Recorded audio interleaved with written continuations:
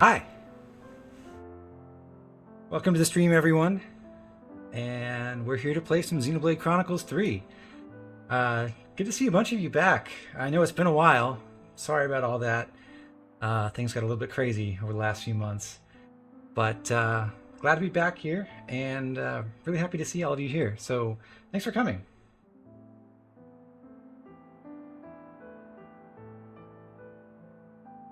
How many months have I been gone again? Let's not talk about that.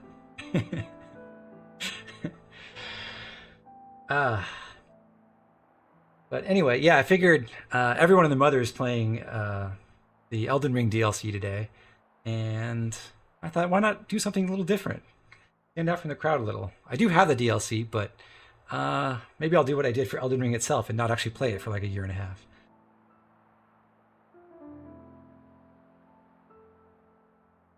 It is just for a sound check. Is everything coming through well? Hopefully my voice is pretty clearly audible over the music, but you can still hear the gameplay, right?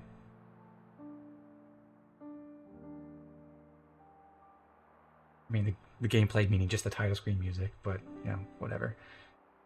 Sounds perfect. There's some static coming through. Okay. I'm gonna mute the game audio for a second, and I want to see if that's potentially coming from the game audio feed or from my microphone. So I'll do that for now. Okay, so now it's just me talking, no music.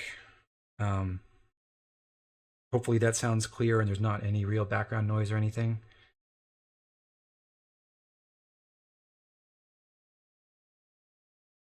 Like you're downloading Shadow of the Erdtree? Yeah, it's a pretty big download from what I saw. Audio is mostly in left ear. I don't think I have an audio balance setting on my end. It should be coming in stereo. So yeah, my balance is neutral on my audio.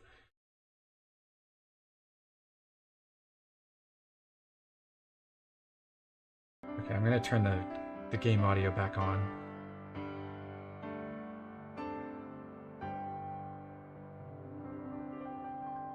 Thank you for those of you who are helping with the audio check here. I did do some quick recordings right before I went online just to make sure it sounded good, and on my end it seemed all right, but it's never totally certain what it's going to come through like when it gets through YouTube, so it's good to check. Also, sounds okay. Okay, good. So, I want to play Xenoblade 3 because, number one, I think it's a really great game. Genuinely, it is one of my two favorites from 2022 along with Elden Ring, and I do think I like it better than Elden Ring overall. Elden Ring was my first ever Souls-like game, and I had a really good time with it. But I don't know, there's something about the story of this game, and what I think Xenoblade 3 of all games does really, really well is the sense of mechanical progression as you go through it, where every single chapter there are new mechanics and new powerful tools that you get, but it all flows fairly naturally, and I think it just does an excellent job making you feel like you're progressing as a player and your characters are progressing in terms of, you know, build strength and everything, and you're getting to play with new and awesome tools all the time. And so yeah, that's what I love about this game more than anything. Although the story I do really love too, and I think I would call it a very political story, and I think it's a very good one. Let me check my settings, because more people are saying the voice audio is coming from the left side. It's really strange. Not really sure what to do about that, because as far as I can tell, all of my settings are correct. I don't have any like left-right balance on my microphone itself or anything like that, and it is pointed at me. So hopefully that's hopefully it'll all work out. But let me know if there are any more problems down the road. But one of the things I think is a little bit frustrating about the experience with Xenoblade 3 is it's kind of easy to mess up the class progression part of the game, because the game doesn't outright tell you that you shouldn't do this, but if you get over leveled, and particularly if you use the bonus experience, you're going to struggle to unlock the classes you've gotten throughout the game, so you just won't be able to access some of the new toys except on the characters who inherit those classes. And I think that's, well, it's kind of frustrating, because it means a lot of players play through this and they just get over leveled, and then it takes ages to get new classes, and they end up having a very samey experience all the way throughout, instead of really engaging with the class changing system and picking up all kinds of new arts and skills and everything.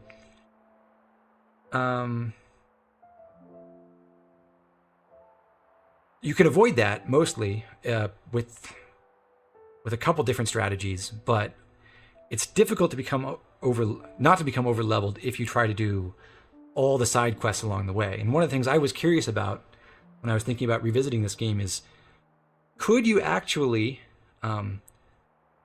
find a way to like route out all the quests, and of course the main story bosses, and even the vast majority of the unique monsters in the game, as part of a single continuous run through the main story, without becoming terribly over leveled, and basically staying on curve for the entire game, so you just get that nice natural progression with new unlocks and new skills and everything throughout.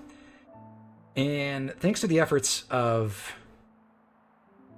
a bunch of people who've data mined the game, I have access to things like the experience formula and the exact rewards that you get from every encounter. So a while back I thought, well, I'll just put together a spreadsheet showing like every single fight that you have to do in the game and tally up the experience you get along the way and see, well, how over leveled do you get if you do everything? And the answer is,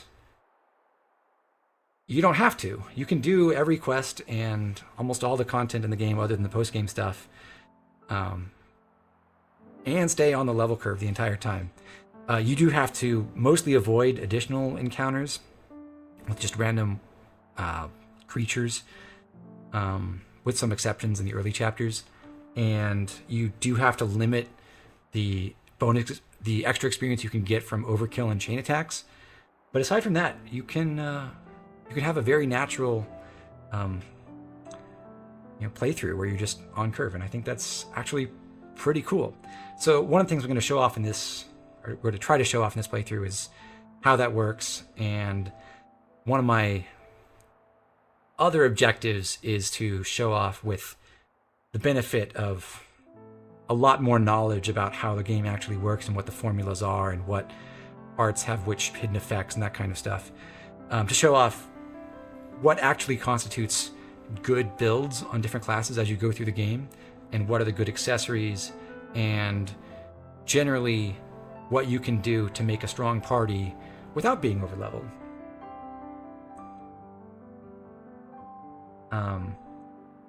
And yeah, a bunch of people in chat are making some good points.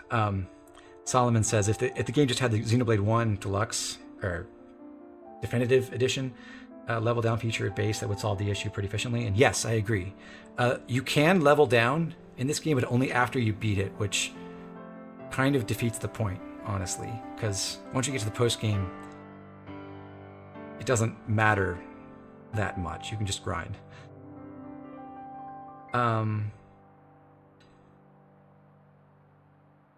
And Cartoon Critic, you liked Xenoblade 3, although I personally found it to be the weaker of the trilogy.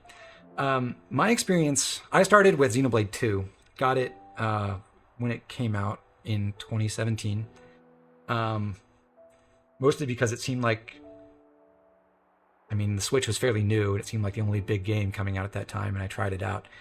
But that happened at a particularly difficult time in my life. I had a family member dying of cancer at the time, and I was just home with them, and I had a lot of time on my hands. Or otherwise, I probably wouldn't have engaged with Xenoblade 2 and actually seen it all the way through. Because Xenoblade Chronicles 2 is, I would say, either the worst great game or the greatest bad game of all time.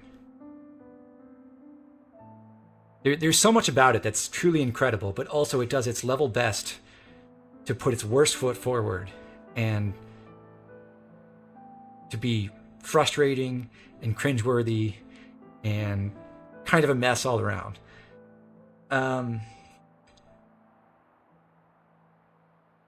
This game does not do that. I think Xenoblade 3 does miss some of the stuff that other Xenoblade games do better. Like, I don't think the world is as significant a part of the experience as it is in the other two games before it. I've never played Xenoblade X, so I can't speak to that at all. But I think the character work in Xenoblade 3 is incredible. And like I said earlier, I really like the story, and I especially like the message of this game. And I even really like the ending, although I do agree with most people's assessment that the real high point of the story is before the ending, and the ending sequence doesn't quite have as much juice as the end of Chapter 5, beginning of Chapter 6. But anyway, I think that's enough preamble for now. So let's go in and start a new game. And of course, we're playing on hard.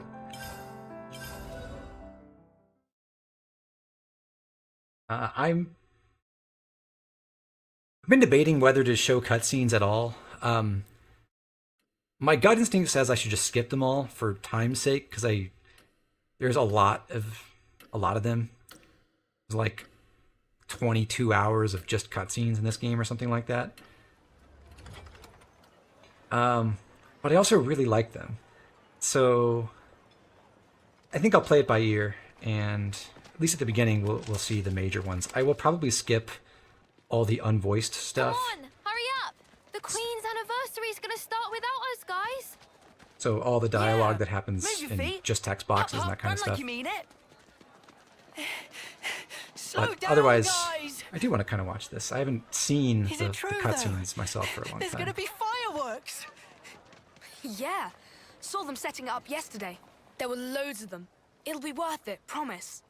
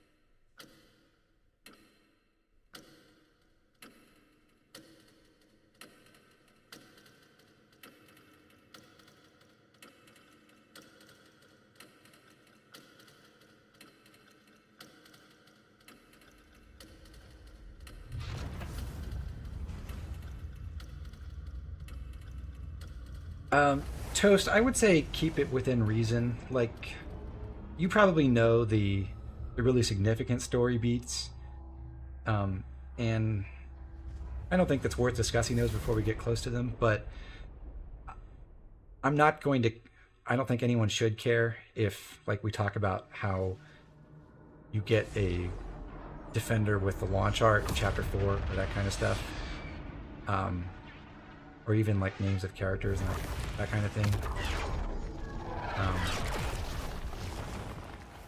My personal opinion on spoilers is really, if being spoiled on a story matters at all, or like ruins the experience, and the story was already bad and it didn't matter. Because a story shouldn't have to stand on the surprise factor of finding out the literal plot.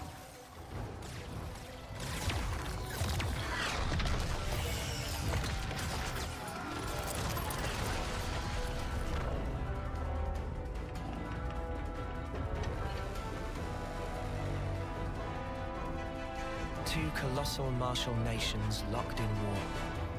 Kevez and Agnes. What is it they need to stay alive? Mitch, should you finish the game or just do, or to do new game plus or just reset? I don't know, up to you. I guess you could try to follow along with what I'm doing, if you like, if you think that looks interesting. I don't think the new game plus in this game is all that engaging because there's not really much new to it. It's kind of just you being overpowered and steamrolling everything, even if you level down. So, if I were looking to re-experience this game, I would start a new one, as I'm doing now. Taking each other's lives. With the taken flames becoming your own in turn.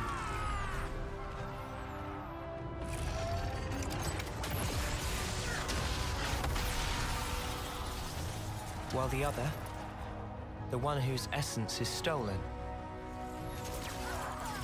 leaves only a husk.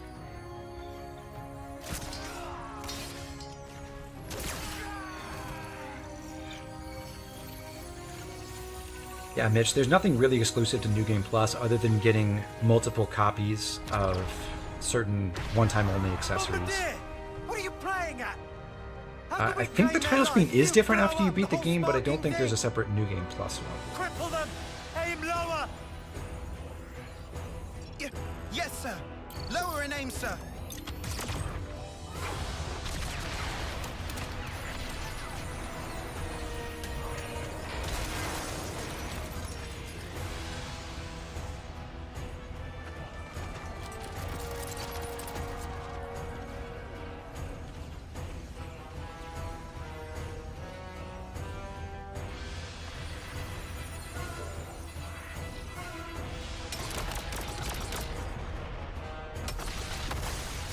Fighting in order to live,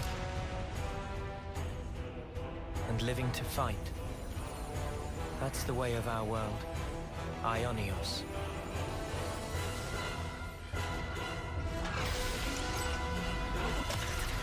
Cruel irony that it should mean eternity, because slowly but surely, our world is now dying.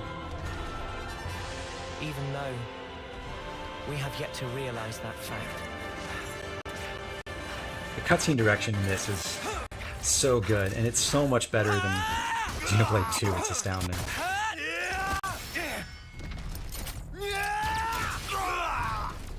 Lance! Worry about yourself, Noah. There's still more of them.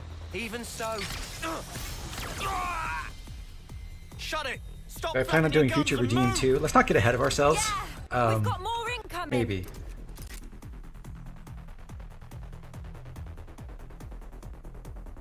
Anyway, our first fight. There's literally nothing for me to do except walk closer to the enemies and then auto-attack them. That's what I'm talking about. Technically, I can stand within Lance's aura here, which I think... I actually forget what the Heavy Guard zone skill does, but it doesn't matter.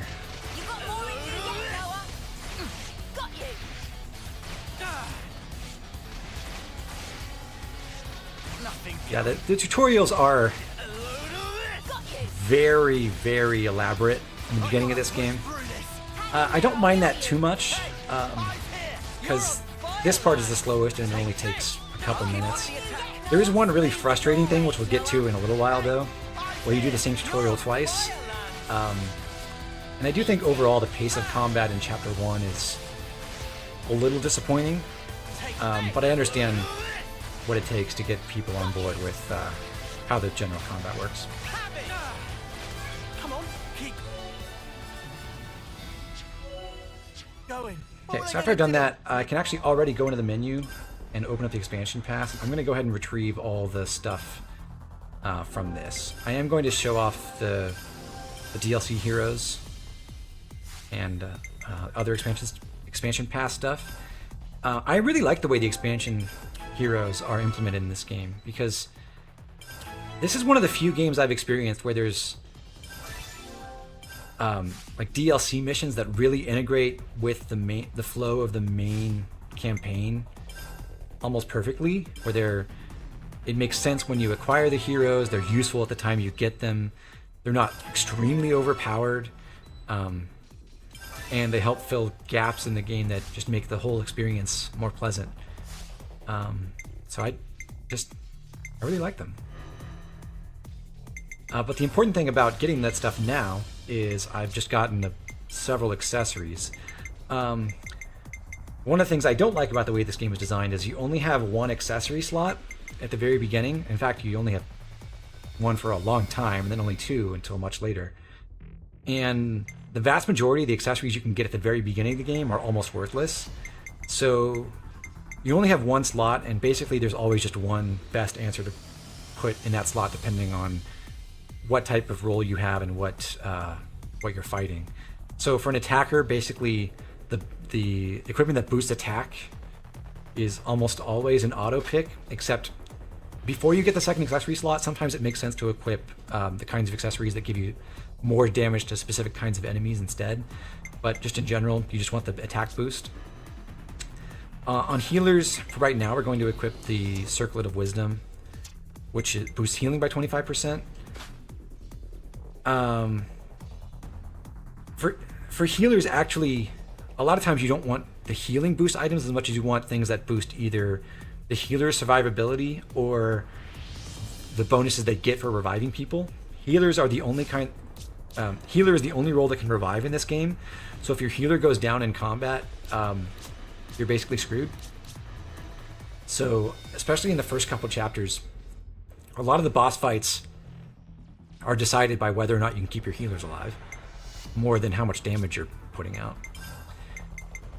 On Lance, who is our defender, we will be equipping the Iron Temple Guard, which just boosts his HP. In Chapter 1 especially, if Lance goes down, then usually that means Uni will die too. So our number one priority is just keeping Lance alive, and giving him more HP helps with that. Me yawn myself to death. Let's keep on routing these fools and keep this moving forward. Just don't get in over your head, okay, Lance? Do we fight? Now we learn to draw our weapon and auto attack some more. At least we're doing more damage.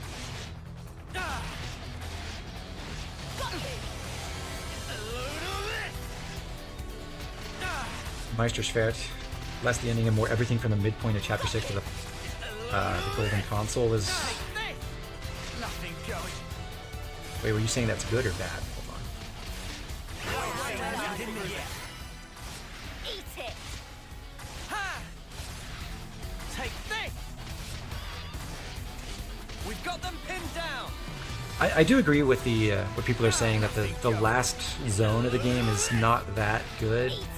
I think it could have benefited a lot from just making the final progression when you get there, like make it just more or less a straight boss rush right to the end, and then have other parts of that area that you could explore in post-game to see some of the cool things that are going on in that area. But as a lead up to the final boss, it's kind of a slog. You're a lifesaver. Although, if things go to plan, we're basically going to sprint straight through it to the bosses in the in-game anyway. I got something for you. Cheers, you're a gem. Hey, come on, we don't have all day. So this is the tutorial to learn to use my arts. We'll get more instruction about how to position them later, but the three arts I have right now are Ground Beat, which does which hits in an AoE. Sword Strike, which breaks the enemy when I hit them with Sword Strike from the side. And then when an enemy is broken, there's a combo that can continue Break doesn't really do anything directly other than interrupt the attack the enemy's currently doing. But when they're broken, they can then be toppled, which stun locks them for a few seconds. And then from there, they can be dazed, which extends the stun and has a couple other minor effects. And here I thought our colony had the higher rank. Noah, we gotta fight it back! Time to draw weapons! So on hard mode, Smooth as always, Noah. more than on lower difficulties, it's going to be important to open these first few fights, these fights in this opening chapter, with break in, from sword strike and then edge thrust from the back, Now's the chance! because those will charge our talent gauge, which we don't have yet, but I believe in the next fight we will get it. The reason I say it's more important in hard mode is because talent gauge, it takes 25% more talent points to charge the talent gauge. So the sequence of arts you want to do to sort of optimize the way the talent art works out generally involves breaking first and then using edge thrust from behind twice and then going back and then using sword strike again. You can tell which side of the enemy you're on by the arrow above the arts. So currently it's pointing down, which means I'm behind them. That means I would get the bonus effect on edge thrust in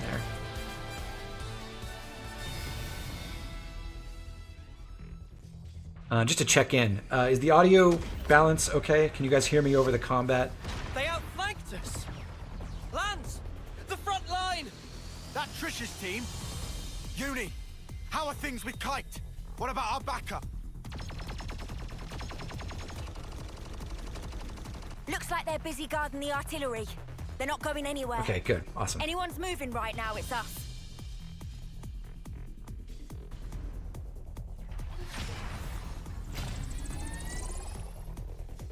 Let's go! If the front line breaks, we're all dead! But the position! We can handle this ourselves! Go on, move it!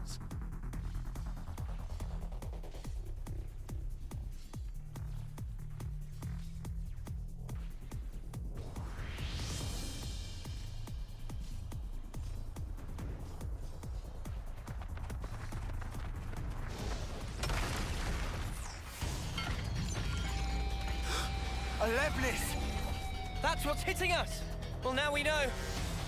It's do or die, Noah. Got it!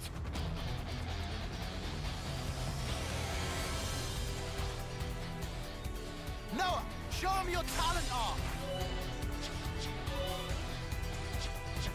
This is where we learn about the talent art, and what we've just been told is that you can, as an attacker, you can charge up the talent art, which is Overclock Buster on the right side, by using positional arts. So if I satisfy the requirements for my arts that get bonus effects from the side or the back, or later in the game there are some that work from the front, then I will get 1 full point to my talent gauge.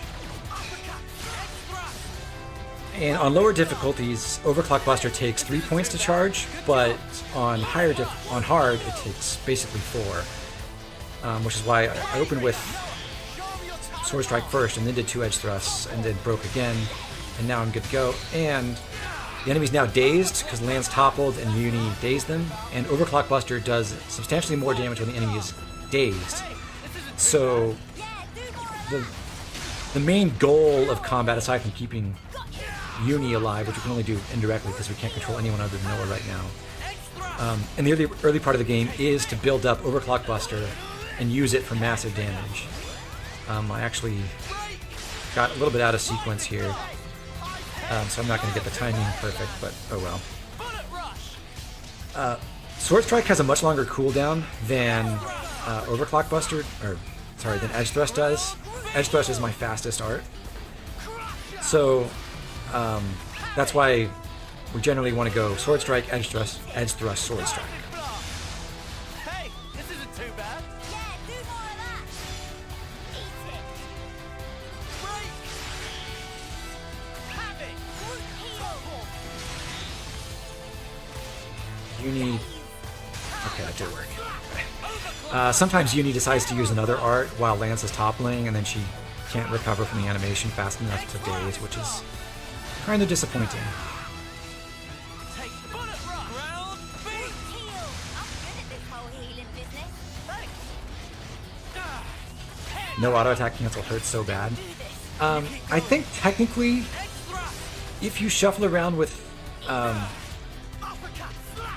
Noah on the follow through, I think it's like a tiny bit faster to get your auto attacks out, but it's really not worth bothering with.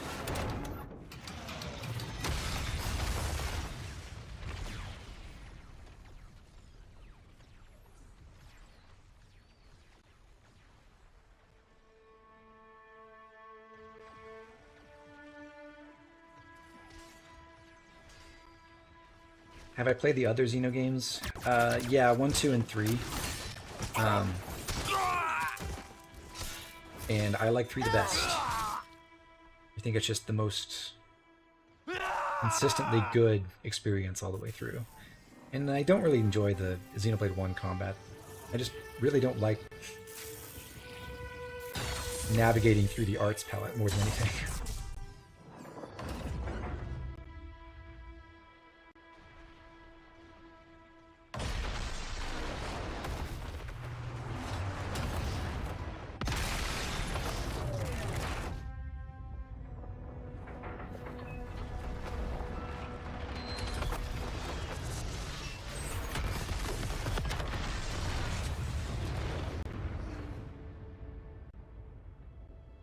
Yeah, Docachino, if you could control Uni in the beginning, Chapter 1 would be so much easier. Her class is actually very powerful, but she's very bad at using her attack upfield. And she's very bad about refusing to spam her healing art, and sometimes she misses the timing on her day's art. It's just frustrating.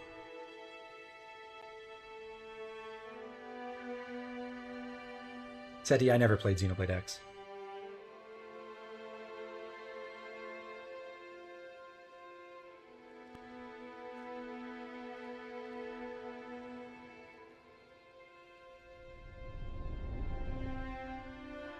I think I'm a lot more positive on the endgame of Xenoblade 3 than a lot of you people.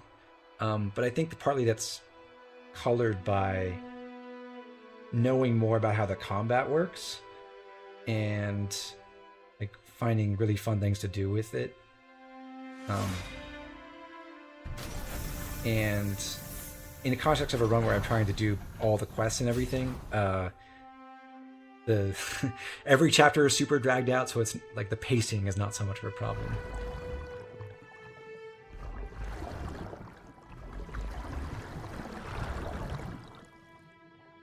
Am I going to finish the playthrough? Not today. Hoping to pick this up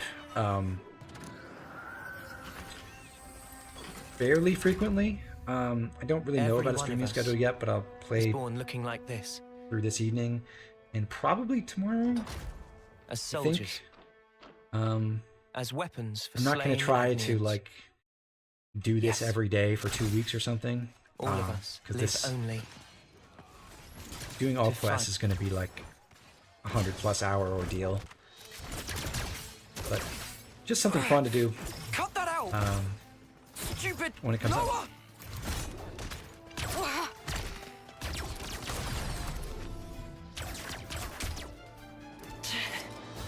Nice one, Lance.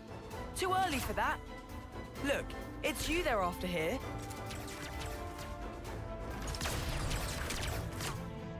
Just take out their attackers and we're golden. They're gonna get it handed to them. Flickering hoop. You're as slippery as Noah sometimes. Uni! Chick never shuts up!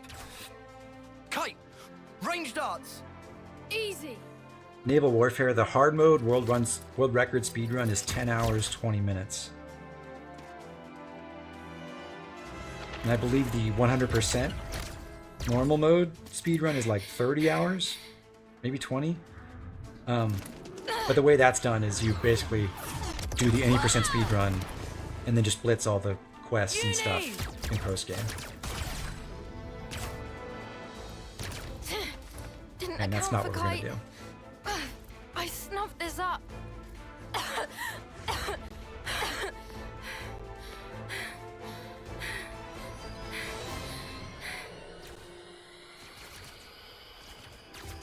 100% is apparently 31 hours and 28 minutes. You okay? Uni? Cheers for that. You're a lifesaver, Yoren. Sparking deadweight.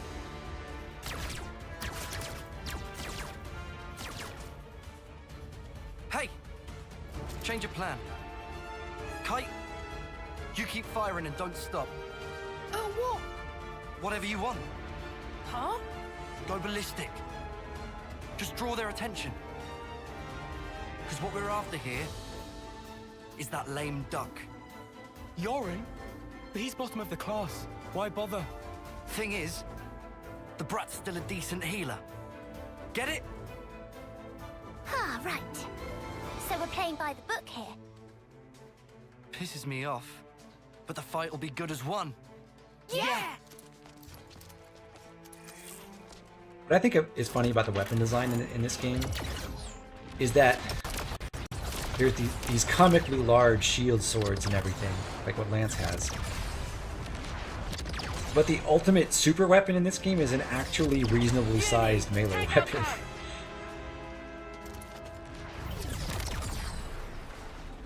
Can't! They've got the advantage! And they're behind cover! Noah, can we flank them? Noah!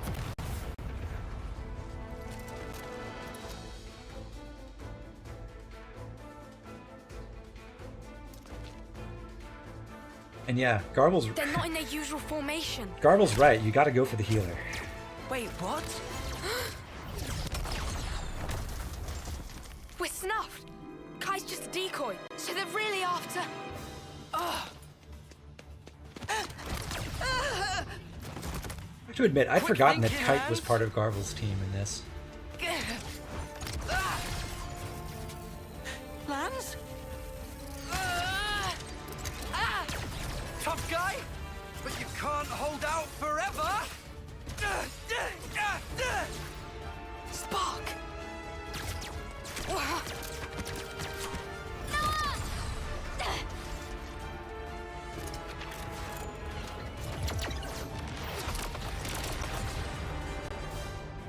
Lance! You stay put. They want to take you out the running. I'm curious, for those of you who are saying that 2 has the deepest combat in the series, Don't you leave that snuffing spot. do you think Xenoblade 3...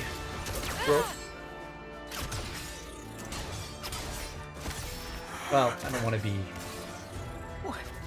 Why would you...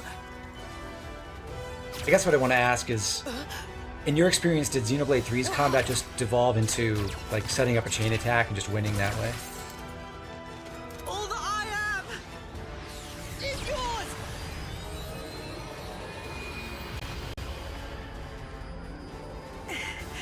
Now, you can carry on.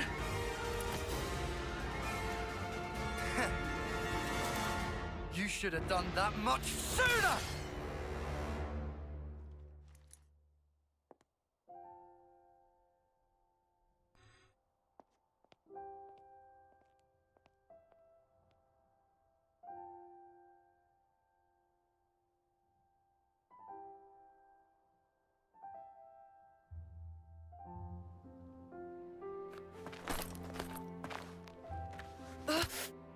Get off me! Had to go and play the hero, didn't he? You really think you could have taken them? I think Yoren did the right thing. If he hadn't used his powers back there, you'd have been first out of the running. Yeah, but still. Didn't have to go get himself killed for it. Come on. He was trying to protect you. He lured in Garvel's gang, gave us a chance to turn it around. You know who wasn't up to it? We weren't. Yeah, but... Just stop it! No more arguing. It's my fault. I should have just done a better job. Then we'd have won. Well, one thing I want to show off in this playthrough is how, So yes, much for getting to the final. after about the beginning of chapter Sorry. 4, the chain attack is a Let us down on your big day. very, I'm very sorry. powerful tool that Sorry. can almost always win you your fights. But it's almost never What big day? the The most birthday. efficient or the most fun way to do it. What? Whose? Yours, So- dummy. It's your second term, right? I'd like to show Remember? off some other things you Ah. can do. A win would have been a nice surprise. Lance was pretty fired up too, weren't ya? Cut it out. Hey, What? you'll apologize, right? Might do, might not. We each have a lifespan of 10 years. We call them terms. Life begins with our first term and ends at the close of our 10th. And over the course of those 10 years, we fight continually. Though in reality, there aren't that many who can hold their flame for the whole 10 years. Most lose their lives on the battlefield before they reach year 10. But those who do survive to the end are honored in a special service. We call it the homecoming. Yeah, naval Morning, warfare, Euro. I would say in Xenoblade Noah. 2, Morning.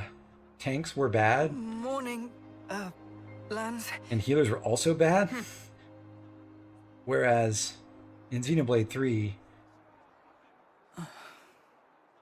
all three Get a move roles on. are really important for a while. Quick, we're gonna miss the And homecoming. then later in the game, defenders start being less effective at actually holding aggro.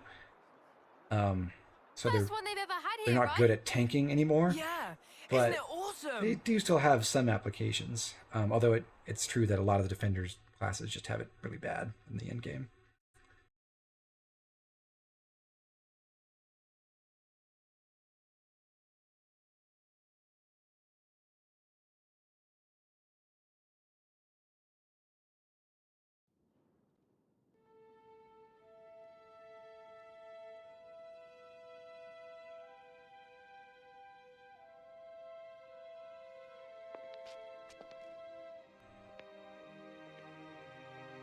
Solomon, apparently they've been using the exact same aggro formula the whole time, with no adjustments for the different scale of damage values you can generate in each game. So the fact that you can hit for literally millions of damage in Xenoblade 3 does not work in the favor of Even the queens come out. defenders. So that's Her Majesty, huh? Wow, I've never seen her before. Oh.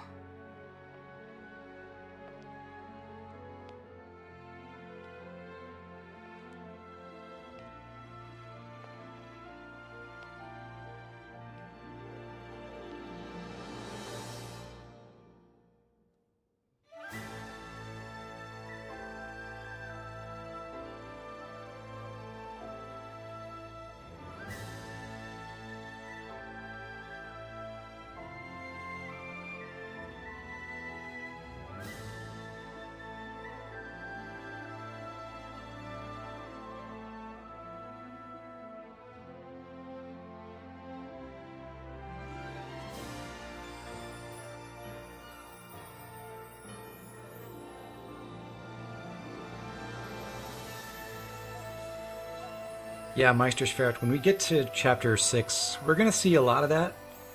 Although So we will cool. partly I transition heard the out of stories, but this is just that kind of wild. setup in That's gonna be me someday. in chapter 7. Just you try and stop me.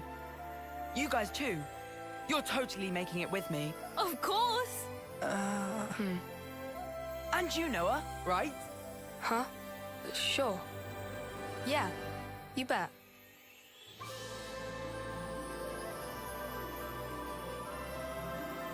Our lives came from the Queen, and we all lived for a chance to take part in the homecoming.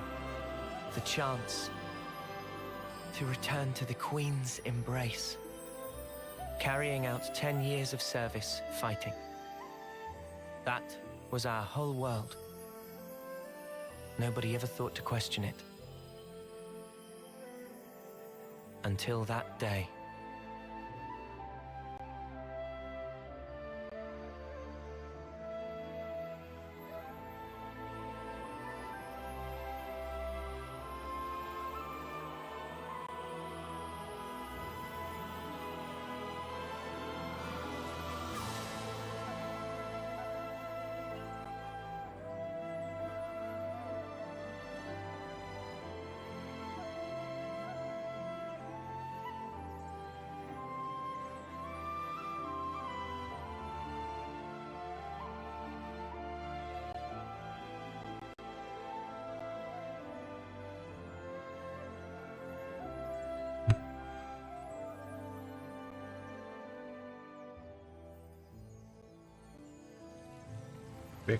Brooks, you were saying XB3 is really sad and dour. I really like the tone this game strikes, where it's... Of course, it does have its moments of levity and companionship and fun and everything, but it's also serious about its world and its message, and I think it works well.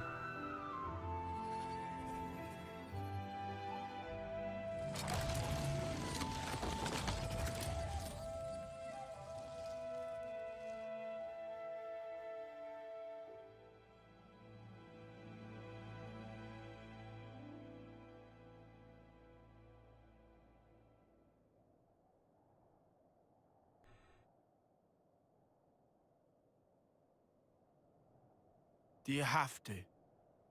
Huh? You shouldn't be sending those guys off like that. What? Why not? Why are you like this, Noah? It's Agnes, our enemy.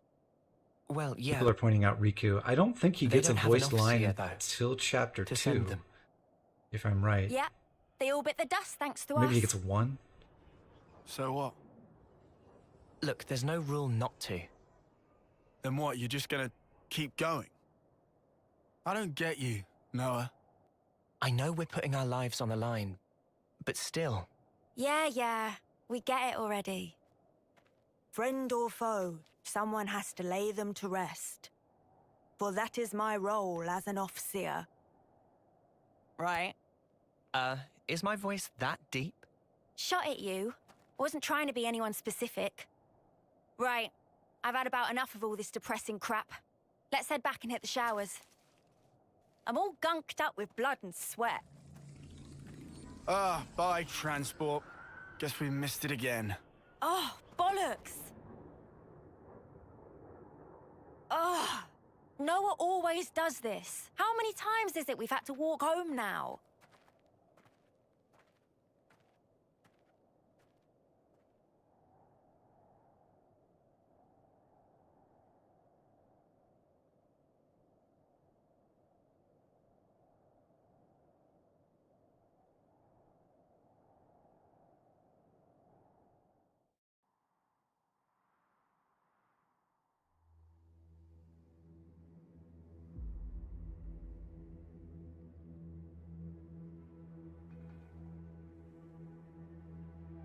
Everblight Plain.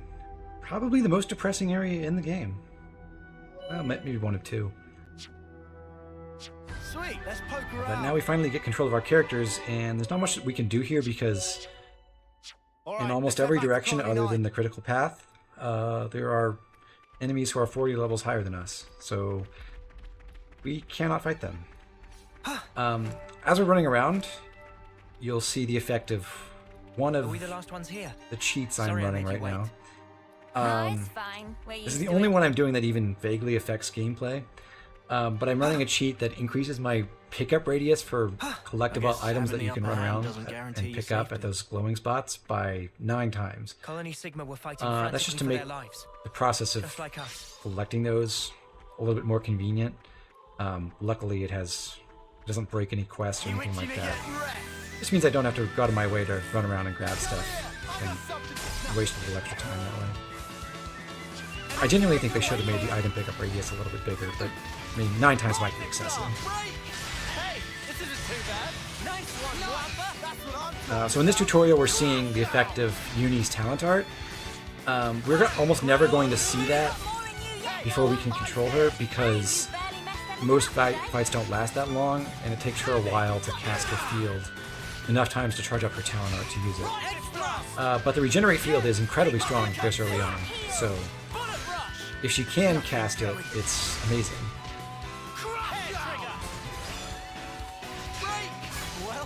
Any other neat cheats? I've got one that makes it so that the time does not change when you fast travel, so that we don't always start with the morning music, unless we go out of our way to change it. And then a couple other things to adjust music, and that's really it. I'm also running the game at Wonder what's inside. 60 FPS and double resolution.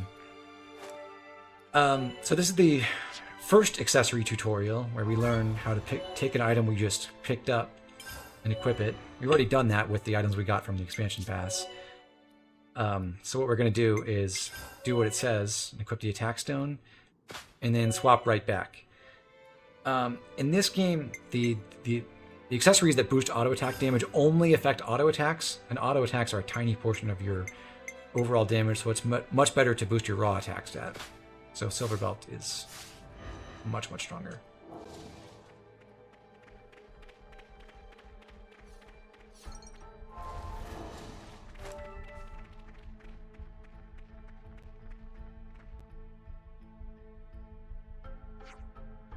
And then this is a tutorial to learn how I'd better send them off. Noah can do his off-seeing duties and play his flute to send off husks that we find around the battlefield.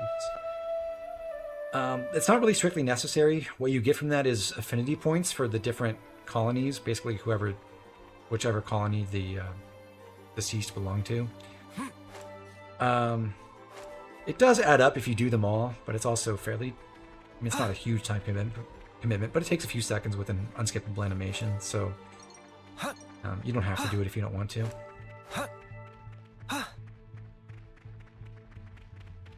Sweet, let's poke around. Here at the pond, we're going to kill a couple enemies and pick up that chest, the container over there. So we're going to fight both Piran axes. Here we go, guys. I'm not gonna lose. Hair trigger. Come here. I got Oh, something that was for meant to be ya. from behind. Oh well. We're going to fight two Piran axes, and then we're going to fight all the flyers over by the container. You're a lifesaver. What I'm trying to do here in Chapter 1 is not blitz straight through it.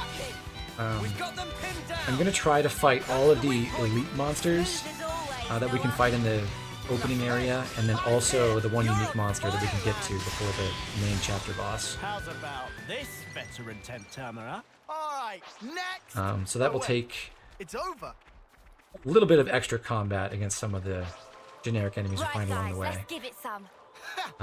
It'll be pretty rare for us to do this kind of thing, just because we don't want to gain too much experience outside of quests. But in the early chapters, most of the experience you get is from just monsters in the field. Hammy. Ground beat. Alright, things are getting good. Extra. Cartoon Critic, they did fix that bug where you couldn't get Gogol materials for one of the Collectopedia cards. The funny thing about that is the first time they tried to fix it, they fixed it by accidentally making a different Gogol material unobtainable instead. You think you're all that, do ya? Come here. I got something for ya. You're a lifesaver. But then they fixed that as well. Nothing. Enemy's broken away from me. Rising flash. Come here. I got something for ya. You're a lifesaver. This early on, even Enemy's broken away from me. two enemy fights are fairly dangerous. For ya. You have a larger party in Xenoblade 3 than in the previous games, and I can still do the enemies are very much tuned against that. Thanks for the So support. on hard mode, Enemy's broken away from me. there is a danger with I got these. something for ya. You really saved my spot. With two Skeeters, you should be fine. But in a little bit, I believe we're going to run into a fight with three enemies, and that will be pretty We scary. aced that one. Spark it. They found it. Make this quick. Great job there, Noah. Extra! Enemy's broken away from me. Right, I'm canceling all my arts out of habit, but actually, for now, there's no mechanical benefit for doing so, other than speeding up the animation a little bit, I guess. Push through this. You stay on guard for now. Feel free to turn yourself up a bit so we can hear you better during battle. Okay. I'll adjust the game audio downward a little and myself upward just a little.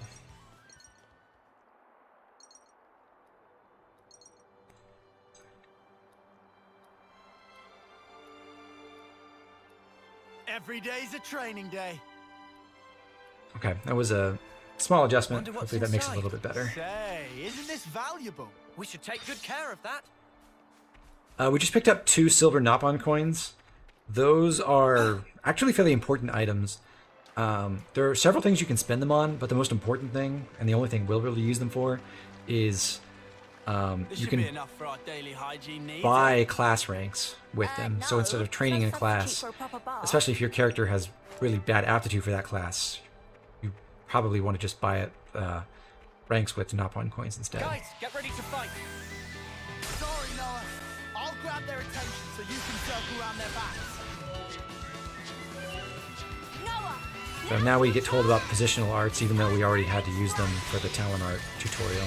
Whatever. Uppercut, slap, arrow burst. From this position, let's hit him with an X thrust. Power ring. X thrust. I'll keep up the attack. That's what I'm talking about. Someone asked, don't you get more damage if you cancel? You get more damage if you cancel if you equip a specific gem that has that effect. It's one of the best gems in the game, so once we have it, we will actually benefit from canceling. But no, unless an art says it gets a cancel damage bonus, you do not get any extra damage from canceling.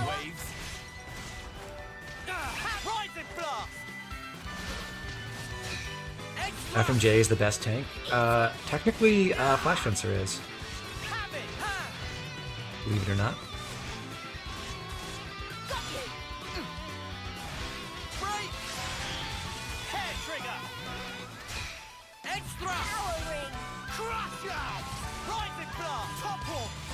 Come on, keep going. What were they gonna do? Make me That was yawn not the myself 3 enemy to fight death? that I was worried about, because that's just level 2 bunnets.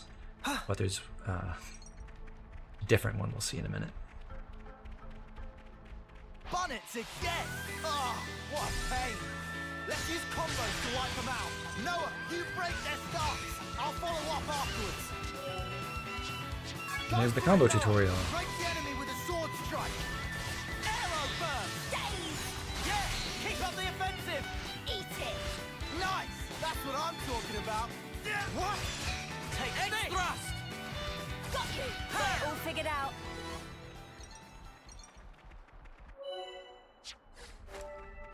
Oh, I should double back. I'm going to go send off the husk over here, which you can see with the flute icon on the map. This is something decent, right? Look, Kachino, honestly, I wish they just played those tutorial battle quotes every once in a while. They're from Colony 9. Like 1% of the time, or Will you do the something like that in future combat, because they're fun to hear. And different.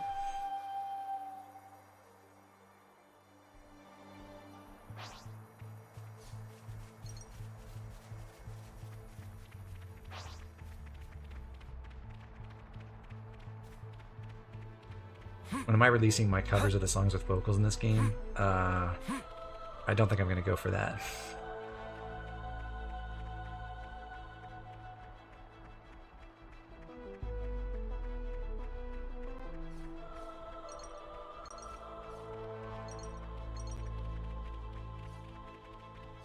There's Colony 9. Always a welcome sight. I'm going to take a brief detour away from our beloved Colony 9 and go get this container, which has more silver Nopon coins. Wonder what's inside. Say, isn't this valuable? We should take good care of that.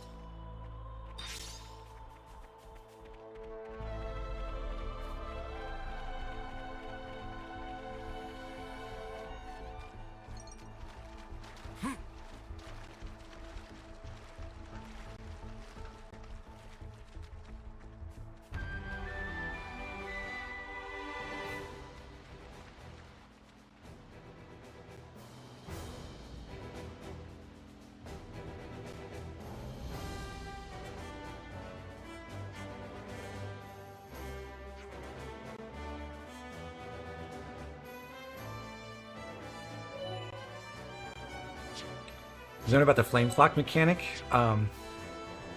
It's very funny that that gets tutorialized because it basically doesn't matter.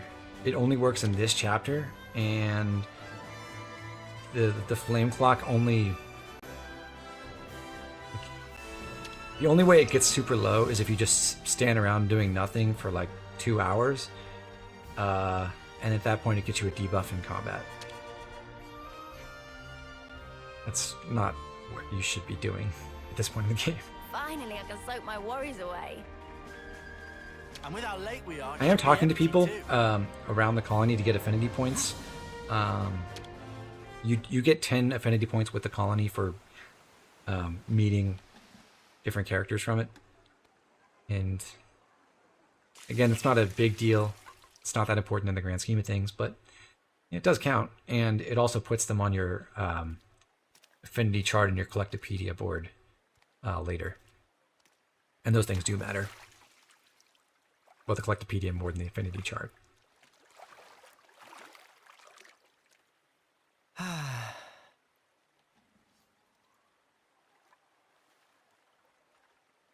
Say, Yeah, we got a mixed you know gender how you nude became scene. an Ooh. officer after what happened?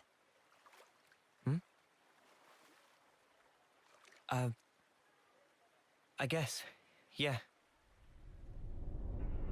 But it is very much explained why the characters have zero compunctions about Does it nakedness still hurt? later. No. I can't say I'm totally over it, but I'm getting there. I've sent so many of our comrades. A lot's happened. Both for me and those sent Have we ever on. found out whether Riku's... What's on top of Riku's head is his hair or a hat? Anyway, worry about him. I imagine it's a hat. But other characters, Poor guy. I don't know, Pushes could himself be a too wig. hard.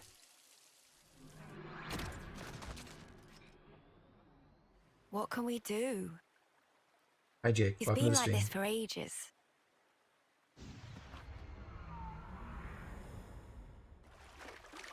He never got to apologize, so... You know.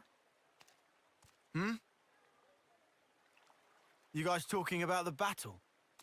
Don't worry about the bonus points, because I'll have nabbed them all. The snuff you on about? I'll have you know I clocked up a fair bit more. Oh yeah, sure. I'm the one who took the heavy off its hinges. They give you loads of points. Ooh, big deal. If that heal had come a few seconds later, you'd be sleeping in the dirt. Yeah, no, that was part of the plan. You couldn't tell. I just felt like giving you the credit, but don't worry. You can thank me later. Huh? You're a right muppet, Lance.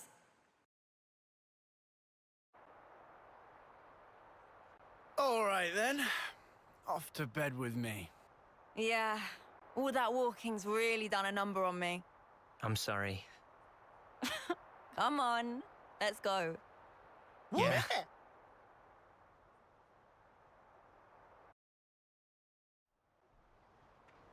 Okay. I might do some spot maintenance on our gear before I kip. Lance, you're being very diligent.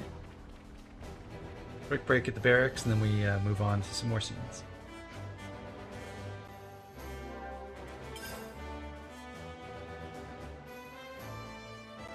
To get to the assembly point, we got to run through the Pharaonis interior. I think no one knows that, Lance. Inside the Pharaonis, we can find Colony 9 Command, and then there's actually Let's use one this. container on the upper level we can go open.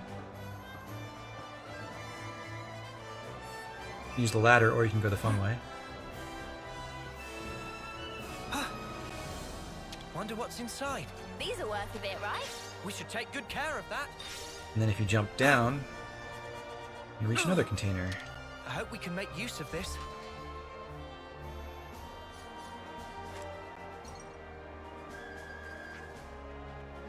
Huh.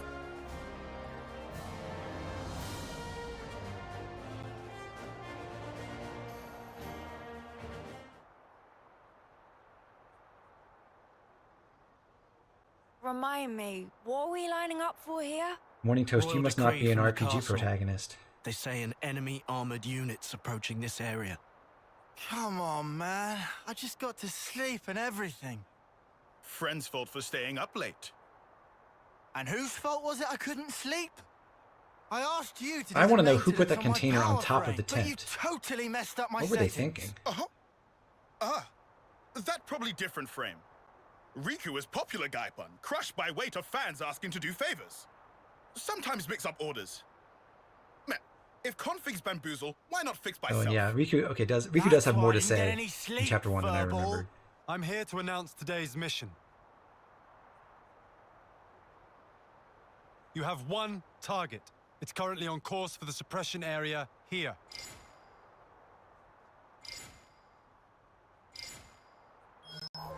Judging from the mass, it's expected to be large. I wonder if there's in any way we size. could tell just by looking And which of the based on characters its in this speed, scene are we going to have estimate any it will reach the significance later, Alfreto which Valley ones at won't. 0100 hours.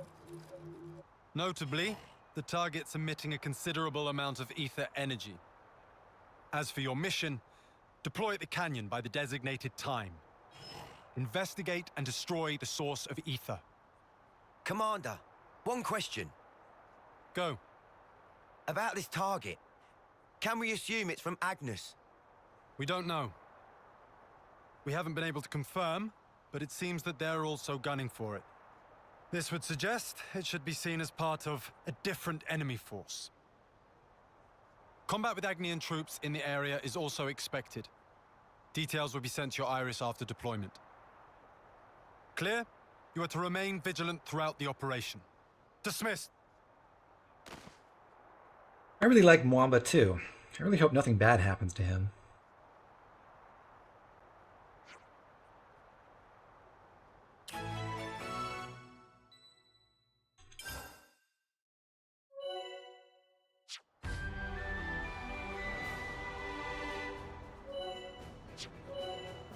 Noah, move those trotters. Let's get ourselves kitted out with some good gear for the road ahead. There's so much choice.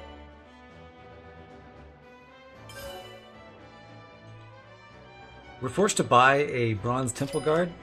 We will never use this, because it's just worse than the iron temple guard we already got.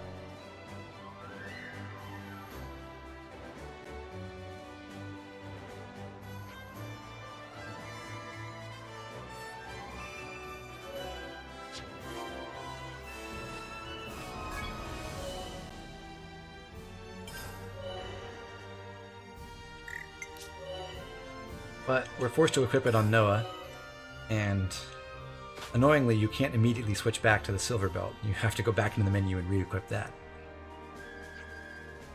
So that's, I think, the single worst tutorial in the game, because you just had to relearn how to equip accessories.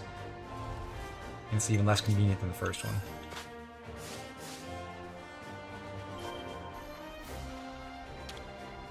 I'll meet Eastman and Pike real quick.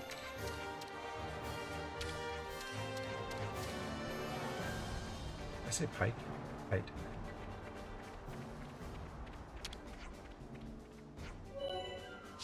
This is the game where money matters the least. Yeah, it's mostly useless. We will be slightly limited through like the beginning of chapter 3, and then that's about it.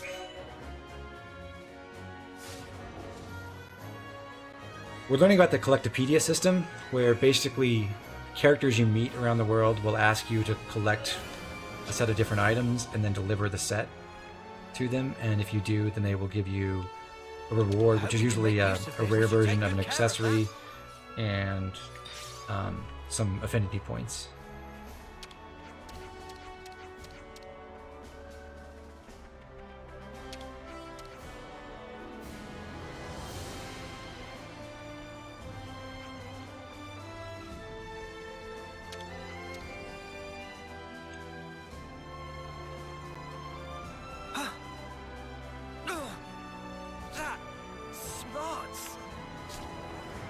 So we're gonna gather rich fish meat first.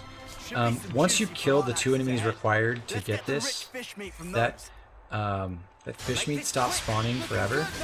So it's never used for anything else. But apparently, I learned this a while back. The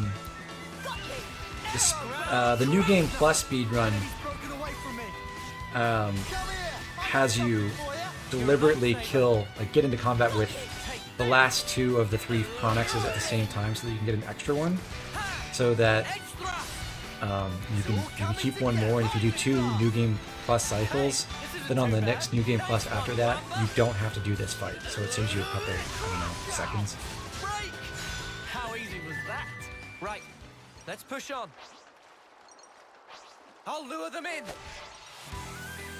I'll make this quick. Come here. I got something. So we'll give that a try. You're a lifesaver. Enemies broken away from me.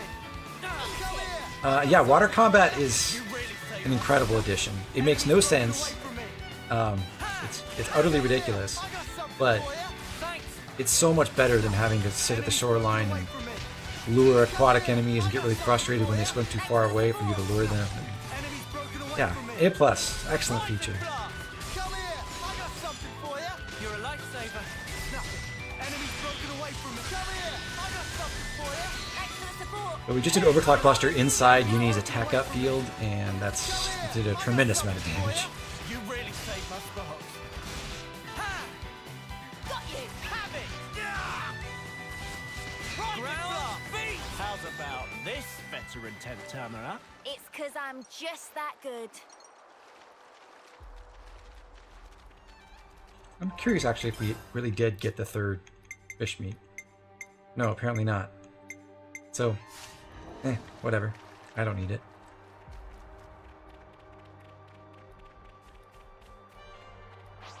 I'm gonna kill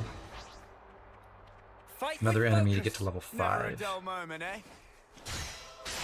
We got the initiative. Nice one, Wamba. Come here. I got something for you. Thanks.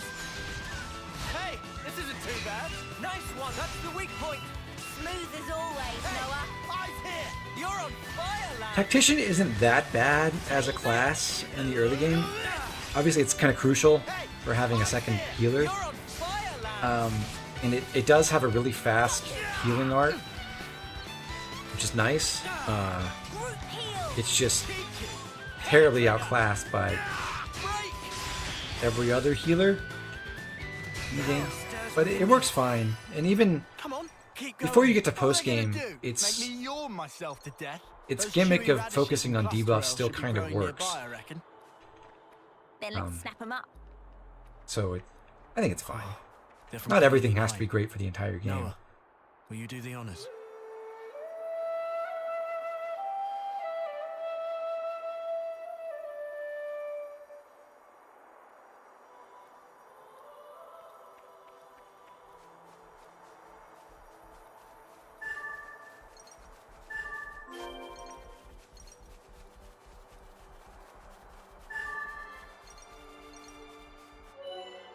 Okay, we got all the items for the quest, so now we're forced to go fill in Rold's Collectopedia card.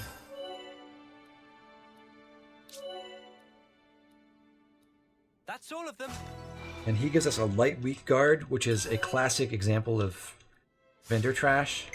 What that does is it increases your block rate by 20%. So Lance will benefit the most because he has the highest base block rate. But that would raise his block rate from 25% to 30%. So he gets an extra 5 percentage point chance to block attacks. And blocking means you don't take, you don't react to them, like you don't get broken or knocked back or anything, and you take half damage. And if the enemy hits you with a melee weapon, they can be disrupted. That is a minuscule bonus, even compared to the 25% raw HP from the Iron Temple Guard. So it's, and so many of the early accessories are like this. They're just like, take a small number that hasn't been leveled up and increase it by a small percentage, and it's kind of worthless. The materials we gathered on Rold's Collectopedia card. Let's tell Rold the good news. Hey, come here. Do we fight? Anyway, to continue commenting on Tactician, I mean, we'll have more to say about it when you have a Tactician. But I think the funniest thing about the class is that the worst character in it is Tyon, because his custom animations are longer than everyone else's. By like a second. Like I think there's one where his is like 80 frames and everyone else is like 35.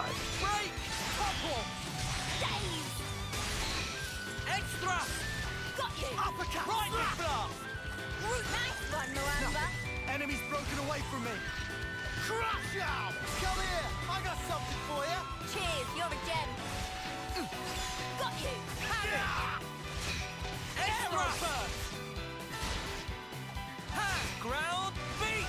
That's why you don't mess with uni. Hey, come here. Oh, look what I found.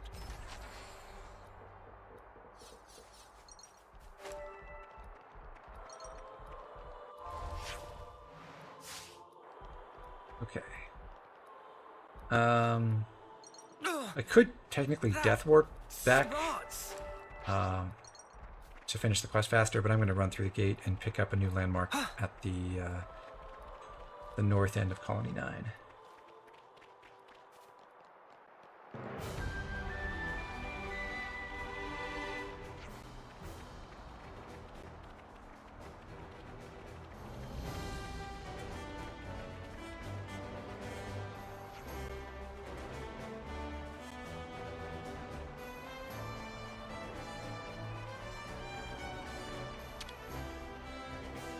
Tactician buffs we need are just lore accurate Mondo.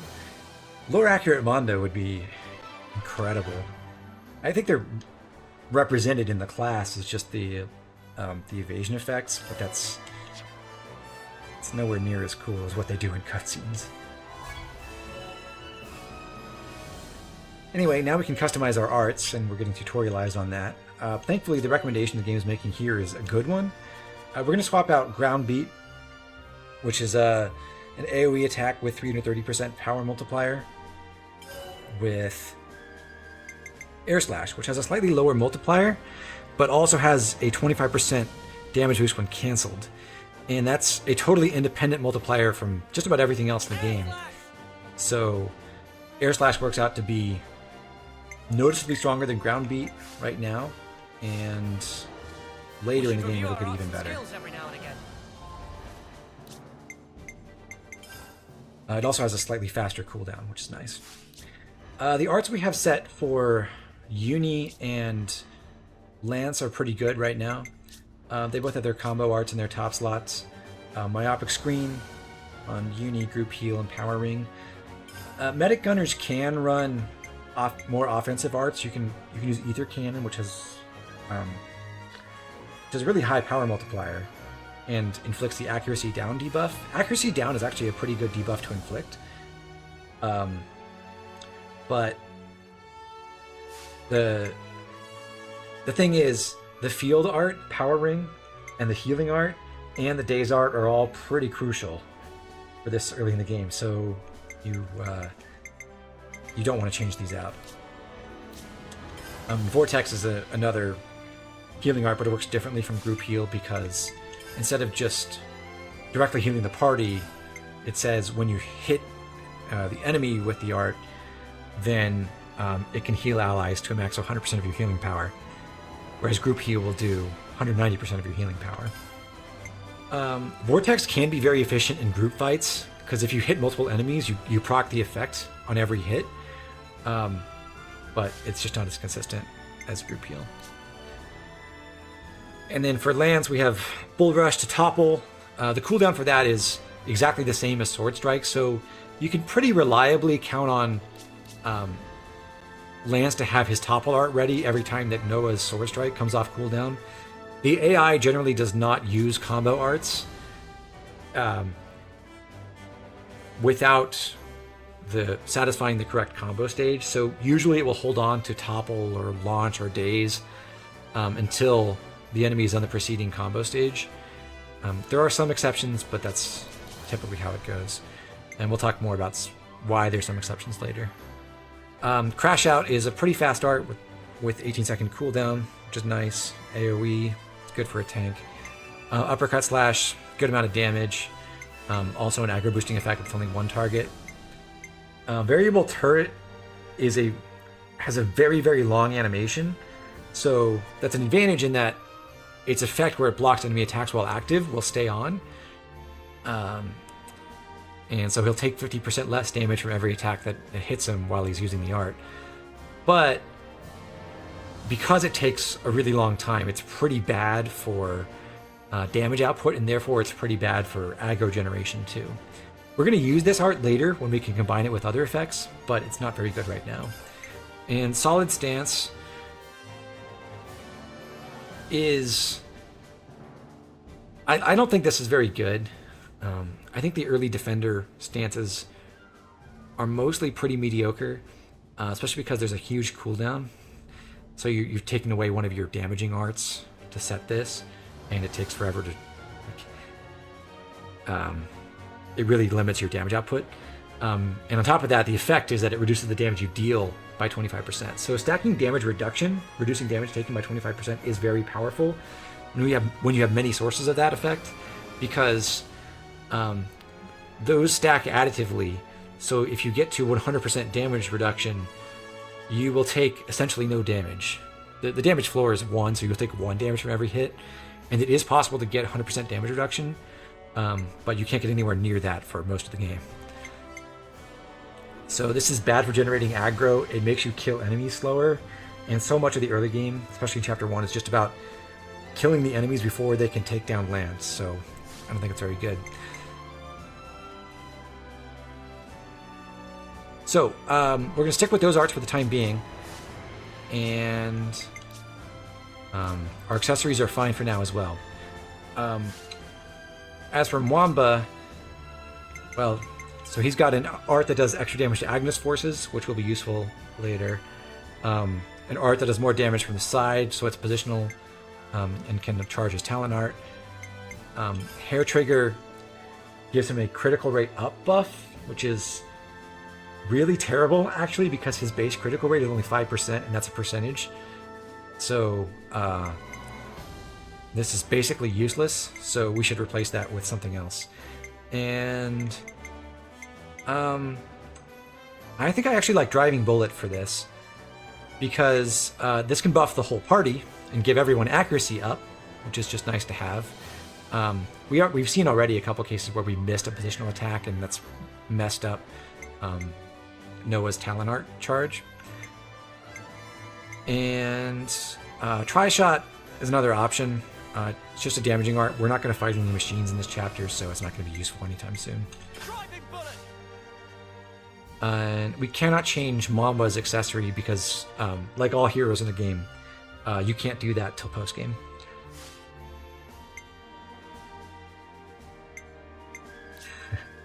Mamba does have some skills. I don't remember what these are, so let's see. More damage when HP is high, evasion when HP is low, less aggro, higher accuracy. Pretty good set. Lance's defensive soul increases his physical defense by 12%, so it's a few percentage points higher because of this. Okay, his aura reduces damage taken by allies in a fixed radius. So if you stand in that blue circle around Lance, you will take 22% less damage, which is good. It's just hard to stay within those auras around your defenders. They're kind of small, and especially on attackers where you have to run around and do your positional attacks, it's not convenient. His class generates a fixed amount of aggro every second. This works fine in the early game, but even like 20 levels from now, our damage output is going to so far outstrip these kinds of fixed aggro effects that Aggravator is not going to be meaningful, really. It is possible with some later classes, some later arts and skills to reduce your aggro generation to 0, in which case defenders can easily hold aggro again, and this kind of stuff does matter, but those generally aren't the best loadouts to have. And then finally, Tenacious Blocker boosts his block rate by 35 percentage points when HP is at 30% or lower. This is surprisingly good. You can combine this with another accessory that we can get fairly early to reach almost 100% block rate at critical HP. So there are certain bosses where you can... Their most dangerous attacks are their auto attacks, and if you can just block those over and over again, then you're not going to take a lot of damage. You can protect the party and disrupt the boss's animations and everything over and over. So reasonably good skill for a tank. Uni has Eternal Formation, which makes her attack up field last longer. That's nice. Less aggro from healing arts, also nice. Faster ally revival, pretty good skill.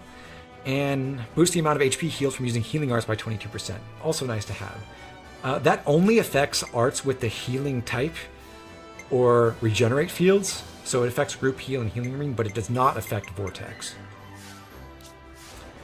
And then lastly, on Noah's Swordfighter class, we have Shot by extra dexterity. Good to have. Actually, it's especially nice because you need to hit your break to start combos. And once the enemy gets into later combos, after they get toppled, they can't be you can't miss them anymore. You're guaranteed to hit. But before that, it's useful to have these dexterity effects.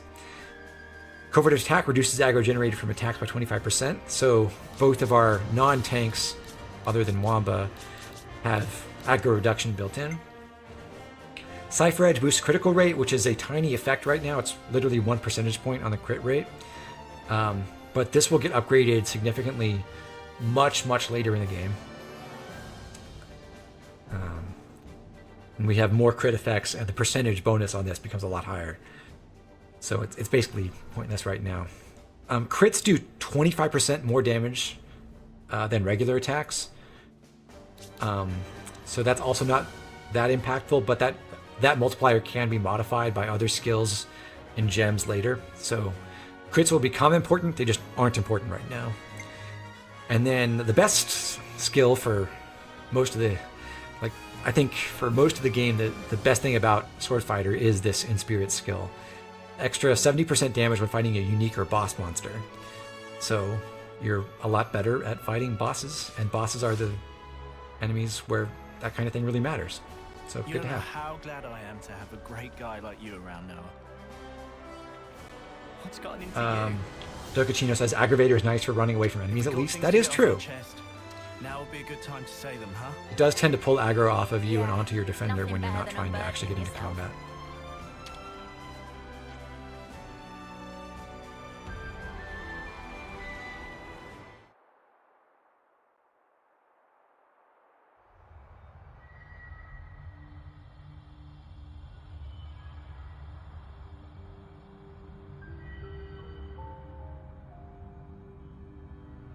Yeah! Now we're bringing out the big guns.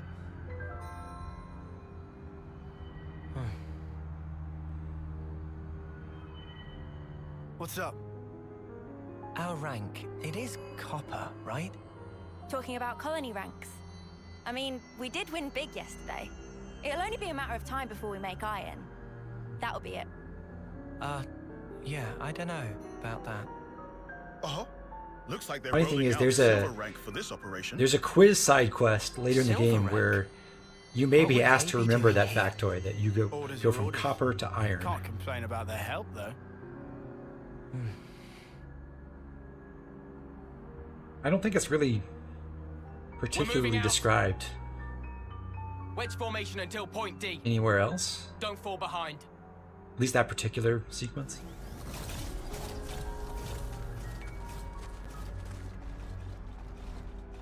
You wonder what individual rank in the colony Noah's squad has? They're special forces, so I think they're their own, unique detachment.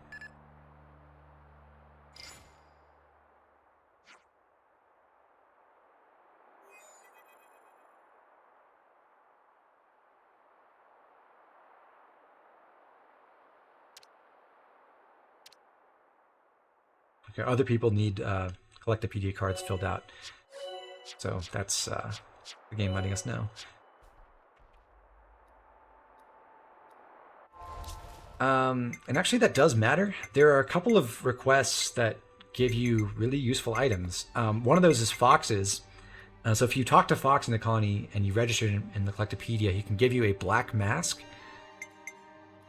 which gives you a fairly substantial damage bonus against terrestrial life. And then Harala can give you a tool belt, which gives you damage against machines. And Trish will provide a legendary attack stone, which, as we discussed, not that good. Someone in chat mentioned putting an attack stone on Uni. I guess that is a possibility. I just don't think it's enough of an effect. I like the extra healing more, even though I don't think any accessories are really that good on her this early on. Kalina, you've never thought about the accessories that boost damage against specific enemy types. That's totally understandable. I think it's perfectly reasonable to just stick with a silver belt and never worry about that kind of stuff. In fact, that's what I'm going to do for this part of the chapter. I might change around to the black mask later when we fight the unique monster nearby. And we'll use the tool belt later as well. But it's just not that worthwhile to go do that kind of stuff for basic enemies. But what we had ahead of us, and I believe we just got a tutorial on, is an elite bunnet. So the enemies with the blue emblems. If you kill those, they give you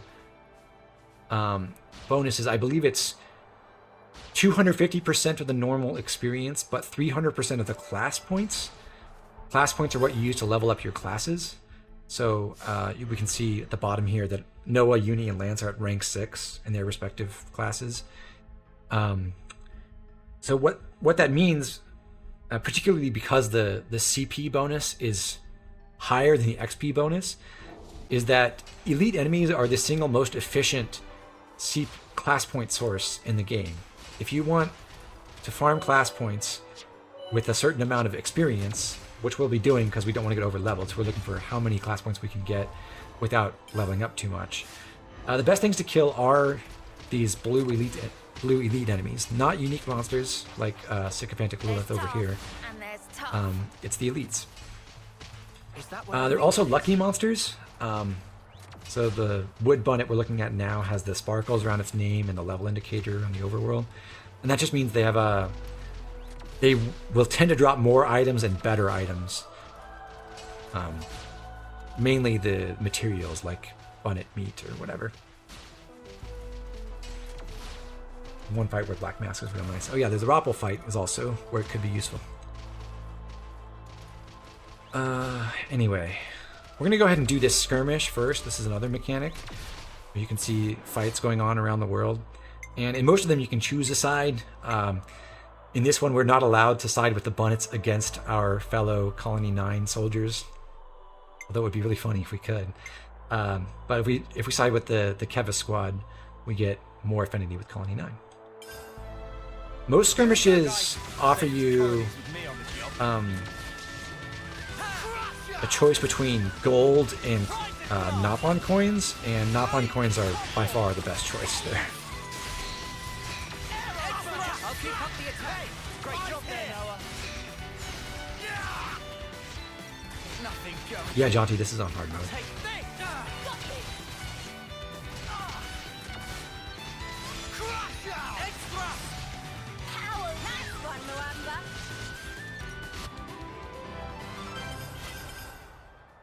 Come on, keep going. So, when's the battle happening? Okay. Is that Lenny? He looks worried. Let's ask him what's wrong. Talk with Lenny first. Lenny's squad got killed, sadly, and we're going to go find them and send them off. But first I'm going to run up this hillside and go send off the husks that are up here as well.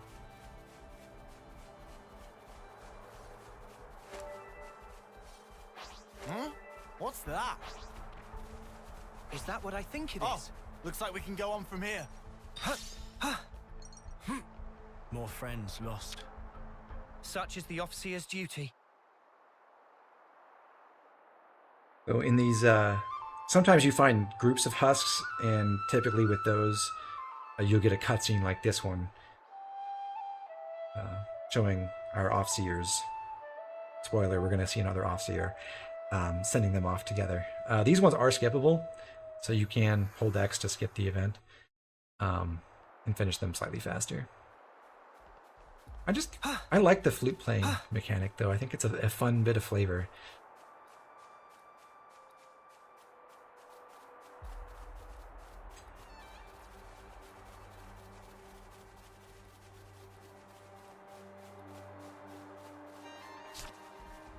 We are able to have the game outline the path to the quest objective for us by having it show quest route. I'm not generally going to use that because I don't need it. I know where to get everywhere in this game. But it's a really nice feature for to help handle situations where like one of the classic problems with an overworld map is if there's verticality, it's sometimes hard to tell where you're supposed to be going. And having it just outline the path in front of you does help with that. It's nighttime already. And this game does have exploration, but I don't think it's like... It's not like Breath of the Wild, really, where like exploring the world is a huge part of the fun, and just having a beacon to your destination would kind of spoil it. So, I think it works fine. Thanks. Topple! Enemy's broken away from me. Come here, I got something for you. Cheers, you're a gem. Nothing going. I think I'm... Did I forget to go get the container on the other side of Colony 9? I think I did. When we finished the initial Collectopedia quest. Because I was going to have to fight 3 speeders over there, and that was the one I was going to be scared of. So we're going to do that too. Hey, this isn't too bad. Nice one, Wamba. Enemy's broken away from me. Come here, I got something for you. Days. And we got it in the attack field. Cool. Up the attack. Smooth as always, Noah. Extra! Enemy's broken away from me. Come here, I got something for you. I do think they ought to have done more with bonus XP in this game, like in Xenoblade 2, where New Game Plus lets you spend it in shops. That would have been a good way to use it.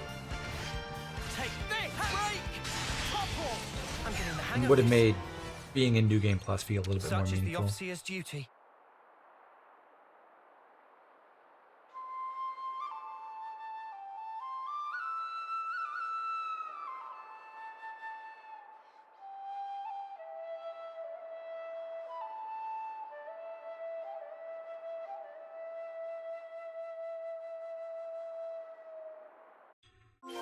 Hey, I'm one of those players who grinded Tora Tora and learned to love it. Wonder what's inside. Or Tiger Tiger. That's what it was called, right? Yeah, I think I forgot to get that container. Let me double check. Did I? Maybe I didn't. I guess I got it. Okay. Weird. You know, hard to pay attention when you're talking. There's a lot of ground between us and Alfeto Valley. We shouldn't burn ourselves out. Let's avoid anyone who looks too strong, okay? Oh yeah, I got it. I remember now. Hey, this one means business. So it took me a long time to figure this out. Like, why do some bunnets aggro on us and others don't? The ones that hold clubs or other kinds of weapons in their tails are the ones that will aggro you. And the ones that don't have anything are docile. Crust tips are aggressive, so they will try to attack us. Actually, I'm going to go up this east side towards Shark's Jaws Cape first, because there's a container we can only get to from that side. I think it is. And having the waypoint will help in a minute.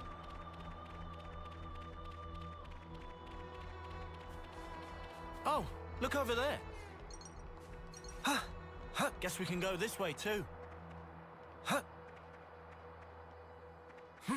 Spark it. They found us. Cartoon Critic's gonna go get food. Okay, well I'll sit here and wait.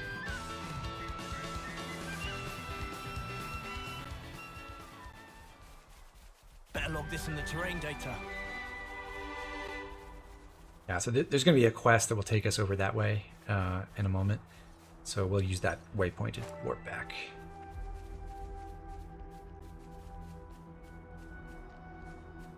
I hope we can make use of this.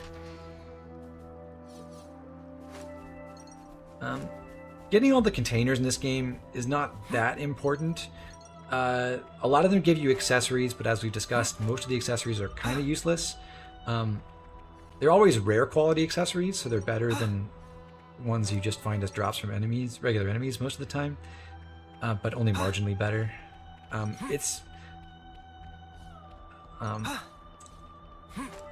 But there's also silver Nopon coins you can get from any of the containers, and a lot of the ones that are more out of the way also reward you with soul points, which are a mechanic we'll interact with later.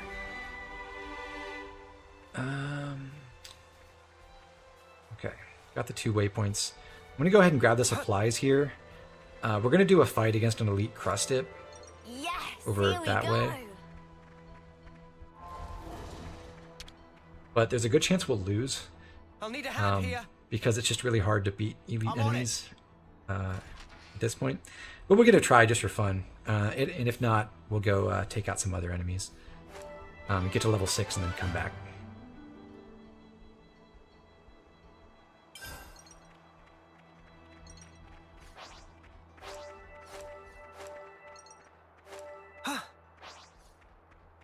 You think you're all that, do ya? That quest, by the way, introduced us to supply drops, which are just chests that drop down from the sky in different areas, and you can go retrieve them for extra rare items.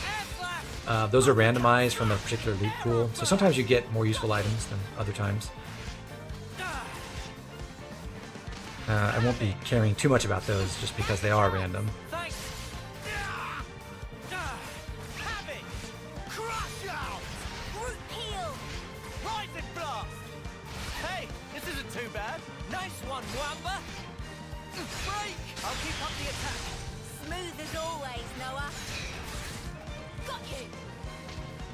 On my hands topple. Thank you. But Leonie's gonna miss her Q because she was power ringing. Oh well. This isn't too bad. Nice one, Wamba. Ha! Extra. Have it. Eat it. The random drops start happening after the Ethel quest. Yeah, you don't see any of them for the rest of this chapter. Or in chapter 2.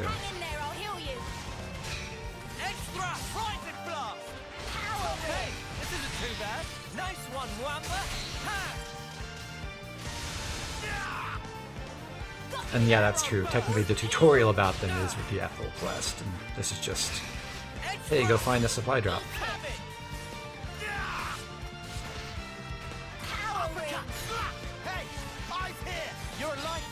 So yeah, you can see we're just about taking out half the enemy's health, and Lance is at like a quarter HP. We're probably going to lose this fight, but we'll see. That's a big overclock buster.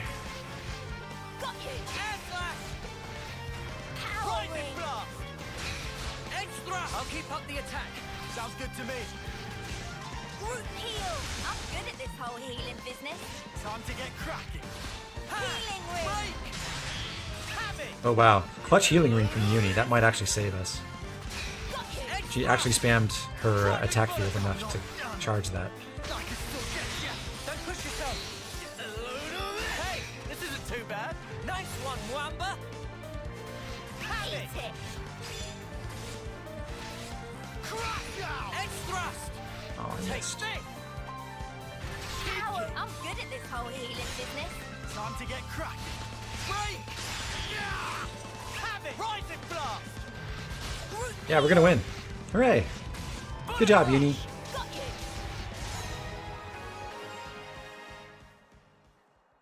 Now I'm ready to make some waves. Wonder what's inside. Say, isn't this valuable? We should take good care of that. I'll whack 'em good.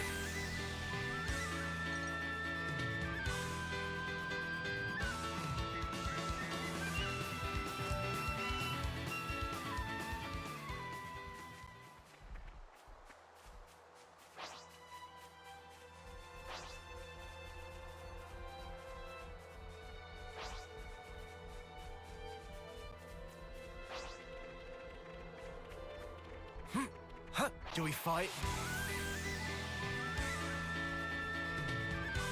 gonna go send off a husk down on the lower level here, and then we'll go towards the quest objective, which we're not actually going to do yet. We're going to do a little bit more grinding as we take out a few more creatures. One of the things that's kind of useful to do here in Chapter 1 is just to kill a variety of different creatures so you can get a bunch of their materials to craft the lowest rank of the different gems you can forge in Chapter 2. Because basically all of them just take materials from these like Chapter 1 enemies. So if we just do a little bit extra, if we go out of our way to kill some other kinds of enemies, we should cover everything. So I'm going to kill a few of these flyers, maybe like 5 or 6 of them. They're pretty weak and easy to kill. And they're not aggressive either.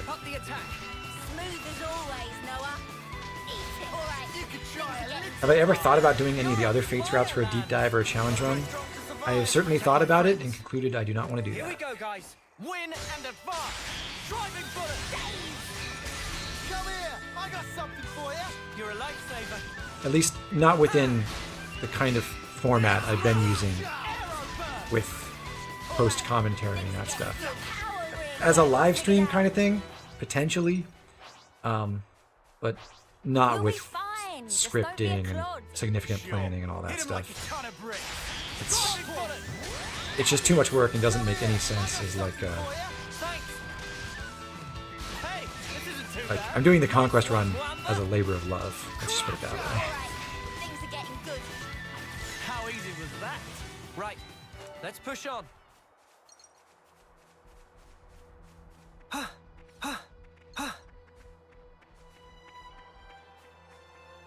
Oh, look over there. Guess we can go this way too. Fight with focus. Never a dull moment, eh? Driving bullet. Come here. I got something for you. Thanks. I'll keep up the attack. Smooth as always, This Noah. isn't too bad. Ooh, nice move. Yeah, keep up the offensive. I'll keep up. I wish we could have avoided that. So, when's the battle happening? Rev run where you can only use cross-nation supports. That's a classic. Kind of cool. You get to see the unique Rev content. And I think that's a big reason to play Rev, so it makes sense. Come on, keep going. Right, let's push on. One thing I want to point out is, for example, that last enemy gave us 16 XP and 12 CP, so the ratio of experience to class points was like 4 to 3. Low-level enemies give you a much better ratio than enemies later in the game. Later on, we'll see things that give you like 4,000 experience and 100 class points. And that's something we'll keep in mind for a little bit later. Lorea gives us another quest which introduces us to Skirmishes if we didn't already do one, where some of her friends are in combat with some creatures. Sweet, let's poke I'm going to grab the Alfeto Valley mouth waypoint, and then we're going to go hunt a few more creatures. Let me think.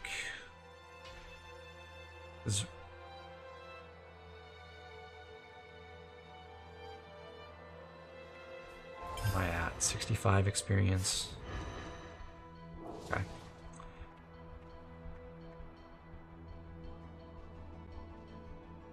Let's do breakfast. Yeah, okay. Gotta keep Let's our strength do... up. Let's go back to...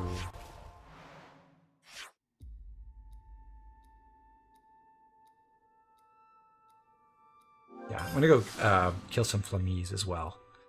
Down at the Flamie watering hole. So these are some other non-aggressive enemies we can go beat up. The flamingo-looking things, and then there's some Crabbles as well. Fight with focus. Actually, I do see 2 lucky enemies over here. I'm gonna kill those first, because those have better chances to give us more materials. Here we go, guys. Safest colony with me on the job. Driving bullet. So again, past this chapter, we really won't be fighting very many of these regular enemies. We're mostly going to focus on elites, and if we're going to fight the wildlife at all. or skirmishes or like quest enemies or things like that, and not just killing generic stuff. But we will do some of that to hit specific experience thresholds, because obviously the low-level generic enemies are the best way to hit exact XP benchmarks if we want to do that. When's the battle happening? We got the initiative. The audio is leaning toward the left channel. I'm really confused by that. So a couple people have mentioned that. Is it the game audio and the voice, my voice, or is it both? Or is it just one? You're a lifesaver, lads. Root peel! Take that! Rising blast! I don't have any settings to adjust the balance of my audio sources in that way. Hear that, Noah? Lads want something a bit meatier. Got Hey! Topple! You're not doing that! You're on fire, lads! Just voice. Okay. Overclock buster! That was over way too soon! Give me 1 second.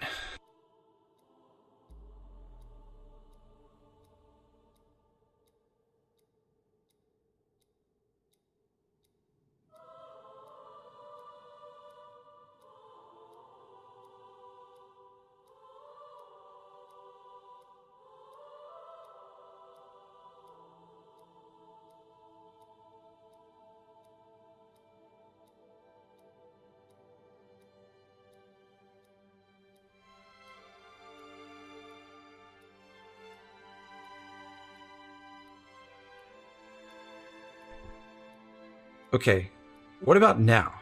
Is that only coming in one side or is it both? I'll keep speaking for a few seconds just so I can, provide this continuously. I just adjusted my microphone position, hoping that would help. But I'm curious. Same.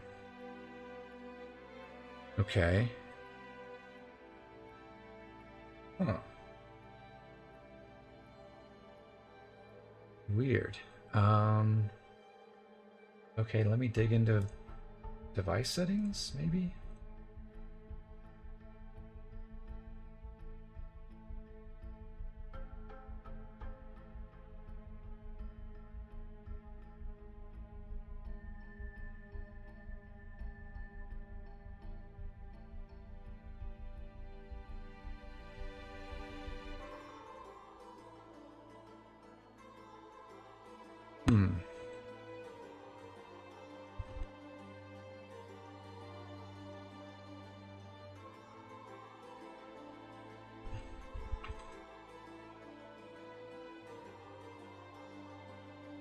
Okay, what about now? Still the same?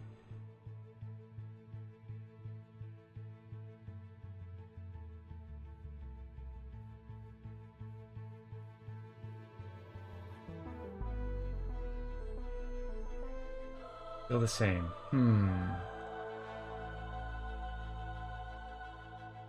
Where could this be? Audio. OBS has them balanced, both sides.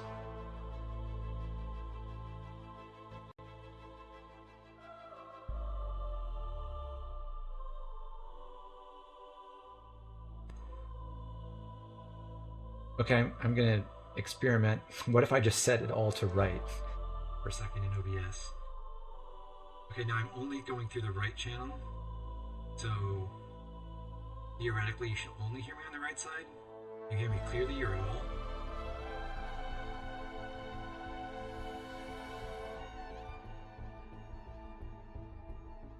Huh.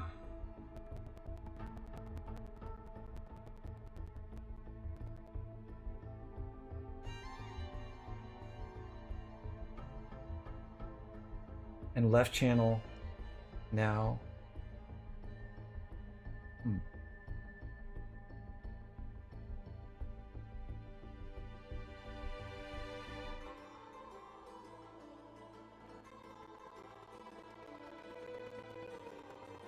Strange. The filters on that have anything to do with the audio balance? I really don't know. I actually can see on the meter on OBS that it's reporting. Like every time I talk, with the left channel is showing higher, which I didn't notice before. Which is also weird.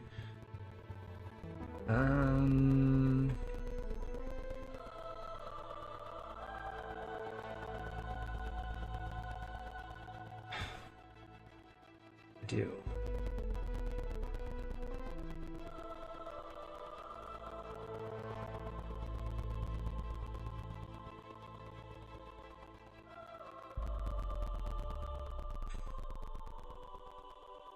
Just make that mono?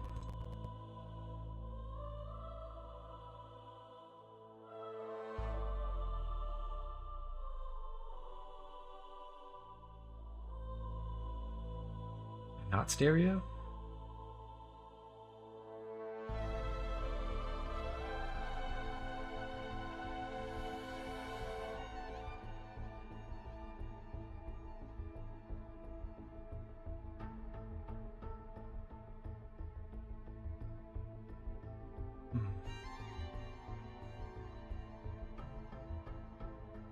Definitely a problem distinct for this stream. I don't know if that's reassuring or worse.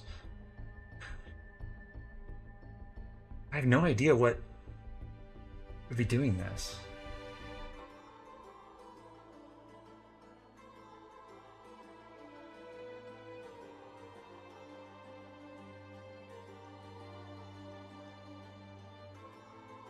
System sound mixer.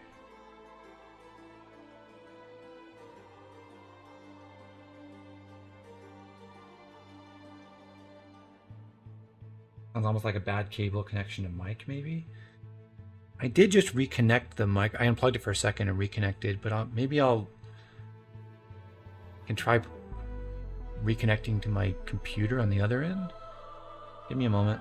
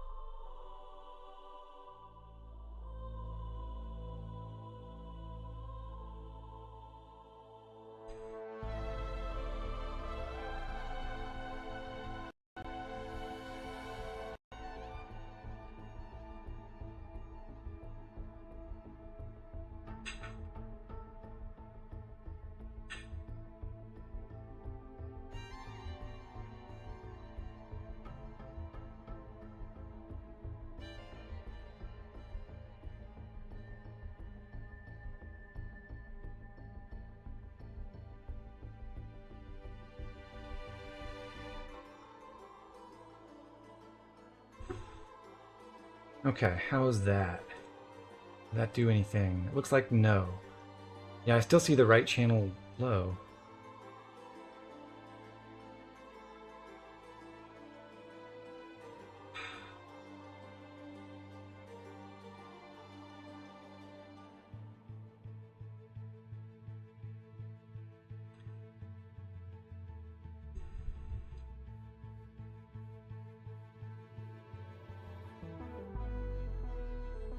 Still the same.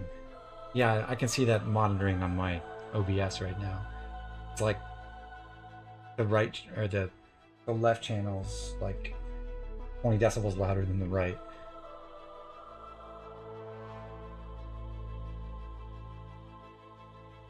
I'm gonna go check if it's just OBS that's doing that or if it's on like Audacity as well. One moment.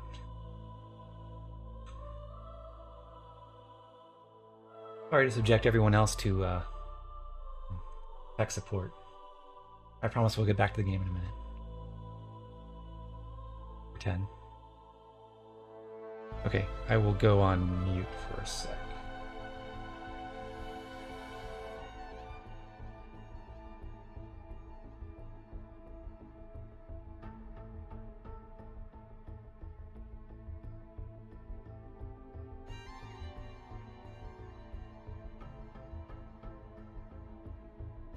Yeah, Audacity has them at the exact same level, so it's in OBS. That's something, at least.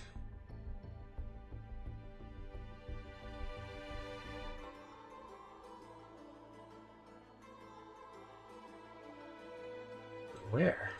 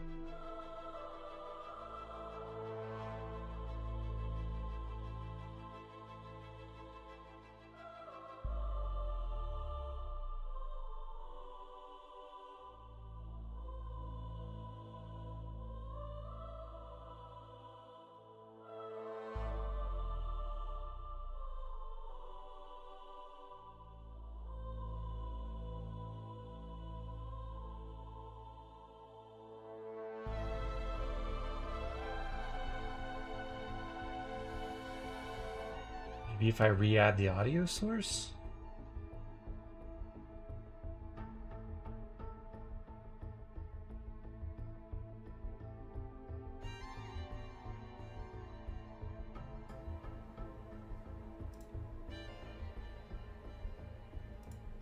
Okay, does this sound right?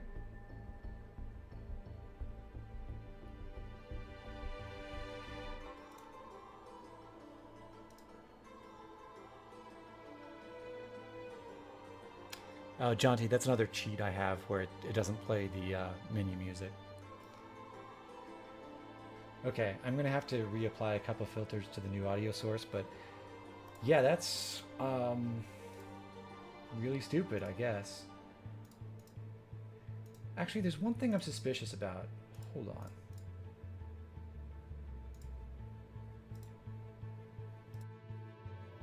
Okay, switching back. Okay. Is it really? Okay. I know what's different then. I switched to a different noise reduction filter on the microphone, and apparently for whatever reason it treats the two channels differently.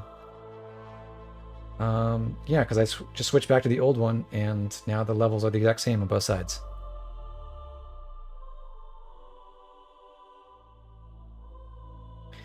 Irish Network is a good goated song. I like it until I don't. Okay. So hopefully that sounds good.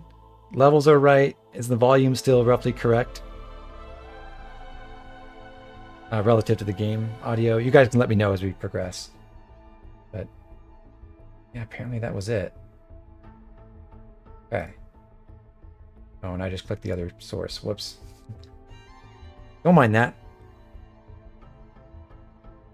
That's my I'll be back in a minute screen. Okay. Back to gameplay. Hooray. Where were we? I think we killed 3 of the Flamies.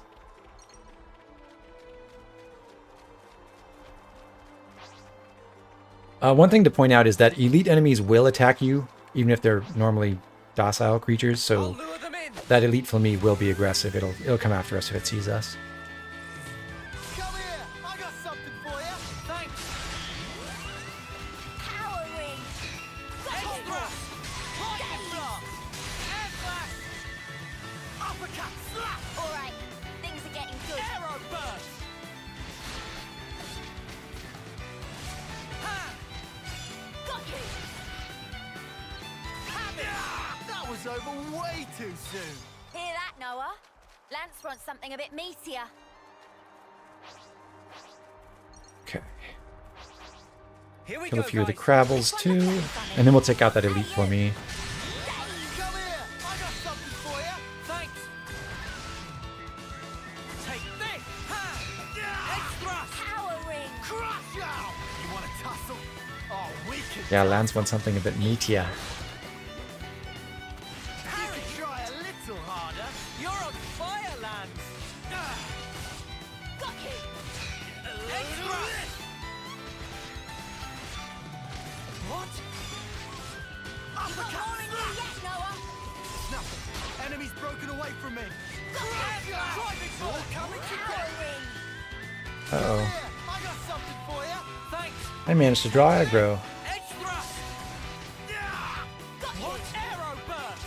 Ha! Eat it! Rising blast! That was over way too soon. Hear that, Noah? Lance wants something a bit meatier. Come here. She said it again. For ya. You're a lifesaver. Got you! Parry! Powering! Crush! Arrow burst! Extra! The thing about Crabbles is they have a much higher block rate from not the front, which is a bit frustrating when your positional arts are back attack up and side break. Take this! Extra! How easy was that? What were they gonna do? Make me yawn myself to death? Come here! I got something for you! Thanks! Extra! Lightning blast! Nothing. Enemy's broken away from me! Come here! I got something for you! You're a lifesaver! Parried? What? Yeah, front positionals are generally better. Hey, you barely And messed anything up today. one major reason for that is typically later in the game, your attackers are pulling all the aggro. So It's 'cause I'm if you're not just able that to use good. front positionals, then it's really hard to use your positionals at all. So if you're reliant on like side or back positionals, then usually those builds aren't they aren't trying to be the main damage dealer for the party, or they're equipping what they need to have zero aggro. I'll lure them in. Come here! I got something for you! You're a lifesaver! Powering! Extra! Uppercut! Rising blast! Air slash! Arrow burst! Crush out! Got you! I'll keep up the attack. Smooth as always, Noah. Take that! Rising blast! Break! I really enjoyed how elite enemies are just bigger too.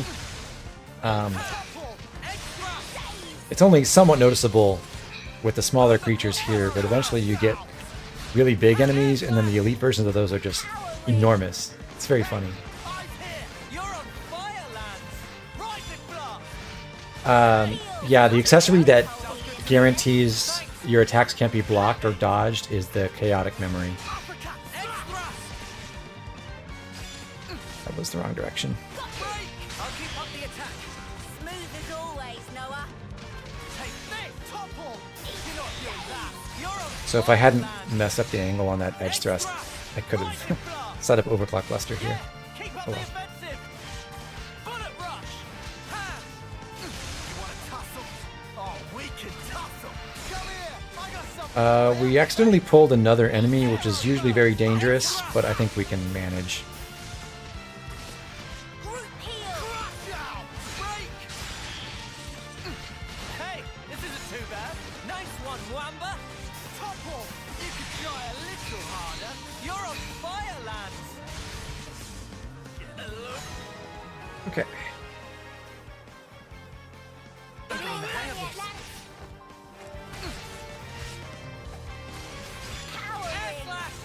Got you. Group heal.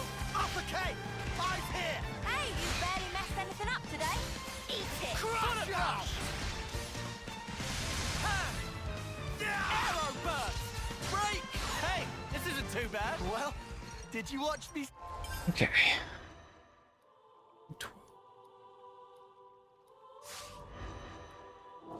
Drop my stuff. Can't lose when I'm with you. Let's go kill... So that was our second elite enemy killed. It was probably noticeably easier than that Rustic we fought earlier. Let's go fight the elite bonnet too. I'll whack him good.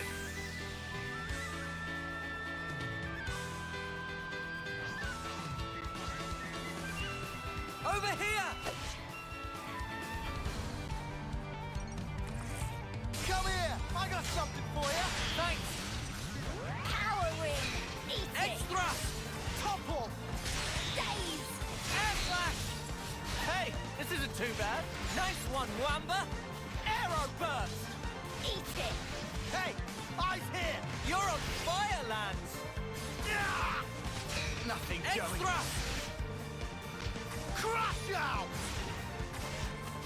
One thing I really like about the Izana Plains area is it's simultaneously like virgin. It looks alive, but also still kind of desolate in the way that. Oops, I should have waited for that. Desolate in the way that the Everblight Plains battlefield is. It reminds me a lot of Iceland, actually, where it's like mostly black with kind of mossy green layer everywhere.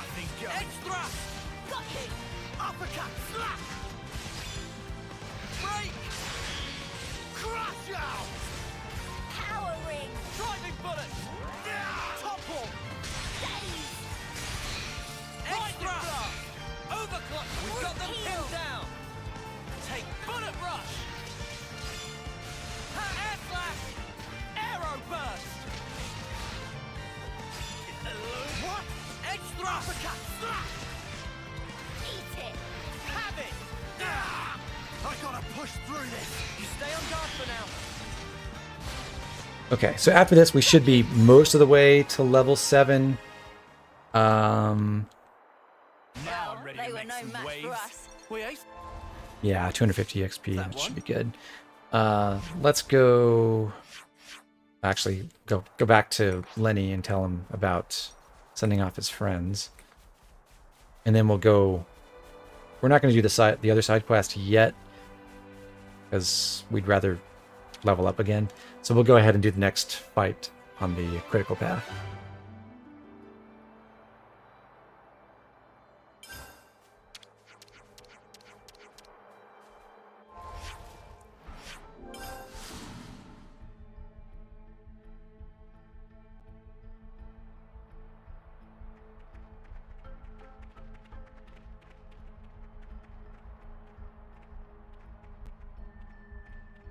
Okay. Yeah, let's do this. This is where we get the ability to use team tactics, where we can focus attacks or make them not attack and follow me by holding the left trigger and then D-pad up or down. And uh-oh, my okay, bit of a slowdown there. Thanks for the support!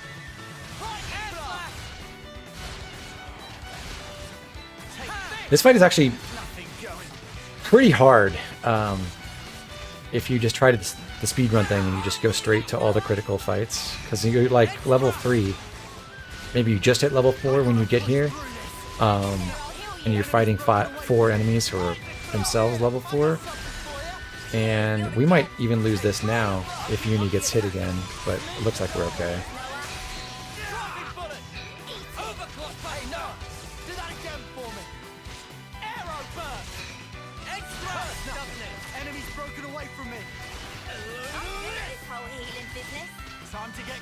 I haven't used the team tactics commands. They're not hugely necessary for this, generally.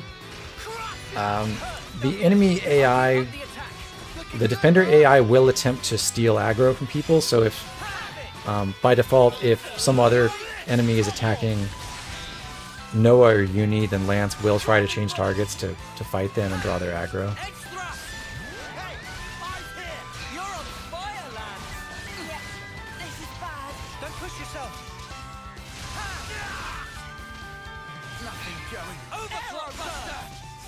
Don't even know if Drifter Rappel's even possible at minimum level on hard mode. It might not be. I haven't looked into it, but maybe the hard mode speedrun. Well, I think they use a... They don't fight it straight up. I think they use basically an exploit where you can This all we're getting?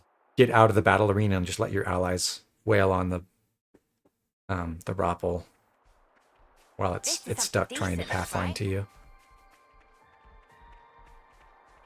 We're not going to fight it yet, though. We're going to do some other fights first. So... yeah, got that. Yeah, now we're almost level 7. And that's pretty good, because that will make the skirmish for this other quest easier. Basically, we tried to set it up so that we will level up off the first kill in this skirmish. We're going to fight 3 fairly high-level Rogals, the bird enemies up ahead, and it's pretty easy for them to kill us, but when you level up, you get a free heal, so that's a really nice buffer that makes this fight substantially easier.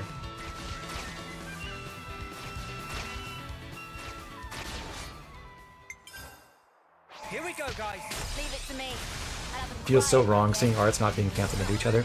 I am going to focus attacks for this fight because we want to get that first kill as soon as possible.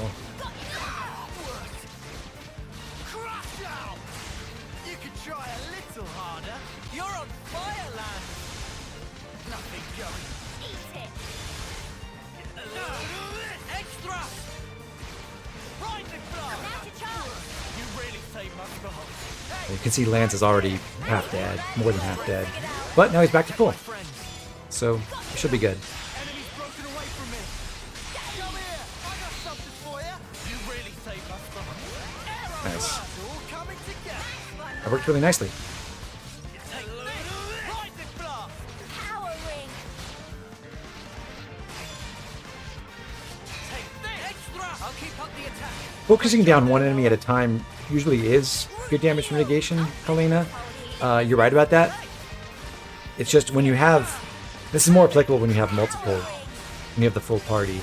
But sometimes it's nice to just let the defenders go free range and just try to draw aggro from as many people as possible while your attacker is focused down. Or your controlled character focuses on one target.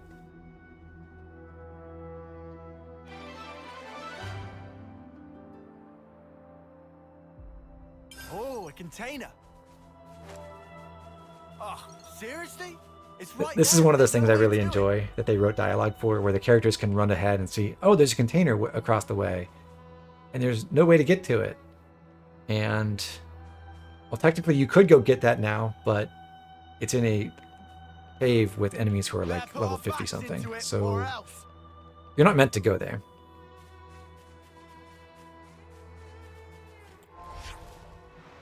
Anyway, that's the last quest we can do in this chapter. And we've already got the elite crust dip and everything. So now let's go back to El Feto Valley Mouth and find a couple more elites there. There's an elite Wolf enemy up on the ledge on the right.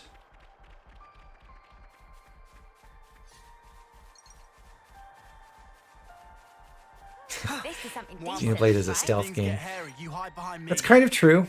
Lance, you just focus As on soon as protecting chapter ours, 3, don't worry you can about go to me. an area that's like level 80 and get an in-game tier accessory if you want to.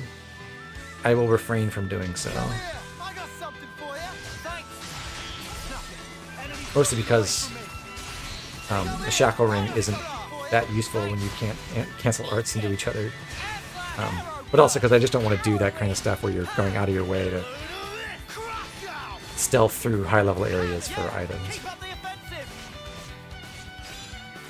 Hey, eyes here. You're on You can set up your defenders with lots of AoE skills. Yeah, that is actually a legitimate tactic early on. What were they gonna do? Make me yawn myself to death. Defenders are going to struggle with no matter what later. But yes, sometimes the way you can get to defenders to manage aggro in group fights is just to get them with AoE arts, but have them focus on one enemy anyway.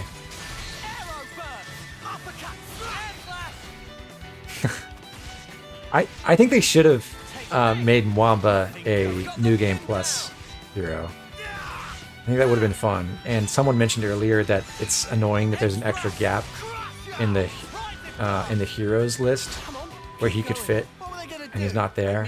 And yeah, I think it'd be great if they just filled that. Is that what I think it is? Over here! Whack 'em good. I think this will be all right. I got something for you. You're a lifesaver. I hope. Enemy's broken away from me.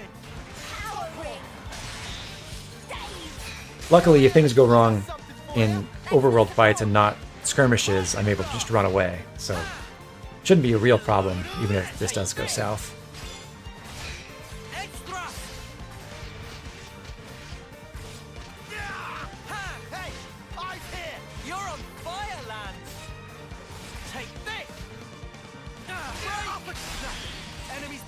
I think Hacked is funnier than Wamba, because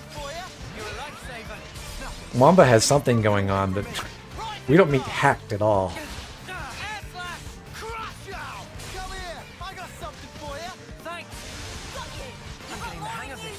Thanks, Patrick.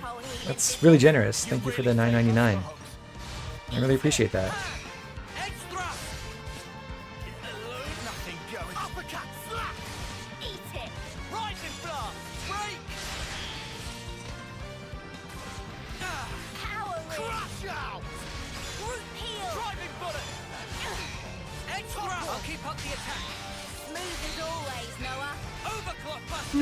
Overclock Buster Days combo.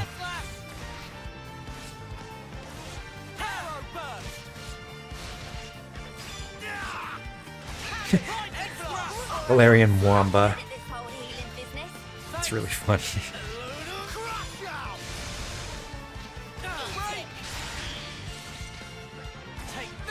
Isn't Wamba already the Galar form though? Oh yeah, Lance is going down. Maybe not. Good days. Oh, but that's bad. Yeah, I might lose this fight after all.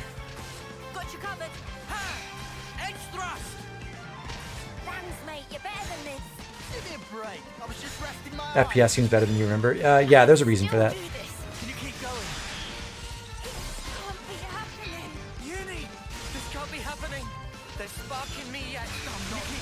It's like, okay. Time to run away. Because I cannot fight this Rogel with Uni dead. Enemy's broken away from me. Come here, I got something for you. You really saved my spot.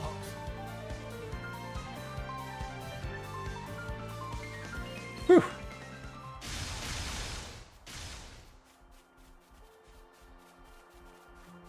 I'm gonna try to evade.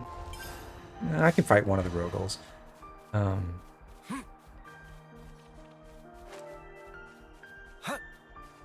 Probably not both, though.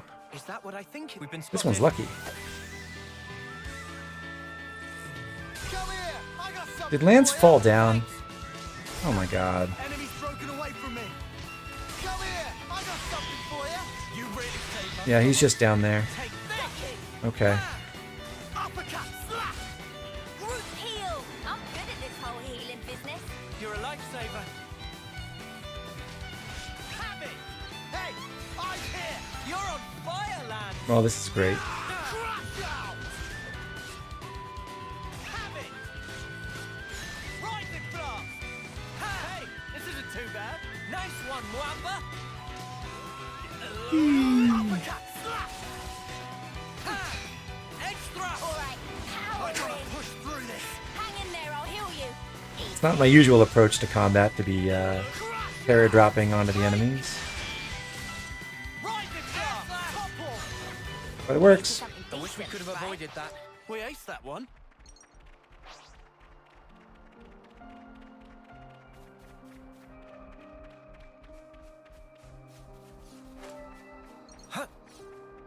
Okay, so yeah, as long as that other Rogel turns its back, we can jump across and go get that container again.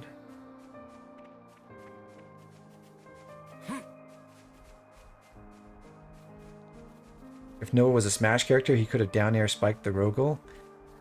They don't allow you to down air spike the flying enemies in this game. It's really cowardly. Actually, if you knock any enemy into a bottomless pit, they don't die, they just respawn at full health. And if you try to topple a flying enemy over a pit, they just fall for a few seconds and then it wears off and they fly back up. Very uncool. Alright, we're level 7 now, almost ready for the really challenging fights. We'll do a couple more things. One is there's another skirmish over here at the valley mouth against a few more crust dips. Oi, oi, things are looking patchy.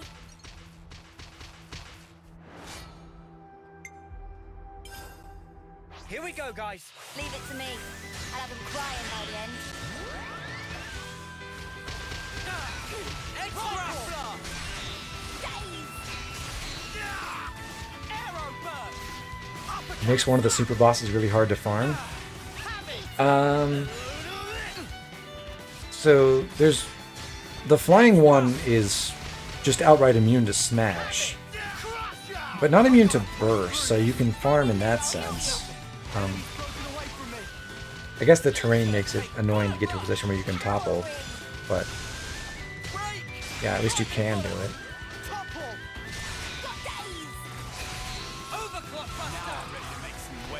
But there are a couple of flying unique monsters that are really annoying to farm because it's difficult to get them over land where you can perform combos on them.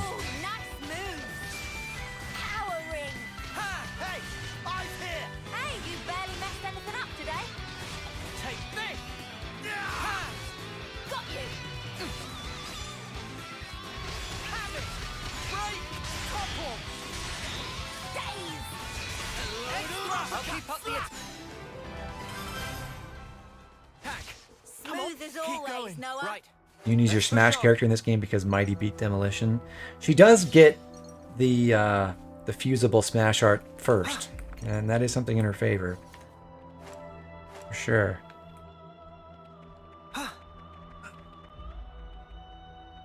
Okay. Let's kill a couple of the Camilles as well. Fight with focus. I practically know this one by heart. Come here! I got something for you! Thanks. Right blast! Powering. Extra! Enemy's broken away from me. Your Smash ends up being Noah in most cases, Solomon. Nothing going. Eat it. I think the disappointing thing about Air Slash plus Mighty Beat is just that, yeah, it's awesome, but you end up getting through Sword Fighter ranks so fast, and you're like, well, I capped it out. I gotta make number go up by going to other classes. Driving bullet! Extra! Enemy's broken away from me. Ha! Come here! I got something for you. Thanks. Eat it. Oh, Solomon, you and I are on the same wavelength on that for sure. How's about this veteran tent timer, huh? Alright, next! Oh wait, it's over. Top wall! Driving bullet! Come here! I got something for you! Thanks.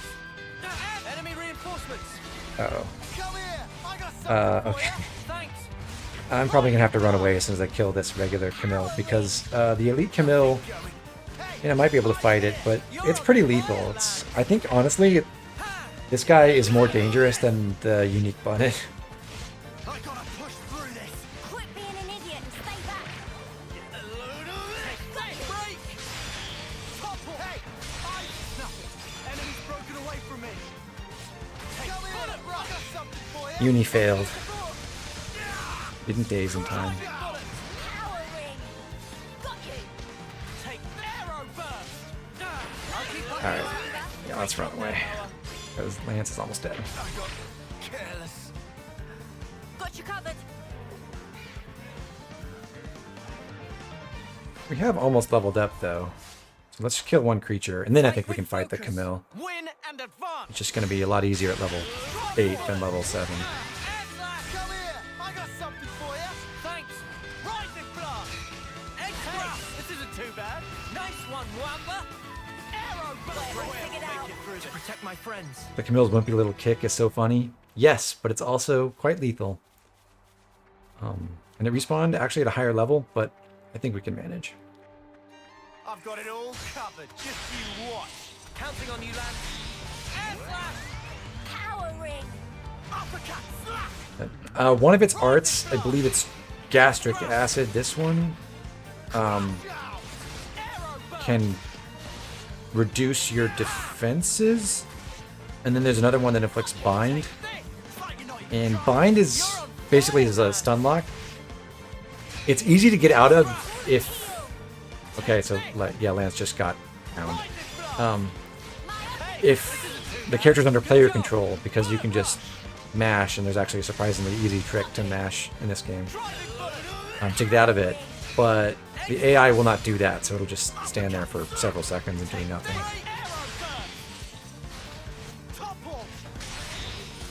Come on, Uni, thank you.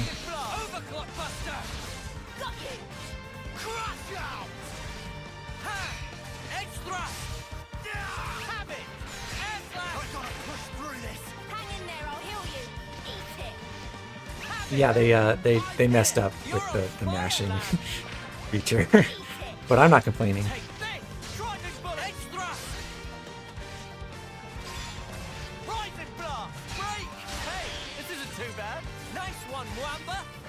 I might fail this fight anyway.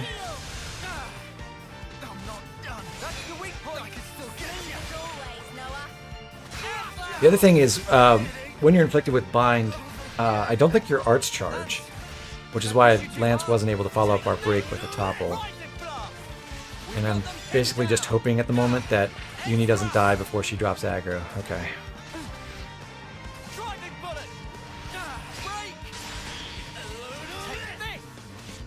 Come on, Lance. Get the aggro back. Yeah, Uni's dead. R.I.P.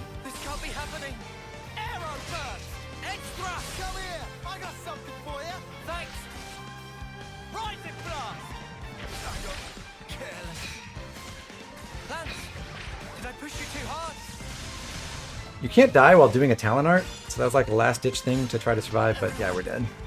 I'm sorry.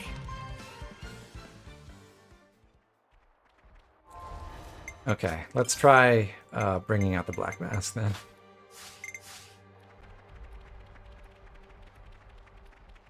A little more damage. Here we go, guys. Safest colonies with me on the job. Come here! I got something for you! You're a lifesaver. I have to delete the save now. Yeah, Iron Man over. R.I.P. Hey, this isn't too bad. Nice one, Wamba. Arrow burst. Uppercut slap! Have it. Extra. Have it. Ha. Crush out! Rise and break. Oh, Lance is bound. Ugh. Okay. That was bad timing on my part. Come here! I got something for you! Thanks. Take this. Arrow burst. Air slash. No, enemy's broken away from me. Rise and blast. Come here! I got something for you! You're a lifesaver. Got you! Take extra. Crush out! Break. Power ring! Eat it! Good. Take this. The other effective daze that I didn't mention is when you attack enemies who are dazed, you don't get aggro for that. So it's meant to act as a window of opportunity where you can unload all your best arts.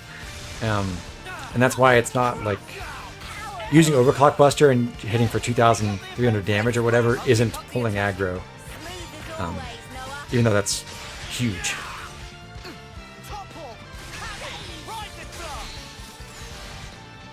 And this fight has gone a lot better.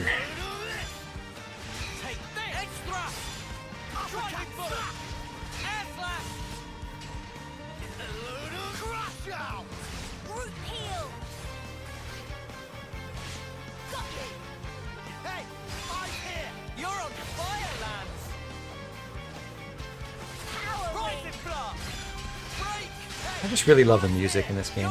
It's so nice. Guess I didn't have to hold Overclock Buster after all. All right, so hardest boss of chapter 1 done. I think there's one more elite for us to kill. There's an elite Rogol up here, which I guess I'll switch back to the silver belt for. You can tell which category the creatures fall in by the little icon between the level and their name on the health bar at the top. So this Sky Rogol you can see has a winged figure. That's a flying enemy. Camille has this sort of Triceratops looking thing. That's terrestrial life. And then we don't have any fish on hand, but there's a different icon for them. And the machines have their own icon as well.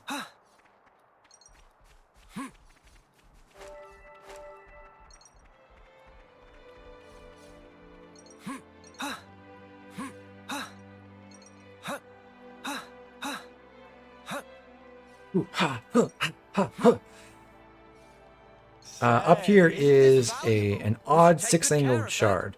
I'm going to call these origin shards because that's what they are. We'll find out what that means way later in the game.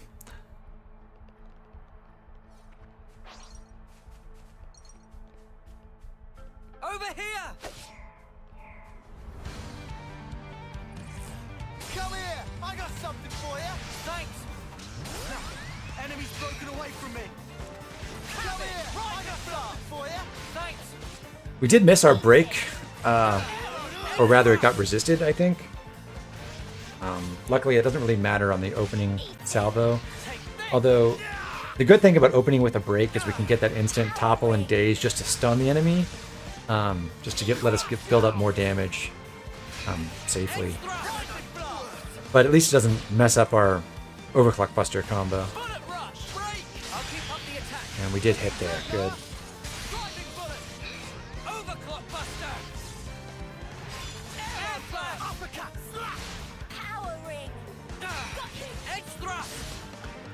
The death quotes from falling on bounds didn't play properly until they patched it. Yeah, oh, did I pulled another enemy. I should pay more attention to that. I don't want to kill both Rogols, so we'll try to take down the elite and just hope for the best here. I think we can do it though. Party's looking pretty healthy.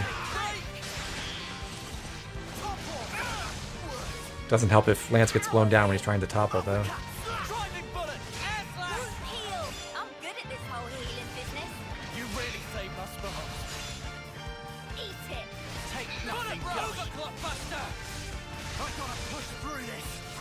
I don't really know why, but Camille's are just absolutely cracked in terms of damage output, way more so than other types of enemies in this area. So this Rogol, despite being a level higher, is not nearly as threatening.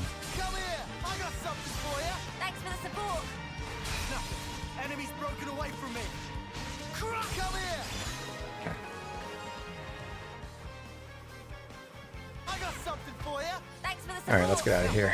Enemy's broken away from me. I don't want to die. Is that what I think it is?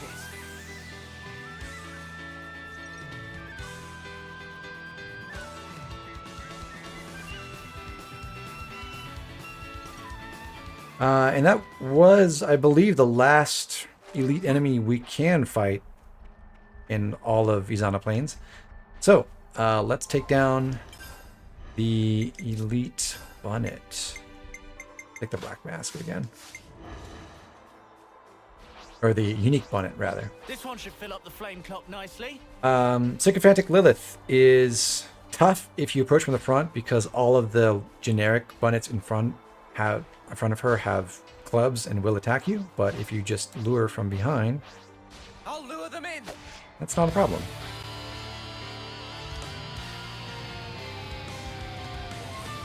Come here! I got something for you!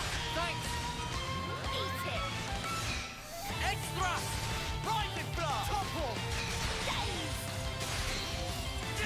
Uppercut! Arrow burst! Ha! Eat it!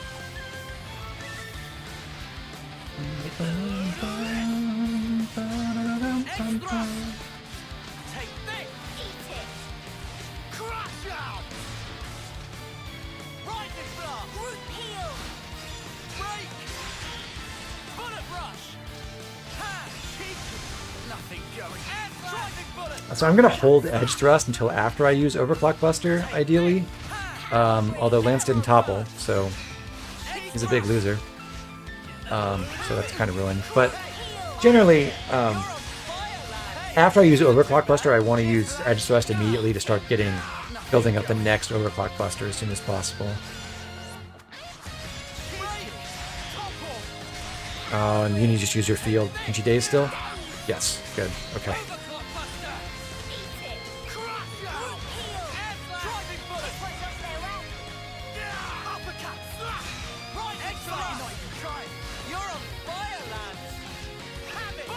Cartoon Critic, I have really good news about the ability to hear boss themes more than you might have remembered. But we'll get to that when it comes up. I'll keep up the attack. Cheers for that.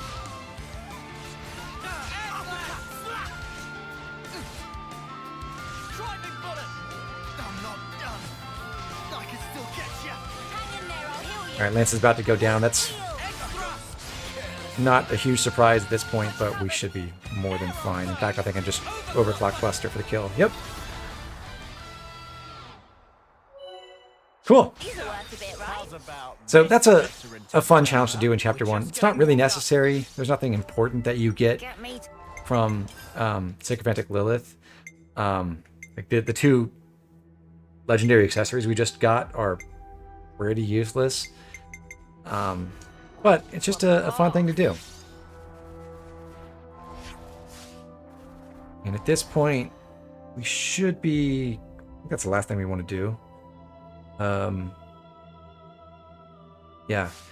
We're going to go fight the Drifter Ruppel. Who might be harder than the Elite Camille. Maybe.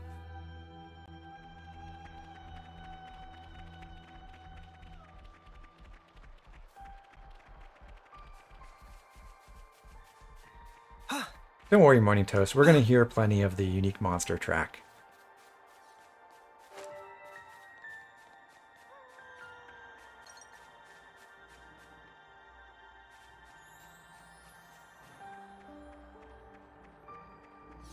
Hey, this one means business.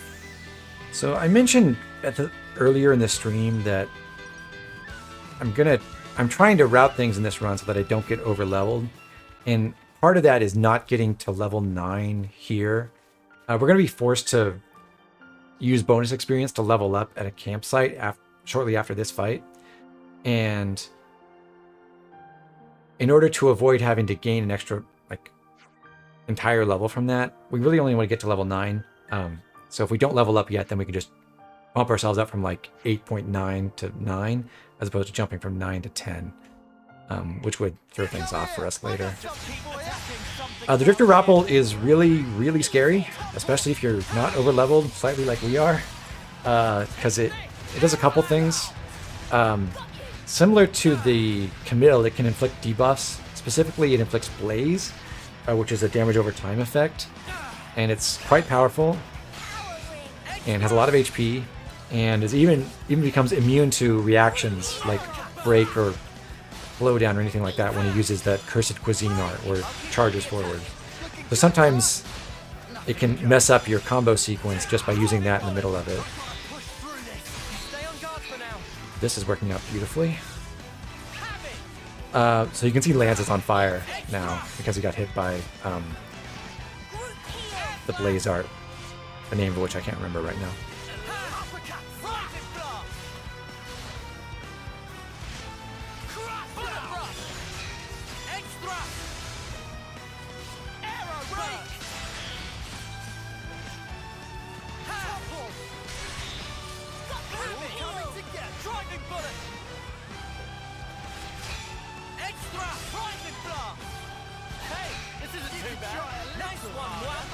Should be good. I'm gonna try... Well, honestly, I'm probably better off just Overclock Bustering now. I don't think I'm gonna get the whole combo in.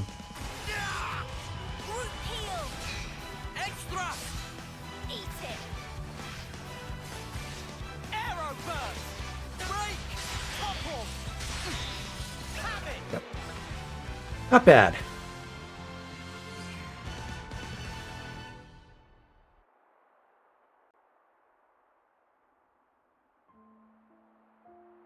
So, it's gonna be next month. Yeah, just a little longer. You're something else, Mwamba. The pride of Colony 9. Oh, you guys. I finally made it this far. What's up? Well, thing is, I was thinking after this op, I think I'm gonna go and put in a transfer to the Salvage Corps. You never know what will happen on the battlefield, right? I'm so glad Mwamba's going to retire from combat You after can this laugh at one me last if you mission. want. I ain't laughing, man. So happy for him. We've only been alive this long because you've always had our backs. Yep. We owe you a ton. Just make sure you get to your homecoming, okay? Lance, Uni, you guys. Mwamba. Now not time to relax tear ducts. Let down guard, and you feel flame clock of someone I else. guess, you know, considering that he only had a month, Come on. he only has a month left in his life anyway. Well, you don't mince words. If anything, God You're forbid, right, were to happen to him at the end of this mission, Sorry. you know, he got to live a full life, such as it is. Huh? So Oh, no, it's not that. it's all right. But he'll be Guess I fine. was just thinking about your homecoming. Made me feel a little sad. Noah. Mwamba, salvage is an important service. Don't feel like you owe us anything.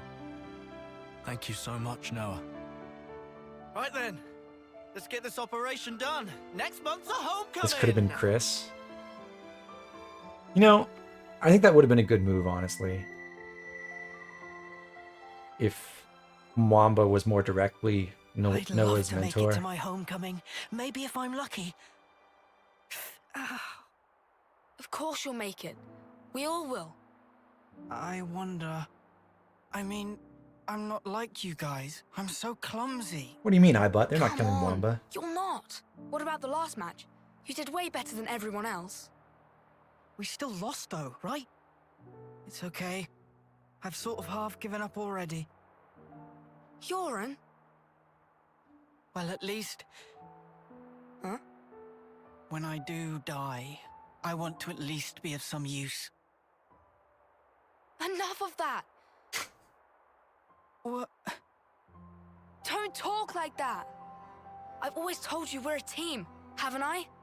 That means now and always. Oh.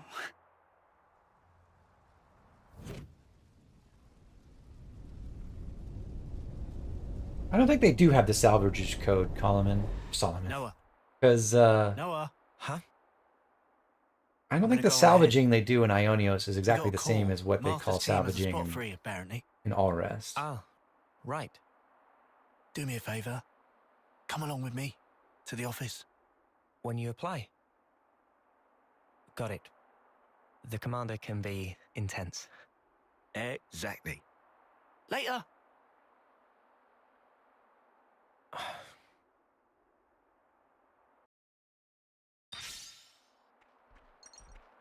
Okay, so it's 154 experience to the next level.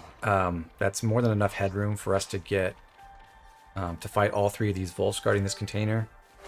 And that's basically the last combat we're going to do before we go to the next campsite. A container. Here we go, guys. This one looking at me funny. Hey, you! Come here. I got something for you. You're a lifesaver. Extra! I'll keep up the attack. Smooth as always, Noah. Nothing. Enemy's broken away from me.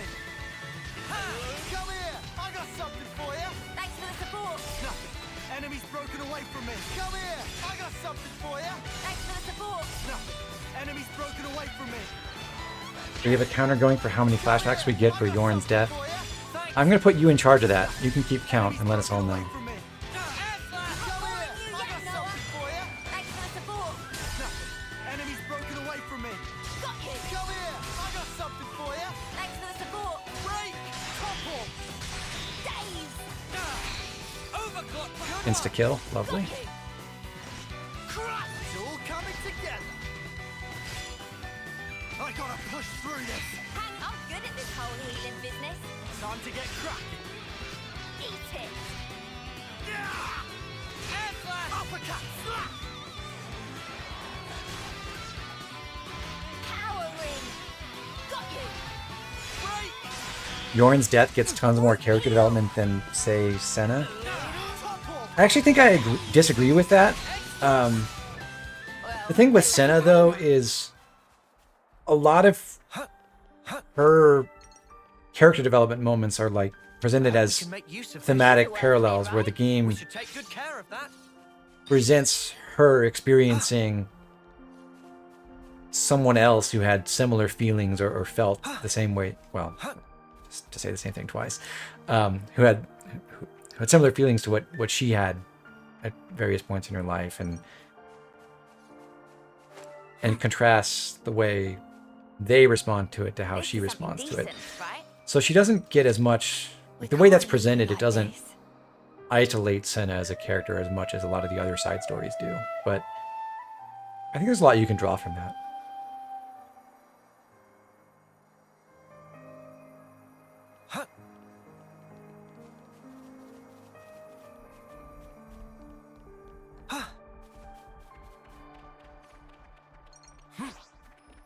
It's our Colony 9 gang.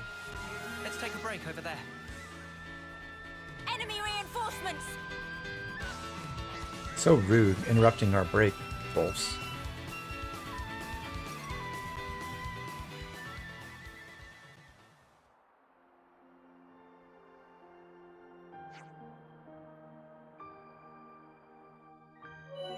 Okay, so mandatory level up using our bonus experience. We could do with some food.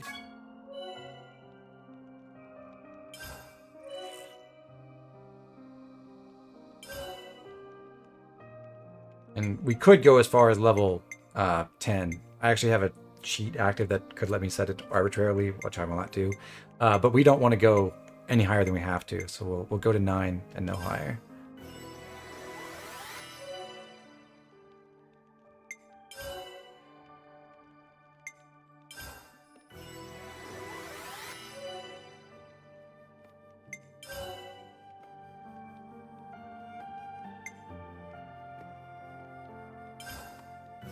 The clothes cleaning mechanic is really funny because Monolith Soft had a Monolith programming moment, and the cleaning function does not fully clean your clothes. It sets them to like 20% dirtiness or something.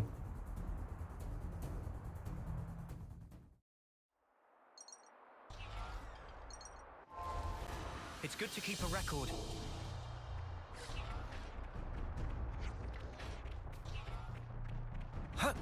Okay, so over here in this pool, we've got one last elite creature.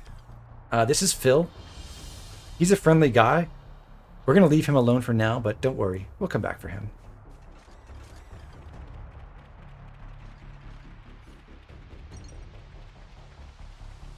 So we're going to ignore... Well, we're going to do one skirmish that's optional in this next sequence, but otherwise we're going to ignore all optional combat and run straight to the objective. Because we just raised ourselves to level 9, and basically what we're trying to do with our 3 Kavesi characters for the rest of this chapter is don't reach level 11. Going in? That's the key. Have permission to engage. And if you just do the mandatory fights in that one skirmish, you will end up like 20 experience short or something.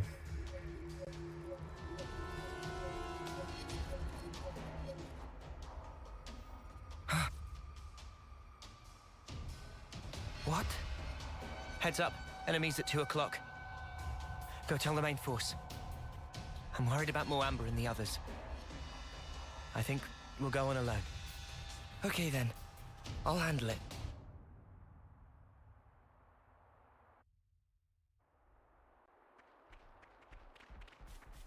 So the Agnians want this thing too, huh? What do you think it is, Uni? Yeah, Marcus, they patched those once, realized they messed up the patch and patched it again, and now you can actually get all the items.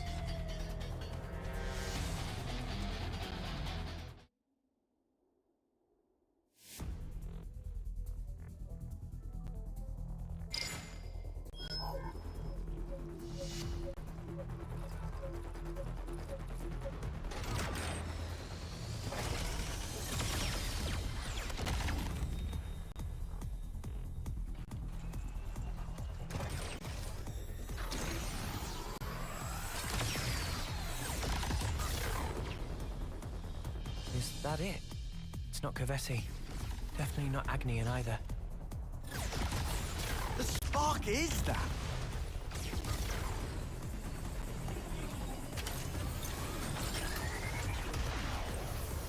It's coming down.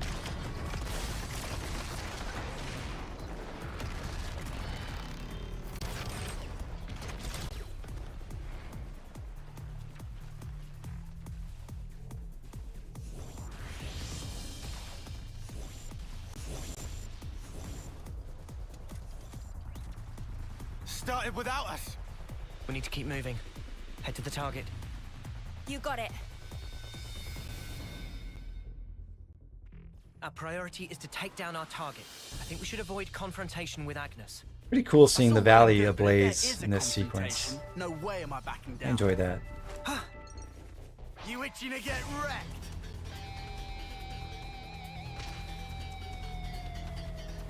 You want to tussle?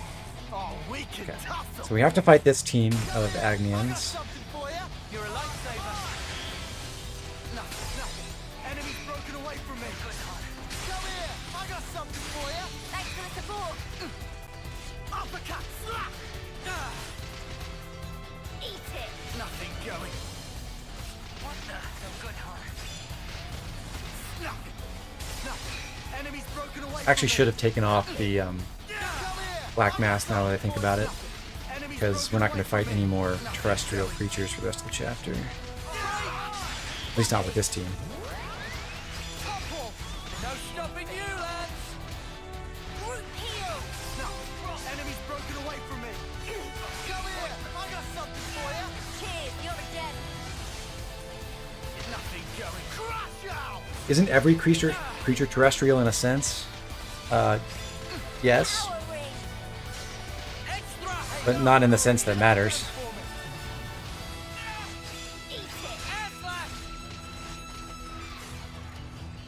Well, I don't know. Is this technically Earth or not technically Earth? There's another philosophical question for you.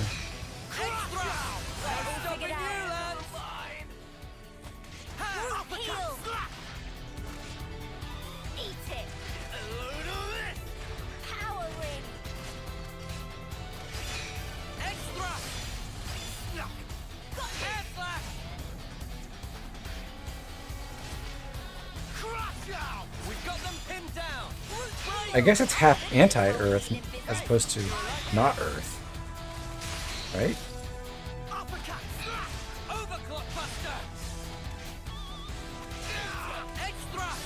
Nothing going.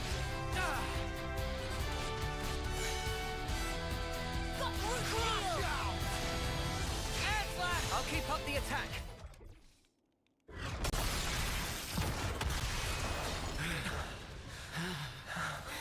And the Xenoblade 1 world must be canonically the anti-particle world, I guess.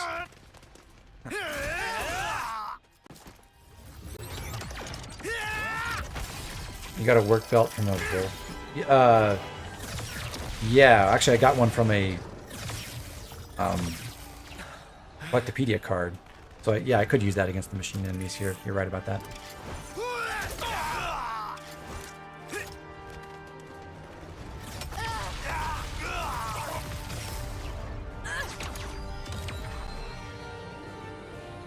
Uni to the rescue!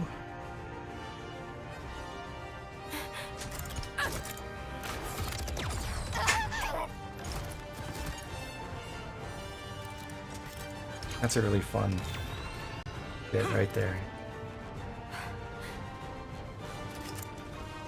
If only this was the point where it's like, you can now control Uni. Be so happy.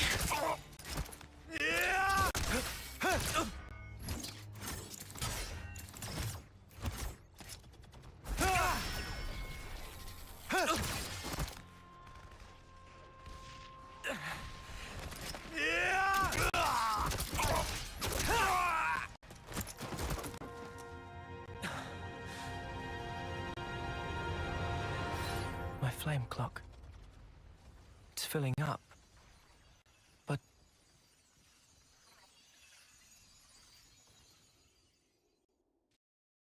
better give it a good once over. The sepulchral cliff path. Okay. So we got the one skirmish ahead, which we will do. I'm going to go change accessories. I'll go ahead and put the silver belt on, because that affects humanoid enemies and machines. This will give us one silver Nopon coin, right? Just you watch. Enemies broken away from me. And yes, we're doing the correct thing. We're targeting the medic first. Thanks. Nothing. Enemies broken away from me. Come here. I got something for you. Thanks for the support. Nothing. Those guys were probably friends with Neo. Yeah, that's sad. Let's not think about that.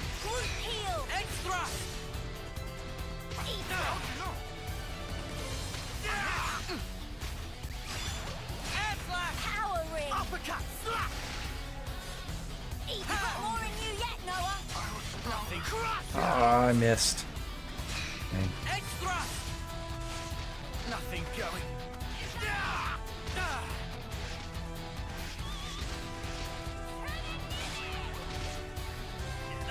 Looks like you're not even trying. Hey, you barely messed anything up today.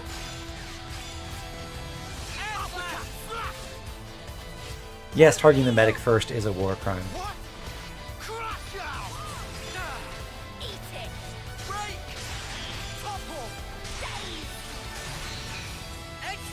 It was too OP as a tactic, so we banned it in real life. That was over way too soon. Hear that, Noah? Lance wants something a bit meatier. This op is getting weirder by the minute. I know. But if we can only get to the base of that pillar of light. Yeah, we're gonna run away from all the optional combat, like I said. So even though we could fight those troopers or this Avis over here, we will not do so.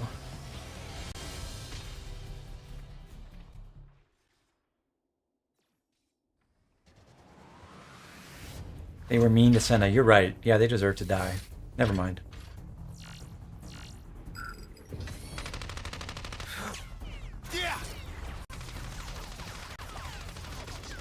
Although I don't believe there are any flashbacks of Senna at Colony Gamma. What are these things? Not that I can remember, anyway. There are no pilots inside. They're automatons.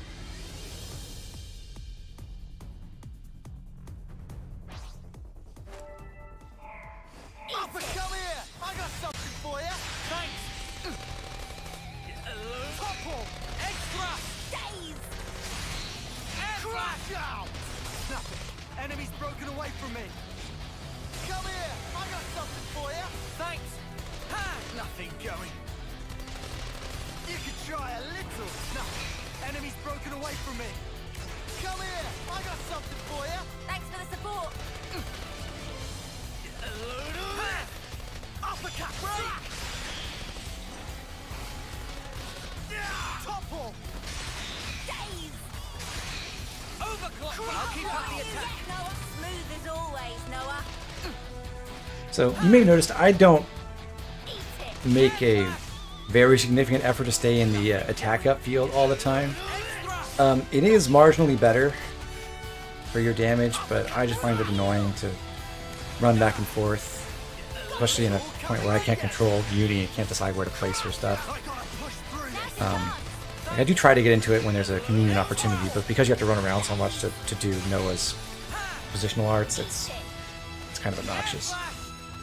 Group heal. Nothing going. Uppercut! Extra! I could have handled that on my own. Right. Let's push on. Okay. So just, again, we could fight more of the sentries, but only those first two are required. So we'll just run straight past the rest of them. And then, hopefully we don't draw aggro from this one. Maybe we will. Okay. Before we get to the next quest marker, I'm going to save. Because It's good to keep a record. this next fight is kind of hard. There's a chance that we lose it after killing some of the enemies, and if we do that, we will keep the experience for the ones we killed. And that will be not good for my experience plans. But we got some good tactics. That should be fine. Someone make a co-op mod? I would love to have this game in co-op. I think that'd be so cool. Is that it?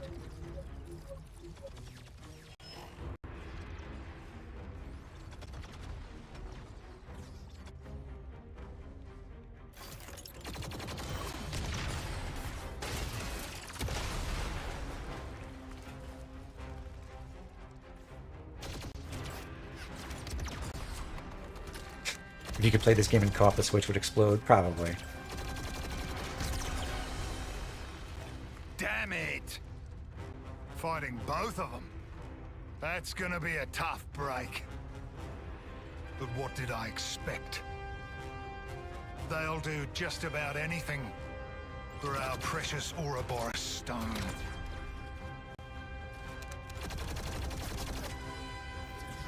If only this game had sold like 30 million copies or whatever, so there'd be people interested in developing a multiplayer mod. And then getting shut down by Nintendo. Pursued. The battle unit's still holding. Go! Save yourself! Get that stone to the city! Go! Zulu!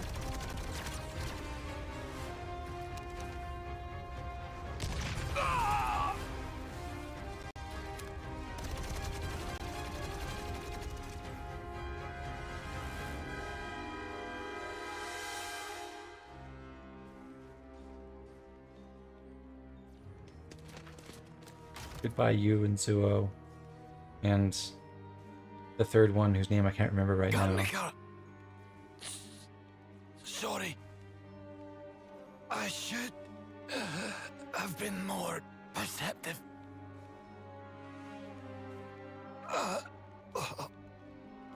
You! You!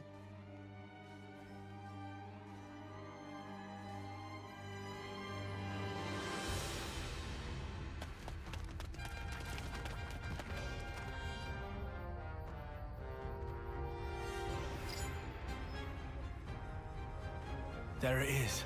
The ether source. First there was those automatons, now another unknown weapon. What in the flames are we even fighting? No, not just us. Agnes too. So you made it this far. It'll have to be here.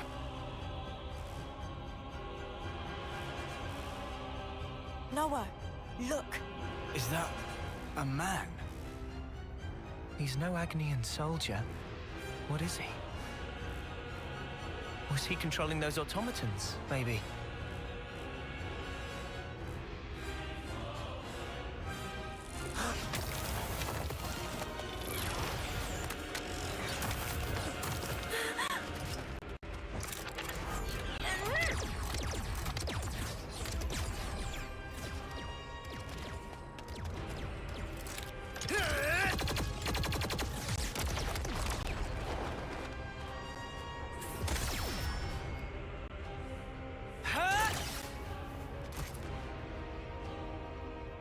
Kavesi troops. 3 of them. It seems we are just about the only ones left. And there's our objective. Noah. Imagine if they kept those helmets for the entire game. We'll have to fight. Mio? Got it. Now this is the witch Rena. Oh. Okay, I'm gonna focus attacks on the attacker in the squad. Hope being we take her down really quickly, and then the other 2 opponents are substantially weaker, and we should get through them fairly easily. So hopefully this works out. But as you can see, Lance is not managing to hold all the aggro perfectly efficiently. So there is some risk here.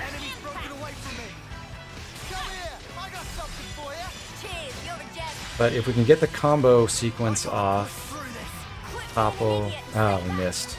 Unfortunate. Or rather, Lance missed.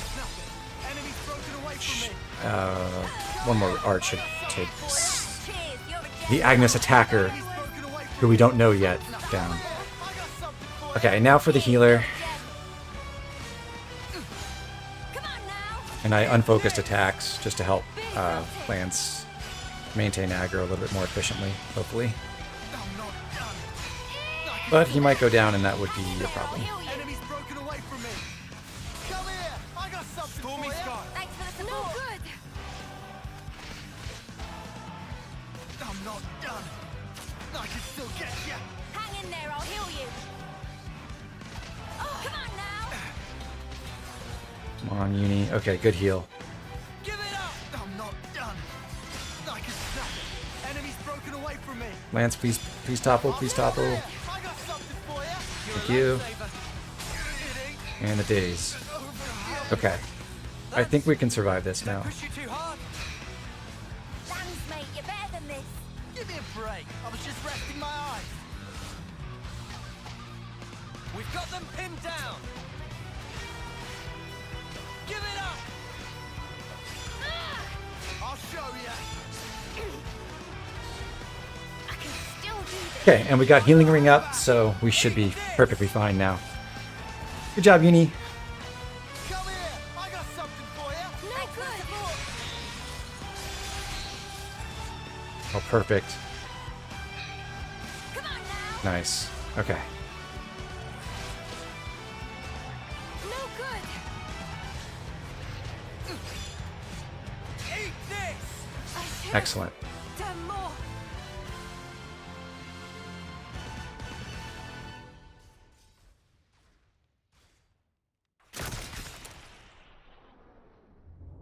Very clutch there. Lance got that topple just in time before he went down, and Uni got the daze, and then revived and healing ring. Beautiful. These kids are going to end up stealing each other's life force. And me. I've robbed them even of that kindness.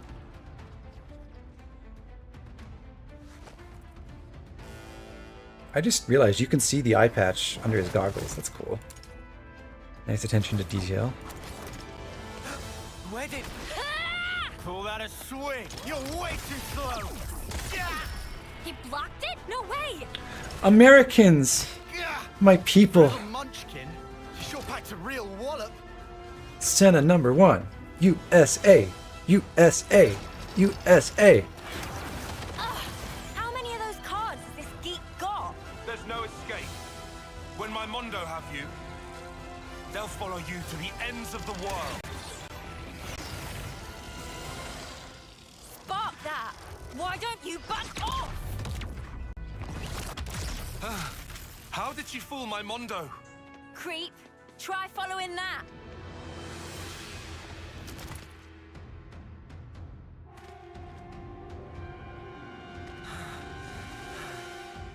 These guys are tough.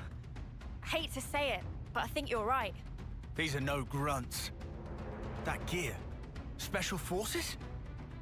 Yeah, defo. That'll be why they've got an off-seer with them. Well, so are we. Even Stevens, right?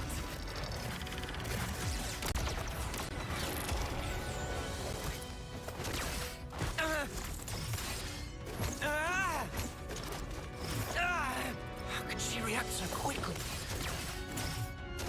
Can't seem to hit her. Mondo are autonomous, flying origami, explosive, illusion, tracking creatures.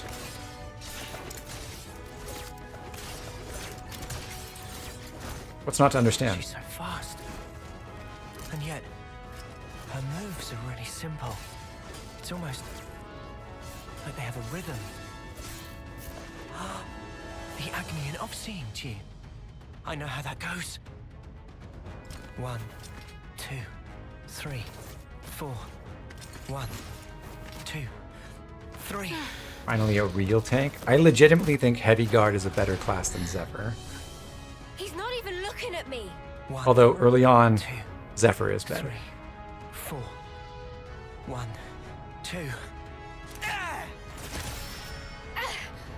He hit me.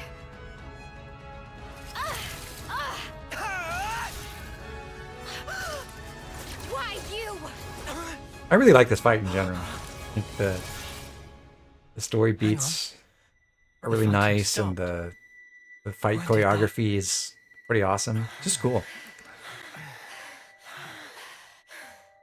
At this rate, one of us is going to get killed. No. Maybe both of us will. Something strange is going on. We shouldn't be fighting like this. We should run. I never noticed that Noah's sword is glowing green here. That's also a me who just said that. Really cool detail. What is this? There's no time to think. A hint of things to come. This is all too real. I hope I'll be able to get through to her. You're an Oxia from Agnus, right? What the? So you are then. Why are you fighting me? As if you can talk. You're the ones attacking us. What, too scared to fight now? Too late! It's not to do with fear. It's that sound. You can hear it too. I know you can. We're fighting because there are enemies to kill. You think we'll just let you go? This is bad. At this rate. Is that all you have to say, Agnes?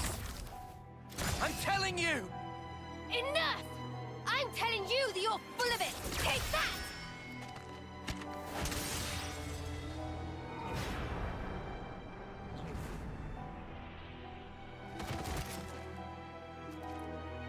Twin rings are also really cool weapons, and I'm glad they made the transition from healer type to a tank weapon, because I think that's just a cooler concept for them. What's up with that?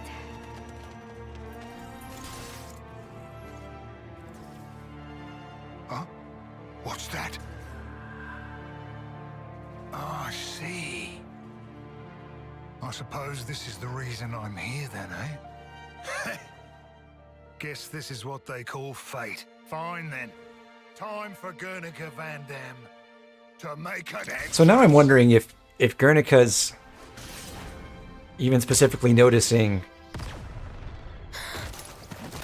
the red sword with the green glow. What do you all think you're doing? Why the fighting? What's this guy saying? Just why? Answer me! What do you mean, why? If I see an enemy, I fight.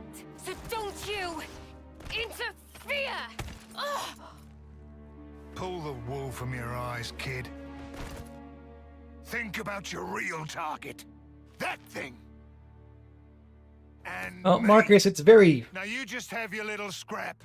very heavily You have any implied idea who the real what the enemy green is? glow is from in the main game.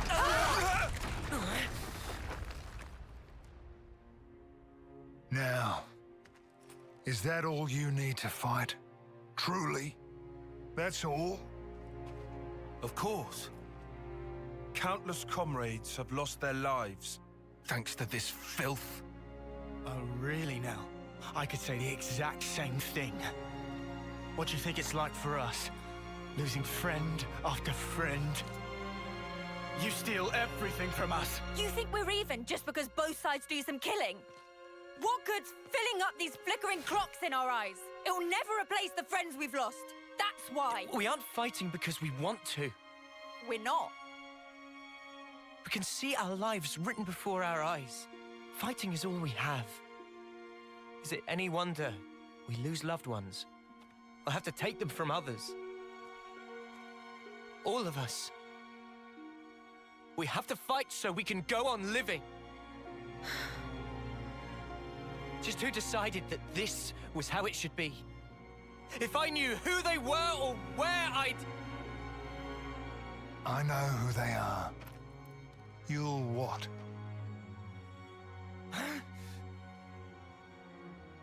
You're an Offseer, eh? I guess I can trust you with this. You better listen up now, because the face of your real enemy is... It just occurred to me also that Guernica is technically a relative Noah and Mio.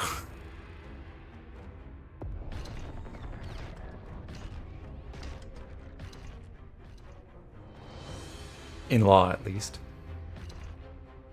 Mwamba! No, He looks fine to me. I messed up. Oh. Oh. Mio! Help me, Mio! Hacked! Not hacked. My blade. Anything but hacked. Mwamba! What is that thing? Never seen anything like it before. Uni! Uni! What's wrong? What is it? Seen that thing before? No, how could I have? Noah? No, never. This is no normal creature. It's something else. Oi, oi! Don't go stopping on my account. Get back to killing each other. Come on! I thought that was your whole raison d'etre. It's speaking! Mobius. What's wrong? Too worried about your buddies to fight? Can't have that. All right. Mwamba! You scum! Oh, wow. This is some entertainment. Two rival factions murdering each other over one little rock. Well, your objective is staring you in the face.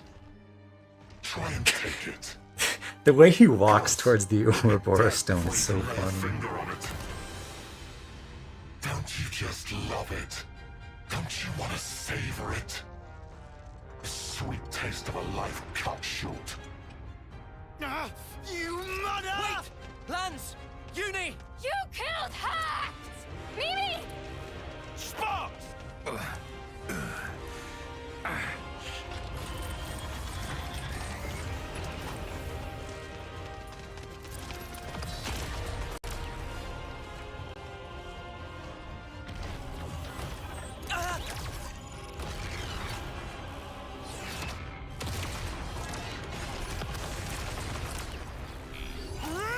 Yeah, Van Damme. Well, what did I Jean-Claude. expect? That's about all your good for. Well, crud. Hell of a throwing arm. But you know, I ain't taking that lying down.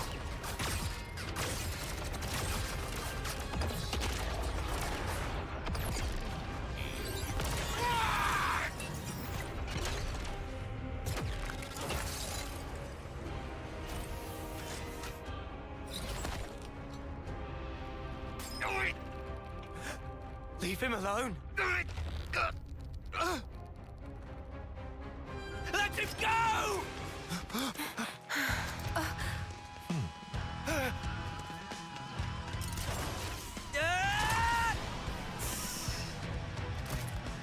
Don't get on your high horse. You're nothing more than a grunt. Noah!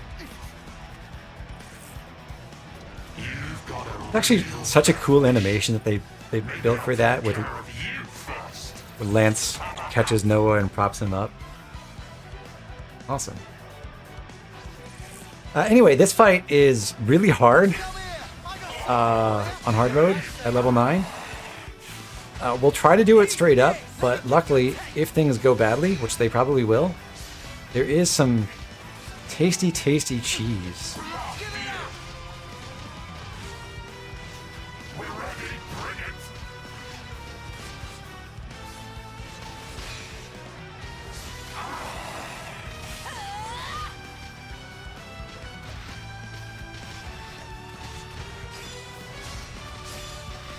One of the difficulties is that he's very likely to block or resist break, and you can't do your combos, and can't stun him, and it's just gets messy. He can also inflict blaze with Unstoppable Spear. And that does a lot of damage very quickly. So it's hard to keep up with that. I'll show you. I gotta push through this. Quit being an idiot and stay back.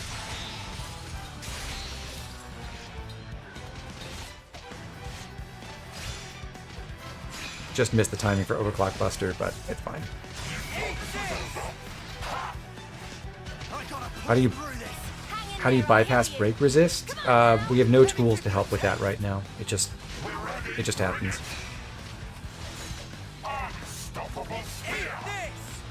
Lance is about to go down, and once he does, we will probably have to change tactics. Although that was a really good timing for another daze. But I think he's still going to fall. And basically, the moment that Lance loses aggro, we have to change gears.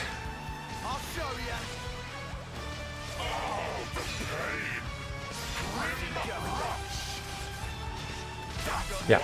Okay. So,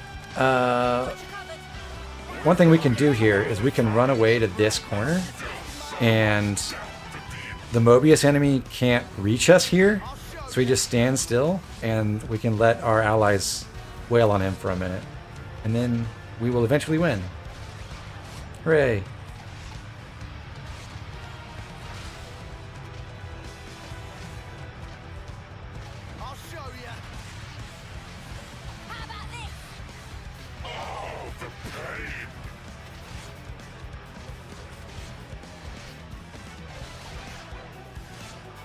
Look at Uni go.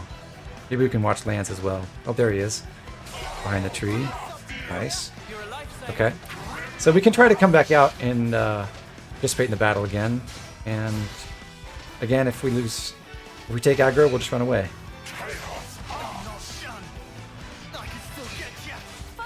I think we're good. Yep.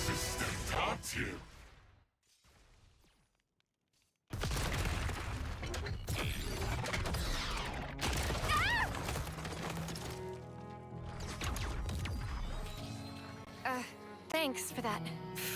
If you're done thanking me, maybe you can get up. We have to beat him together or we're dead in the mud.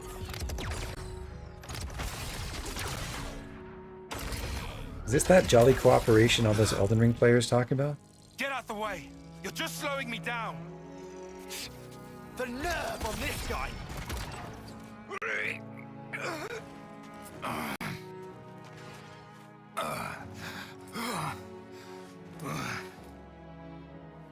Start working. Work! If you don't start up soon, those kids and the world!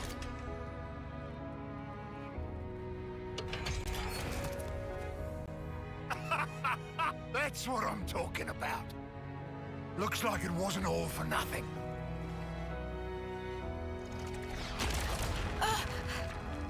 One down. Good start.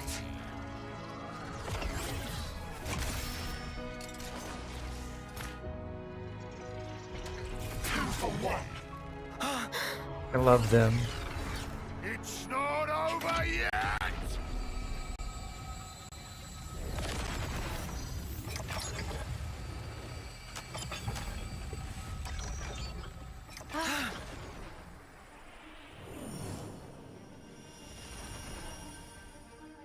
An Offseer? Really? Miyabi?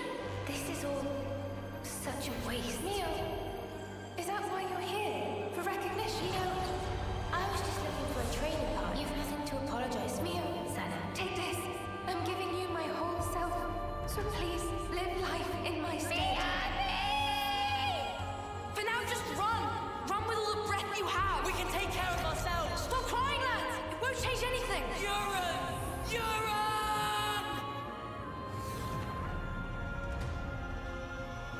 Also, being an American, I can't get over them yelling, "Urine!"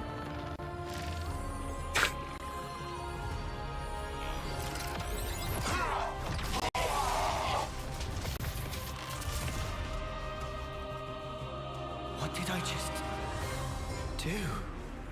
What? This hand? Is it mine?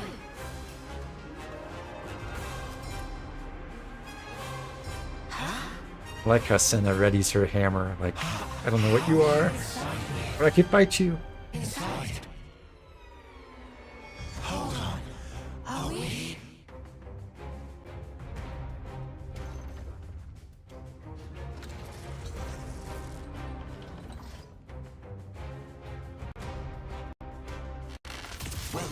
And by the way, those temporary freezes are not something you would normally experience on the Switch hardware.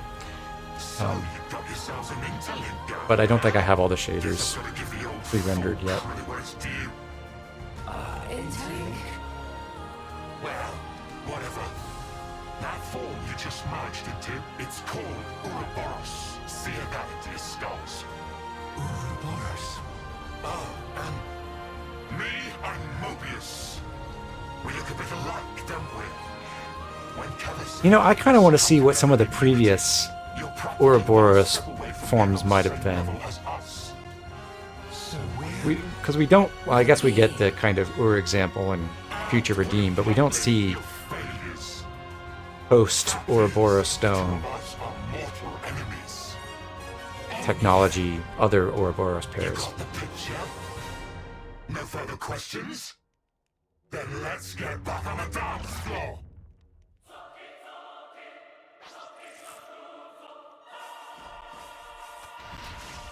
Luckily, there's no way for us to lose this fight, so we just get to try out our new fusion mech warrior form and all of its arts.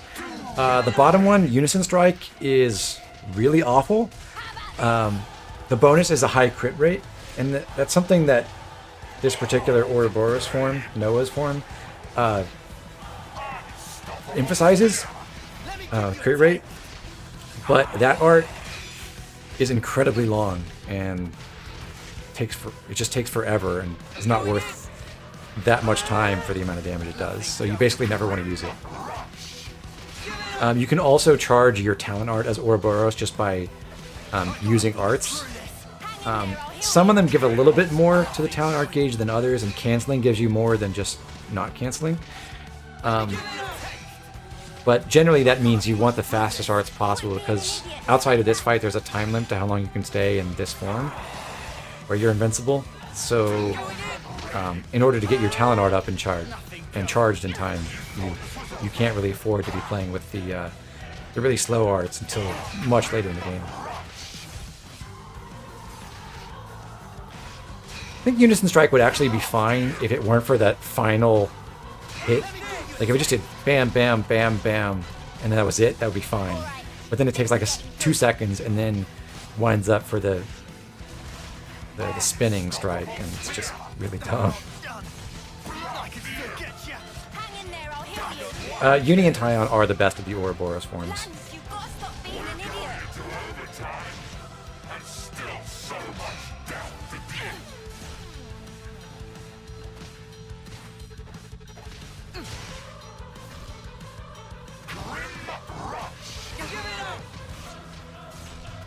Nothing going.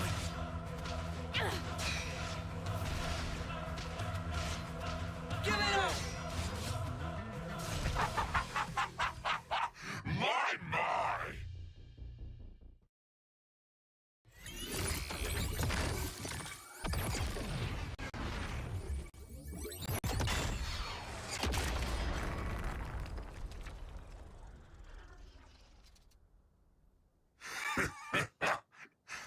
Pretty good.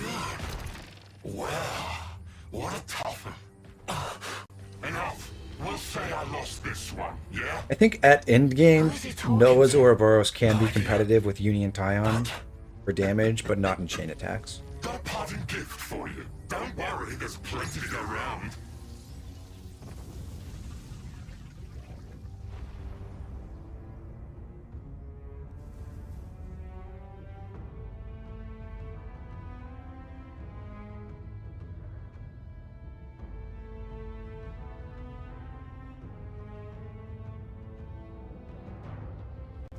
And now the whole world will be your enemy. I wonder how your lives will turn out. I'll enjoy watching you.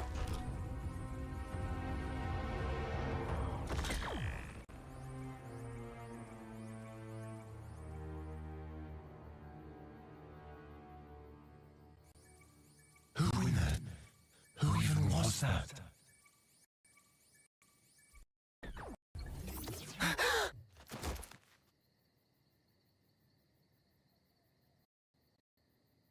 Wasn't Takahashi interviewed about Was that you guys just now?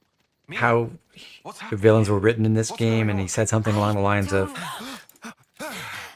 I thought about making them, more complex and giving them, You guys, put away your weapons. rationalizations for their behavior and everything. But I decided, no, it would actually be more realistic if they were just Then blatantly evil.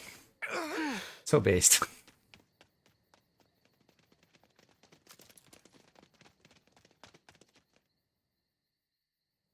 But I do wish we had a little bit more insight to their relationships with each other and how they work on the project of the Mobius organization, I guess we should say. his skin's all wrinkled. Yeah. It's called getting old, this. Old? Well, must be your first time, huh? Seeing a human like me, I mean. Well then, looks like my plan was a success. What plan? You six. And yeah, there's certainly plenty of Mobius characters who get basically nothing. Flame clocks in your irises. Like, I think Do they look different? L just shows up for a fight. There's a couple others, like Our flame clocks have I changed think shape. W is just there, also for one fight. You see it? That's the Uroborus ring. Guess I did good. Entrusting this power to you. That mark there. Late 10th term, eh? 3 months left till your homecoming. That about right? Uh-oh. As for the rest Establishing of you, the you're probably about 2 tension in the years story. off, right?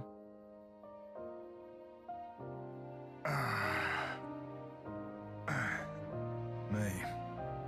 I've been alive 60 years. Or should I say 60 terms, by your counting. Yeah. I've been alive 6 times longer than you lot. This is how people are really meant to be. Listen, folks. That's not all. There's still something else that needs to be done. You guys, you want to survive? Live on? Hold the torch? You kids don't need to be fighting each other. Not anymore. But that doesn't mean you get to relax. From this moment on, those Mobius bastards are never gonna leave you alone. Because now, kids, you share a common destiny. They'll hunt you constantly, relentlessly, without rest. Even so, there's one place that might give you a chance. Sword March. The land pierced by a great sword. You gotta find our hope. Our city. It's the only way you're gonna defeat the real enemy. And reclaim what was lost. The way the world and life should be. And listen. Don't give up. 10 years? You kids deserve better. The only thing that can change all this is the will of Uroborus. You kids, and you alone.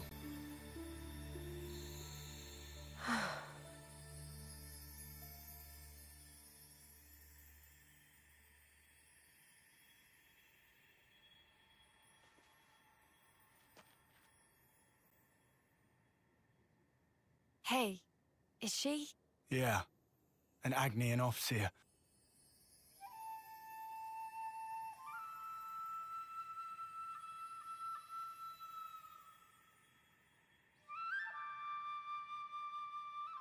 Riku's just standing there. I think Manana just kind of exits stage left at some point.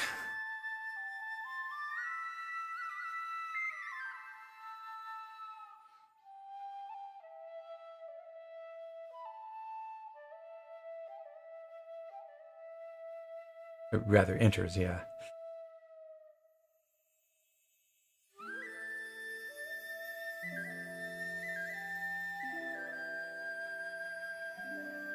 It's like, who's that orange knob on?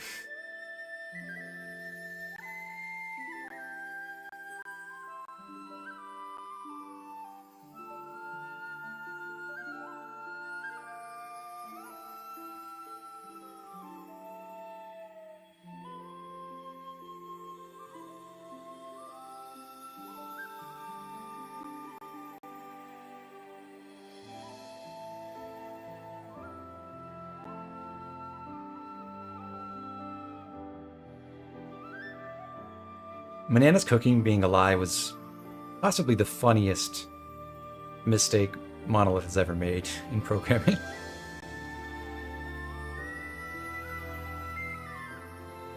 Wamba. So close to making it.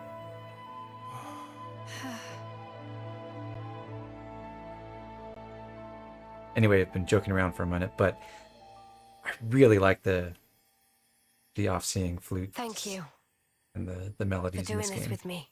Just really nice. Well, this is what we're meant to do. To send on the voices of the departed is an Offseer's purpose. To send on the voices of the departed is an Offseer's purpose. Right. We're leaving. Noah, Uni, What's up? the mission's over. We've got an obligation. Need to report the sitch. As do we. Time to withdraw. Mio, Senna. Huh? But... But what? Come on, Tyon. Don't be rude. It's hardly the time for pleasantries. We lost a great many of our comrades. We have to inform those still in the colony. And we're any different. If you snuffheads hadn't come charging in. Indeed. Well, why don't we settle this here, right now? Yeah? Bring it. I reckon I could go for some payback. Lance. Yeah? That's enough. What do you mean? There's no point. Seriously? Before, when she and I transformed, I felt her thoughts. Or maybe her memories. There were so many, and then they were a part of me. There were so many different fragments, hard to tell them apart. But even then, I understood. She's lost a lot fighting us. Kevez took away so much. She's experienced a lot of grief. Transformed? You mean the big un? Yeah. I felt it as well. Your grief. It was like mine. Yeah, well... And in one of those memories... Mio. Is something that could be our fault. That's what it's like. In war, I suppose. So, what is planned from here? Some kind enough to show face, but will hide again if this drag on. True, true. Time is wasting itself. Hello, Manana. You're right. Let's go. A lot's happened, but that seems best. You made the right decision, Lance. Sorry for confusing things. Nah, don't worry about it. Mio, shall we leave it at that? Yeah. There you have it. I sincerely hope for your safe return. You take care too. Take care not to die in a ditch somewhere, that is. The next time we meet, it will be as enemies. Don't forget that. Ha! Don't worry, I've got a good memory.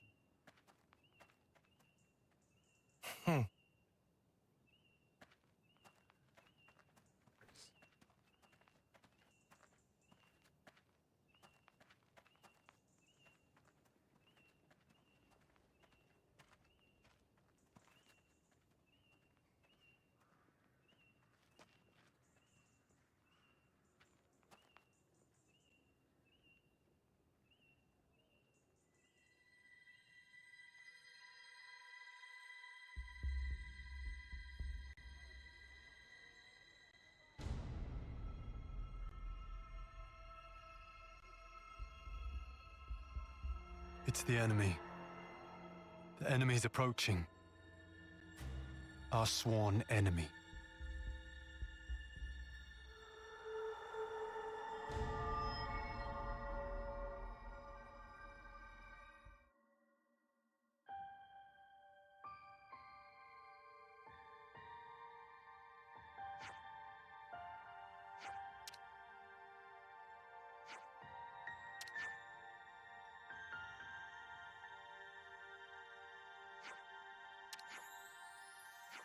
Uni takes point. Hooray! We're controlling Uni. So, in terms of maximizing our damage, it is better for us to control an attacker in basically all circumstances, but Uni is not that good at using her arts properly, as we discussed. So, in the very early going, it's very, very helpful that we get to control her. But right now, we're only going to get to use her for one fight. As before, we're going to run past all the optional fights. So we currently have 747 experience, and we don't want to get past 880. So, no Vulse. We'll ignore all the wildlife on the way back.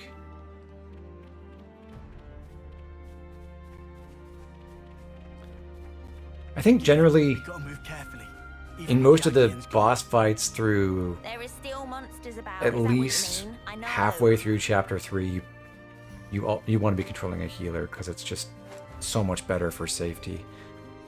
I ran around behind that tree to go send off this husk because if you run from the front, you see that wolf that just showed up and is walking past us. If you run from the front, he'll spawn earlier and attack you before you can interact with the corpse. But if you run around from behind, you can get to it before he spawns.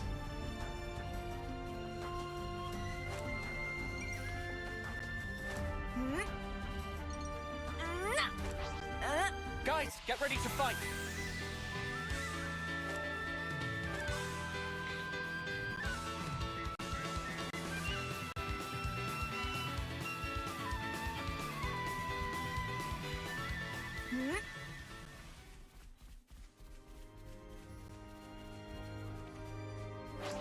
You think you're all that, do ya? Interact with the corpse. That's what the prompt says. It's not my terminology. Are you alright, Noah? I'm fine. I'm not sure how to feel, that's all. Oh yeah. Bye, Phil.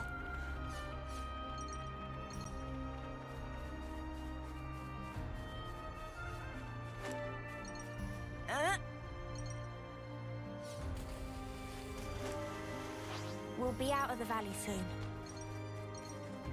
I'm not sure how we'll talk our way out of this with the brass. You itching to get wrecked?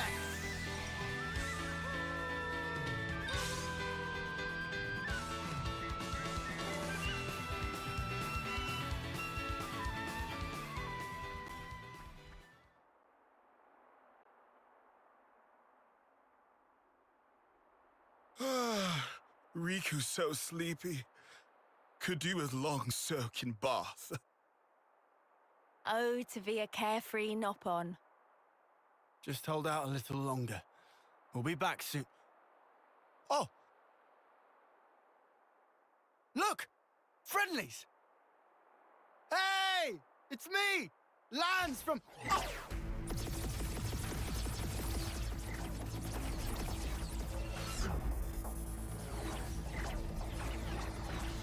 Cut it out! We're your friends here from Colony 9! How come they never have automatic rifles anywhere else, it seems?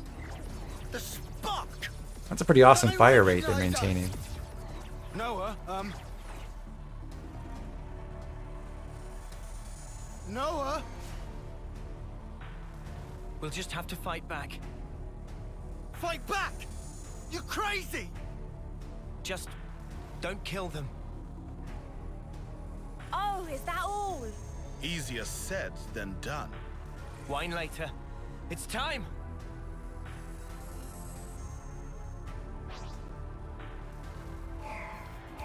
Where did their guns go? Something for you. Thanks for the support. No, enemy's broken away from me. Eat here. I got something for you. Thanks for the support. No, enemy's broken away from me. Come here. I got something for you. Cheers, you're a gent.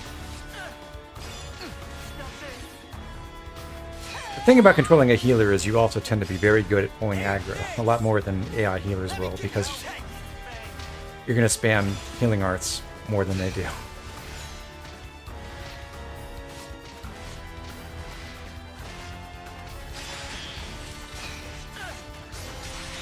Alright, things are getting good. Eat this. Let me give you a taste.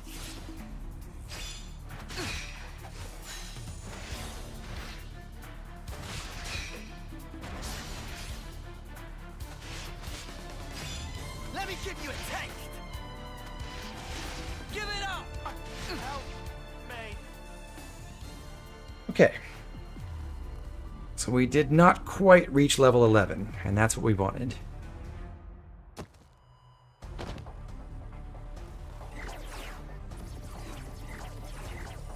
Crap! What is going on? We're on the same side! They keep coming, Noah!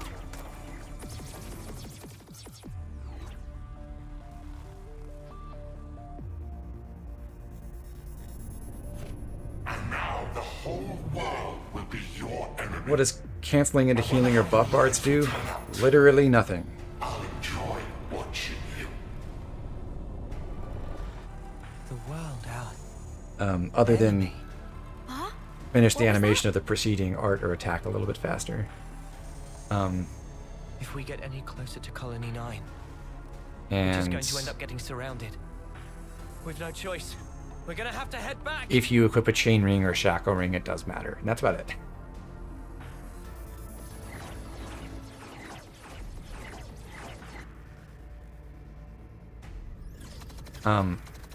Canceling in general also does help recharge Agnian arts, but we haven't had any of those so far. But good thing, we're gonna start using Agnians right now.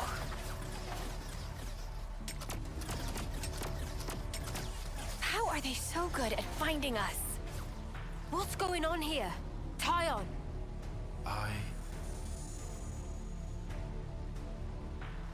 That light.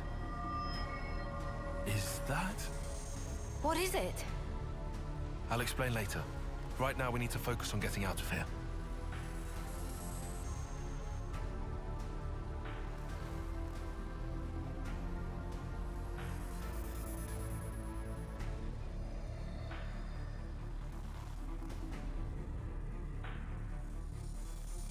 The Agnian arts are more interactive and I think more fun to use in the very early part of the game. Yeah.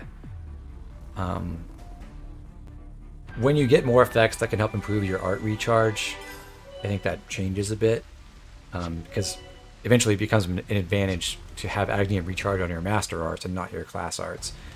But yeah, at the beginning, when you hardly have any master arts, it feels a lot nicer to use Agnian stuff. Anyway, our new party. Mio is a Zephyr, Tyon Tactician, and Senna an Ogre. As a Zephyr, Mio gets the Stormy Gale skill, which just boosts her agility, kind of the counterpart to Noah having boosted dexterity. You can probably guess, if you don't know, dexterity improves your accuracy and agility improves your chance to avoid attacks. They're basically competing stats. I'll Defend You gives her an aura where she can just totally nullify attacks on allies who are standing close by. Split Second Counter deals 125% of her attack stat in damage when she evades, which sounds better than it is. It's kind of meaningful very early, but your arts and stuff are just so much more powerful than your raw attack stat that this gets dwarfed really quickly. And Ether Sanctuary boosts Ether Defense, the counterpart to Lance's class and its bonus to physical defense. It's alright. It's kind of an unremarkable skill, but it does something at least. Tyon has ethereal ability, boost the damage dealt by ether arts, which is pretty nice. It would be more impactful if there were more good ether arts in the game. And there's also a skill later that dramatically improves the power of physical arts, and there's no corresponding ability for ether arts, so generally physical arts are just better in this game. Shield Render has a chance to make his attacks unblockable, which would be amazing on an offensive class. Tactician has some of the worst attack power in the game, so that's less than it could be. Eternal Curse extends duration timers of debuffs applied to enemies. It's fine. The unfortunate thing with debuffs is especially, like, they work okay for most of the main game, but enemies do have a chance to resist them, and when you get to really high levels, their chances to resist are very high.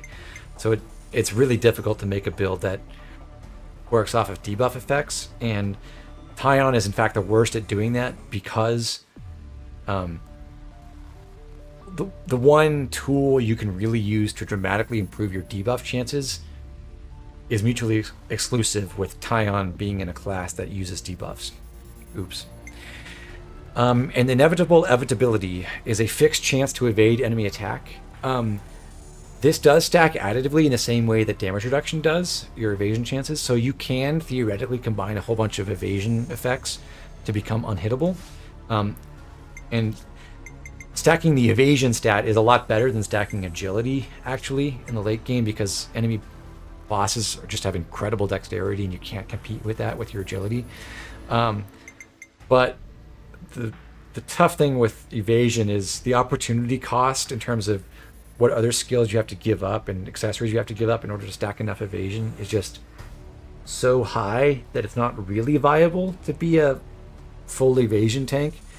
If you try that, you're going to give up so much damage that you're not going to be able to hold aggro anymore.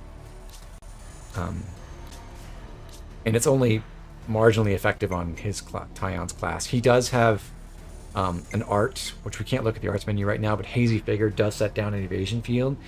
That only provides an 8% chance to evade, so it stacks with this and gives him 15%. But the way the damage works in this game is it comes in bursts. So if you had a flat 15% chance to avoid enemy attacks and they were just constantly hitting you for like 50 damage at a time and it took 10, 11 hits to kill you, then that would be a fairly consistent bonus and you'd appreciate that. But because a lot of the bosses can kill your non-tank units in like 2 solid hits, you really don't want to be banking on evasion effects to mitigate that.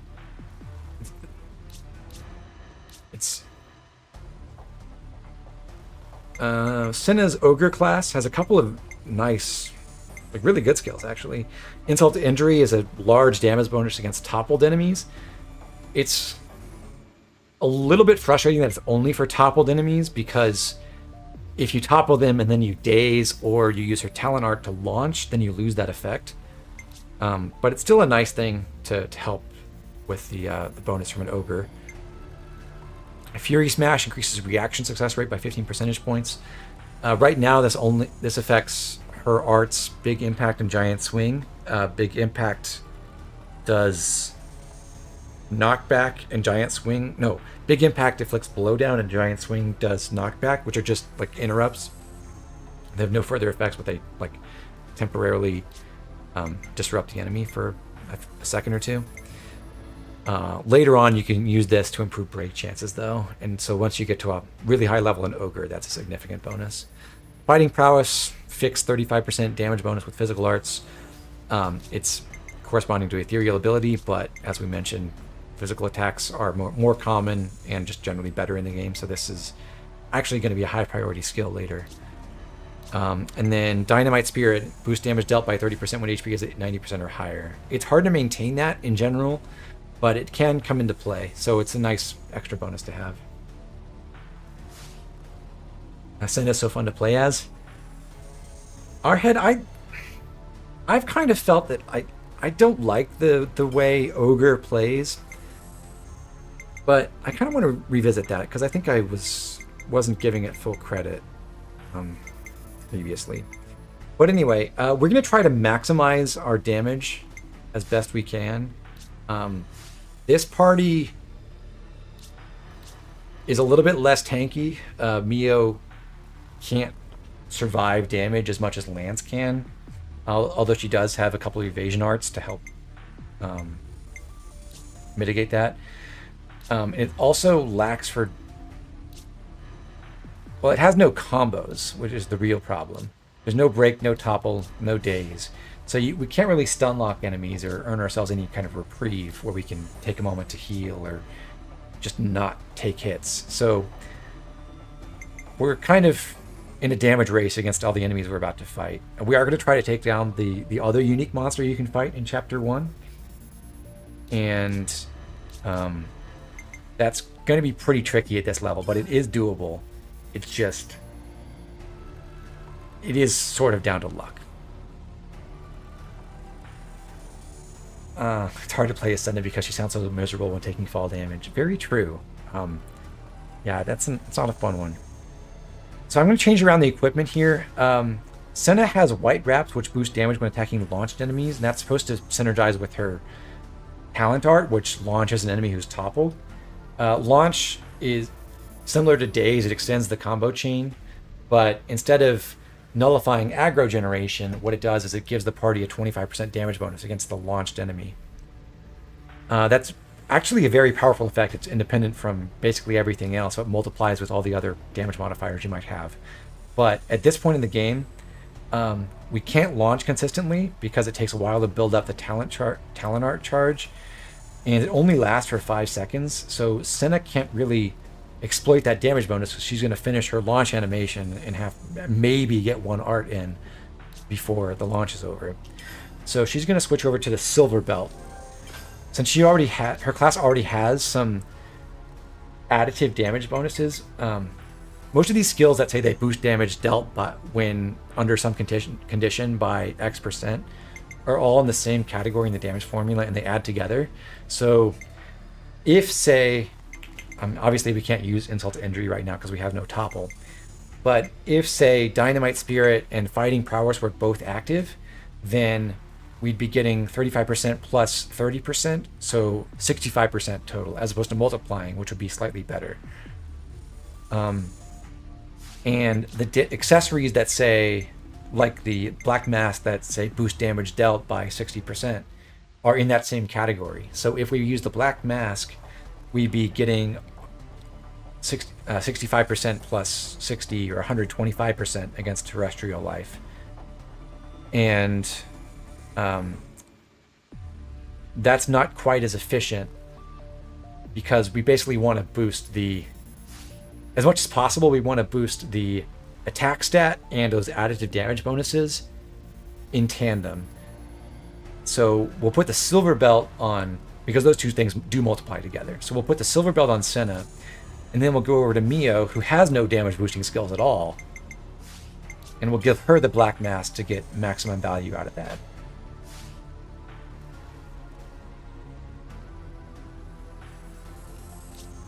So we're not going to try to use the gear support and focus on damage right now. It is a little bit less defensive, but again, we're just trying to win the damage race, basically. And Tyon's going to steal the Circlet of Wisdom from Uni, because luckily, somehow, like with Senna, we are able to steal accessories from the Ibesi people.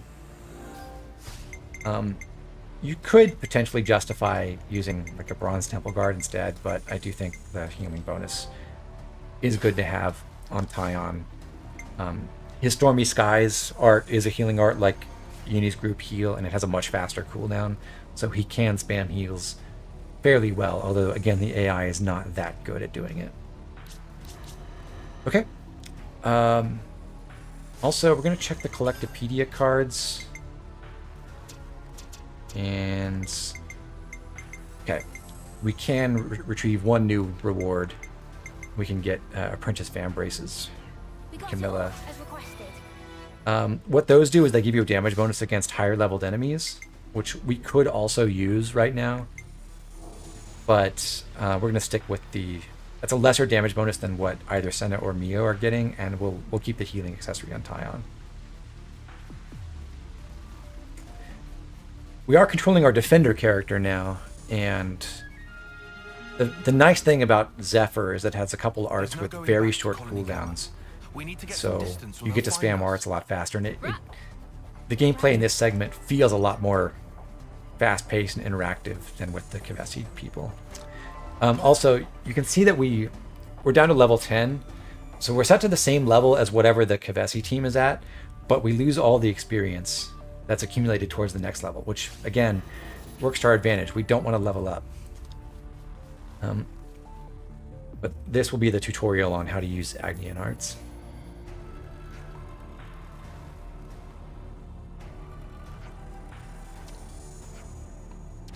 We have to, I guess, beat down but not kill a fellow soldier from Colony Gamma.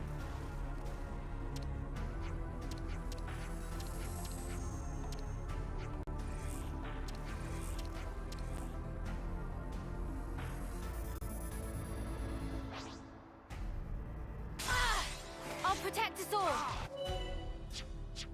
Solomon, much later in the game, Zephyr really struggles to hold aggro, whereas Heavy Guard has... the thing that makes Heavy Guard feels really slow is that you can't cancel arts into arts early on. But once you get to cancel, you get the Art of Flow, and you get a bunch of recharge effects going. Like if you can generate Awakening, for example. Heavy Guard can spam arts in the same way that Zephyr can, but the power multipliers on Heavy Guard's arts are like 2.5 times higher. All of Zephyr's arts are really weak.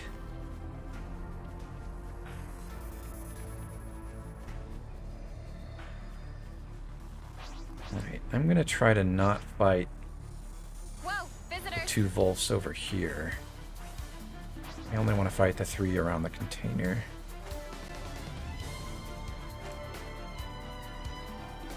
Okay.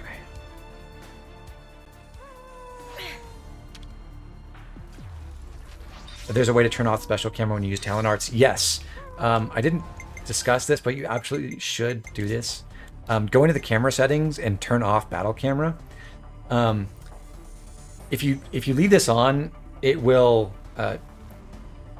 The camera will change to highlight your talent art, and you'll lose control of the characters. And it's kind of cool looking, but it's bad because while that is happening, your Kevesi arts don't recharge.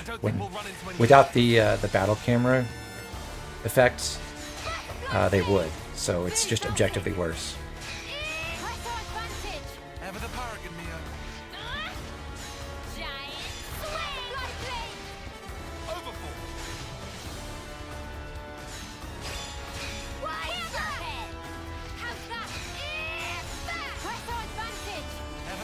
One nice thing about the Zephyr art set is it has Air Fang, which is an attack with a damage bonus against enemies who are aggroed on you, and that produces minor roll actions for defenders. So that art helps directly charge the talent art gauge, whereas normally defender talent art gain is kind of slow because they have to hold aggro continuously for 4 seconds to get a point of aggro gain, and that works fine in the early game, but as soon as your attackers really start outpacing the defenders and regularly pulling aggro, at least temporarily, that becomes a problem.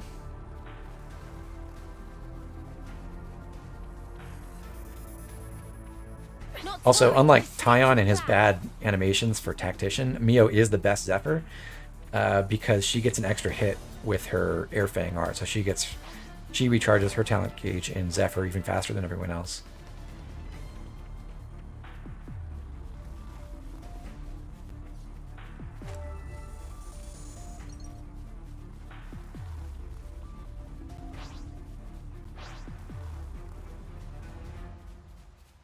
I don't want to fight most of the enemies here, but I will take down the elite Wolf over there, who's guarding a container. Mimi, are you gonna be all right? And then maybe an elite Quadwing as well. One of the flying owl-looking things. And then we'll fight Lapdog Vise, who is the unique Wolf over there. They found us. More of them?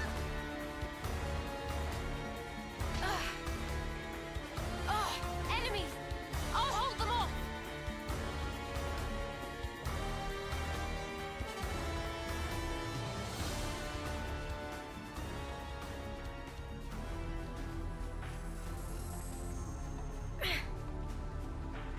I mean, yeah, the Kingdra, she's also the best Zephyr because of the late game upgrades. We have to keep track of our But, progress. and that's true for most of the starting classes, but it's not true for Kion. He's still worse despite having that because his animations are so bad. I couldn't keep them in check. Eyes over here. You didn't disappoint. I couldn't keep them in check. Stormy sky. Eyes over here. Perfect time. I couldn't keep them in check. Well within. Are you okay? So, one thing I'm not going to be as efficient at as the AI is just dynamically switching targets to draw aggro when they start attacking Kion. But hopefully I can manage.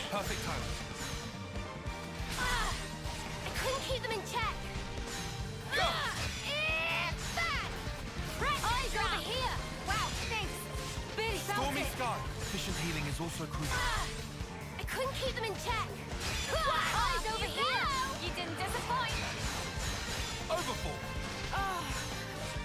You're pushing yourself too hard. Gemini Strike is just an additional evasion art. It lasts pretty long, so it has a lot of frames where the enemy absolutely can't hit you. The other evasion art we have is Wide Slash, and as long as the animation is playing, you are totally immune to most attacks. There's a couple of special attacks in the game that bypass evasion, but for the most part you can use it to dodge just about anything on demand. And yeah, as we mentioned earlier, with Agni and Arts, canceling gives you a point of recharge. So normally they charge with each auto attack you do, but you also get a point for canceling. And that means they help recharge each other when you use them. Also later on, when we're able to cancel arts and regular arts into regular arts and not just arts into talent arts, we'll be able to chain a lot of arts together all at once, especially in a class like Zephyr with arts that have very short cooldowns. Can you die during a talent art animation? No. You will always be left at 1 HP. If you're the one doing the talent art. Under player control. But as you can see, I think it was pretty decent as a workout. this, because we're controlling the defender, this party is actually a lot more capable of recovering from someone dying than the Kavesi team was. Because I can play a lot more intelligently and basically spam my arts a lot faster and hold aggro even after the healer revives someone and not die while I'm holding aggro. So generally, even though like you're going to kill things fastest by controlling attackers, I think typically on the hard fights for the first couple chapters you're almost always controlling a healer or a defender. So I open the chest. What else? Should be time for dinner soon, right? Okay, let me kill a couple of... Yeah, we'll fight the elite Quadwing as well.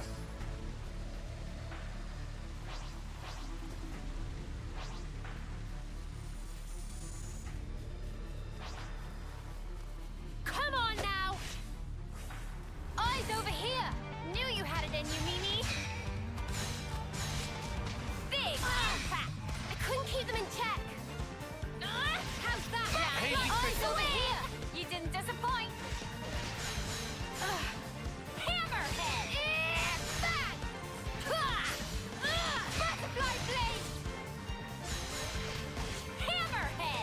Lone Exile is a fun class. I actually find it kind of frustrating to play because, oh yeah, so I just got slept, and this is the first time I'm able to show off the mashing effect. You can recover from statuses like that by mashing the face buttons, but as was mentioned in chat earlier, if you just hold them all down at once, the game reads that as you mashing all 4 of them every frame, so you just recover as fast as possible. There's still a delay in animations when you recover, but they don't last very long. But anyway, about Lone Exile. I find it frustrating to control... Alright. I pulled the other quad wing, that's bad. I find it frustrating to control Lone Exile because you just...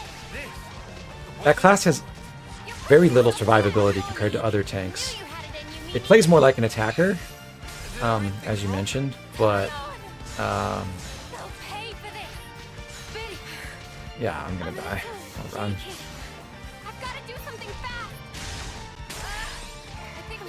Rip Puss.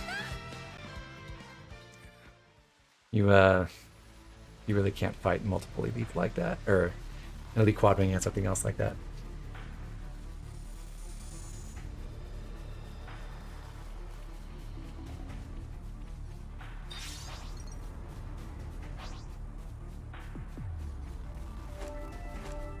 Oops, they found us. We'll fight the Roppel. We basically have a certain budget for how much experience we can get before we fight Lapdog Beasts, and we can fit like the 2 elite enemies other than the elite Crabble and a Roppel and several of the generic Quad Wings or Vols.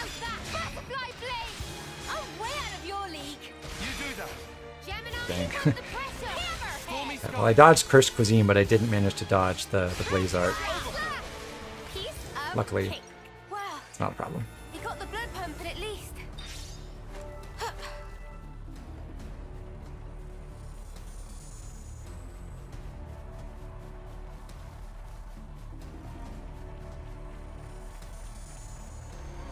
I mean, yeah, Lone Exile may be the single most game-changing class in the main campaign, just for having a non-talent launch art, which is a huge deal. It might even be more significant. I think it is more significant than having the non-talent smash art, for sure.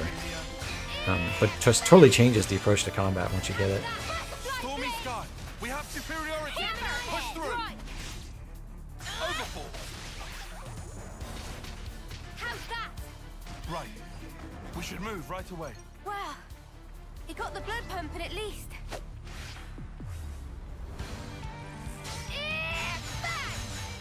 Overfall. Butterfly blade. Wide slash. Hammerhead. Off you go. Imagine not doing the Lone Exile quest. I don't believe the speedrun does the quest, but since you can get the hero in one fight, they do at least do that.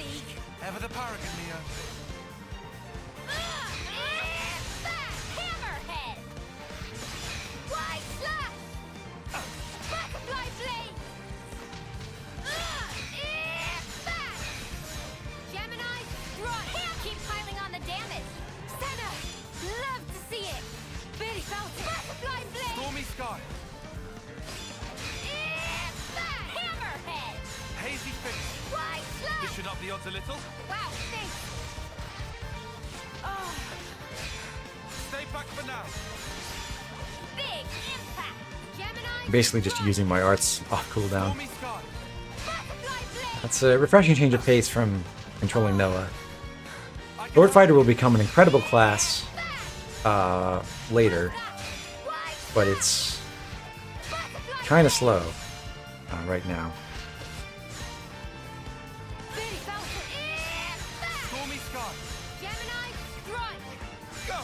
But you can see Sin has been sleeping for ages and ages because the AI does not mash, and so basically does nothing to recover, and sleep lasts a long time if you don't break yourself out of it. So basically anytime once we get the ability to change characters, basically anytime a teammate gets slept or shackled, we have to rotate characters, switch to them, and break them out manually. Stormy Sky. Efficient healing is also crucial. You didn't disappoint. Hazy figure. Swing! I'm way out of your league. Ever the paragon, Mio. I should have done more. Working on it. Big impact. Oh, that's bad. Sleep does get broken as soon as you take damage, but yeah, we get an auto loss because Ion got slept when he was trying to revive us. That's really unlucky.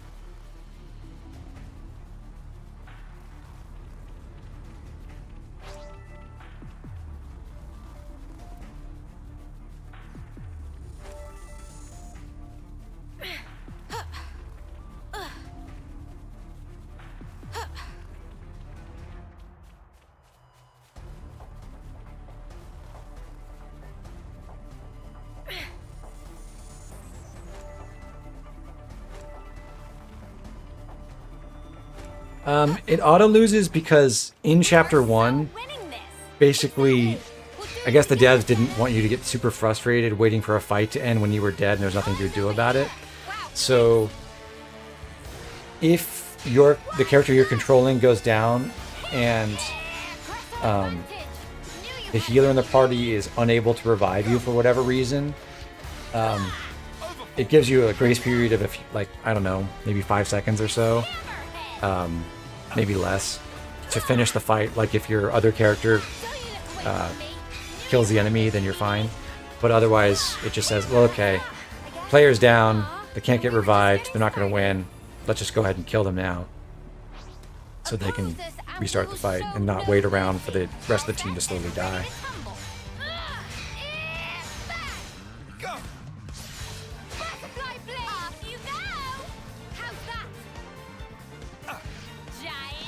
I'm out of range.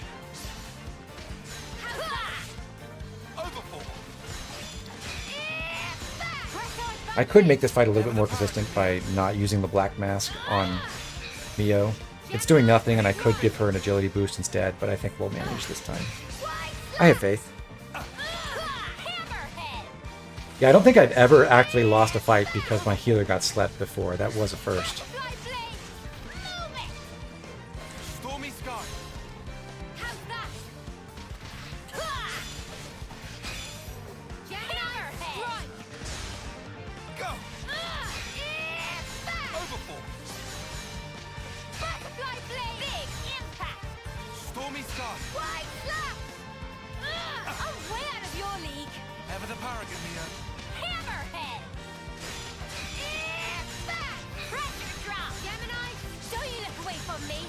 So I mentioned this in passing, but you can cancel your regular arts into talent arts, just not into each other. And that means when Gemini Strike is charged, usually we'll just want to go ahead and use it to help keep feeding more talent art gauge into our other Agnian arts. Against boss enemies, sometimes it's worthwhile to hold on to your evasion arts for their biggest attacks, but with generic creatures, even these elites, I don't think it's worth bothering.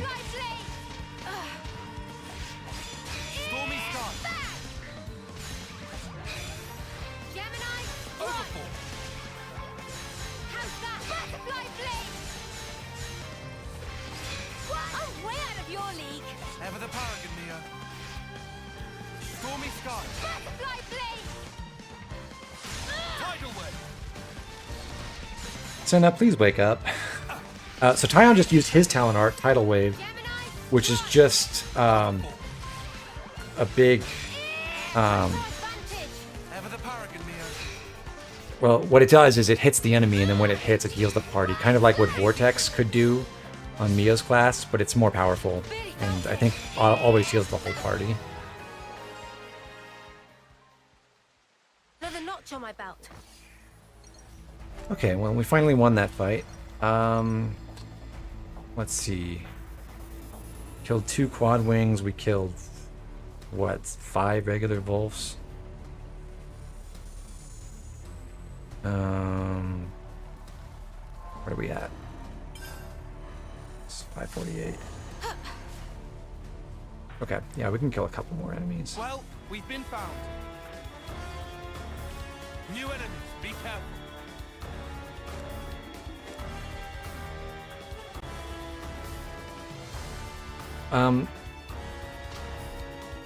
The main purpose of killing enemies in this part of Chapter 1, aside from the unique monster, is basically just to farm materials. So again, we're just trying to make sure we have all the stuff we need for some of the very early quests and the basic gems, just so we don't have to go back and specifically hunt for that stuff later. It's just kind of convenient. Well, we've been found. I couldn't keep them in check. Why? Eyes over here. Appreciate it. Big impact. How's that? Swing. Go. Hammerhead. Overboard. Butterfly blade. Go. Hammerhead. Does N say Mio-chan? Keep up the pressure. That would be funny. Hazy figure. Gemini strike.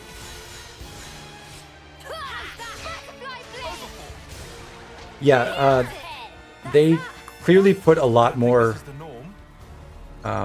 focus on voice direction in this game, and Xenoblade 3 actually has separate lip syncing for the English and Japanese dubs, whereas Xenoblade 2 did not. So there were a bunch of times when the English dub didn't match what the characters were mouthing at all. Stormy sky. Gemini Hazy strike. figure. Keep up the pressure. How's that? Butterfly blade. Hammerhead. That's that, I guess. Aw.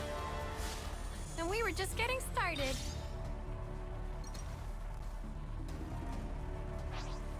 Whoa, visitors. Okay.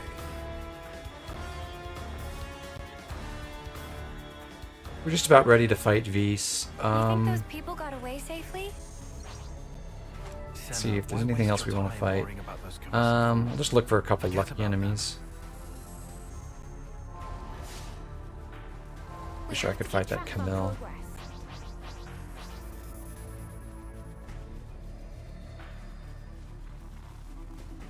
Let's play this smart. Smart? I can smart. Kinda. How's that? Butterfly blade. Off you go. Wide slash. Hammerhead. Butterfly blade. Hammerhead. You never heard smart? I can smart? I think it's pretty rare. Did you see me in action? I don't know how the game selects those post-battle lines exactly, but it does seem like the weights are not equal for whatever reason. Hammerhead. Butterfly blade. Off you go. How's that? Giant. We have superiority. Overboard. Keep piling on it. Did you see me in Okay. action, Mimi? Sure, I did. You look great. And that, I think we're good to go. We just want to make sure we have less than 726 experience, and we're at a good stopping point.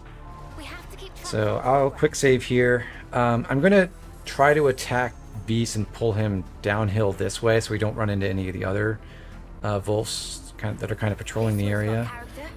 Shall we tango? We are higher level than him, but this fight is not consistent, unfortunately. It's just, it really comes down to how much you evade and how much you don't, versus how much damage you can put out. So we've got decent chances, but we might lose. I can help you. Stormy sky. Not a good start, really. Overboard. Pressure advantage.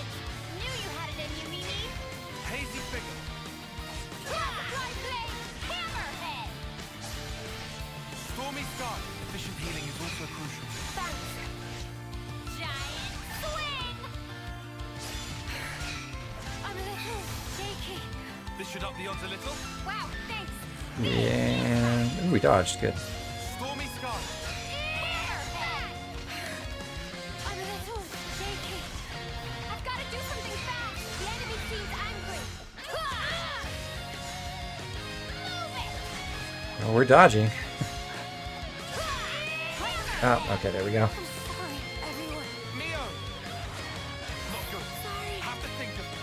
Maybe save Wise Lash for the arts it uses. Yeah, that may end up being necessary.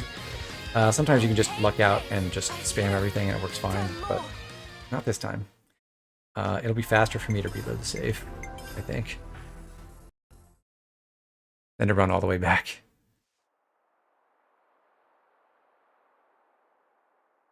The buff puddle gives 8% evasion, yeah.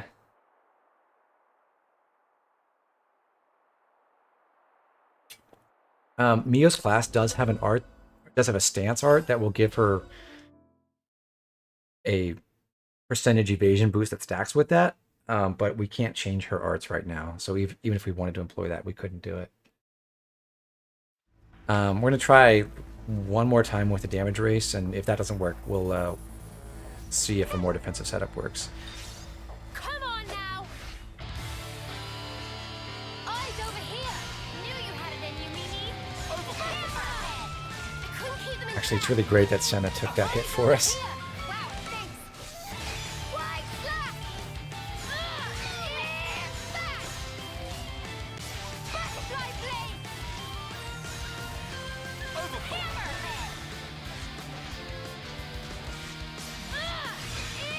Hammerhead!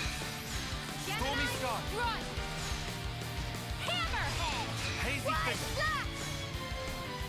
Butterfly blade! Go. How's that? Overhaul. Hammerhead! Butterfly... Oh.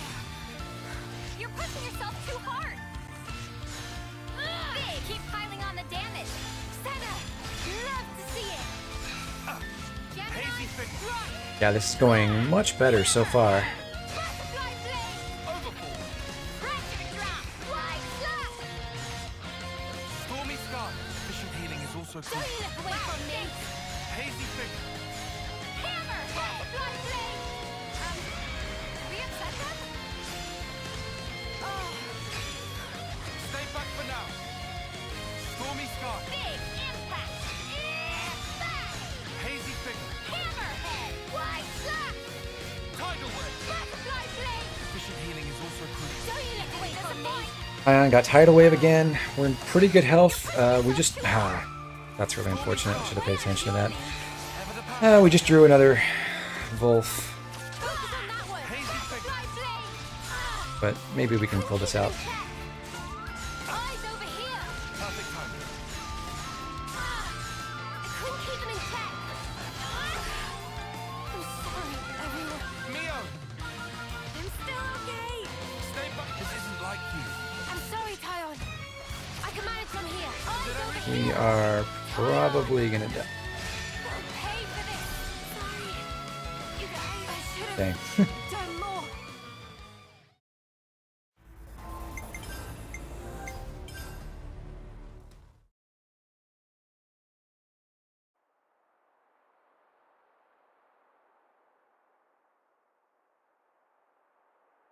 What can I say? It's just not hard to win that fight, but especially when you accidentally don't pull them far enough away from the other wolves.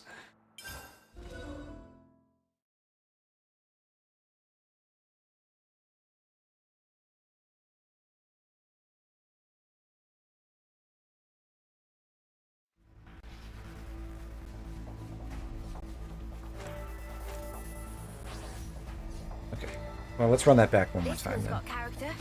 Shall we tango?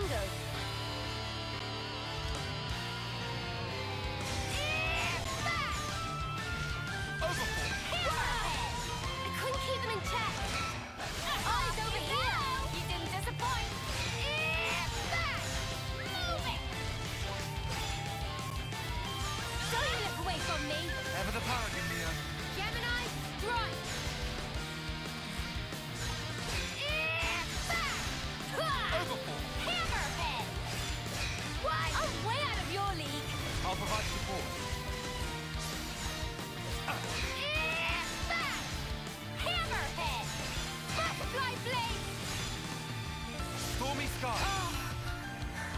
help you. Good dodge there. Stay back for now.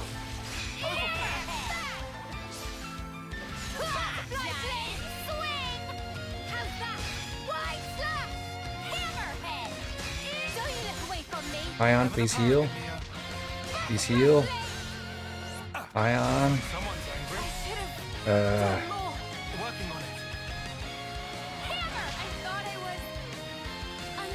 Yeah, we're cooked. Just gonna run. Did I read things wrong? They'll pay for this.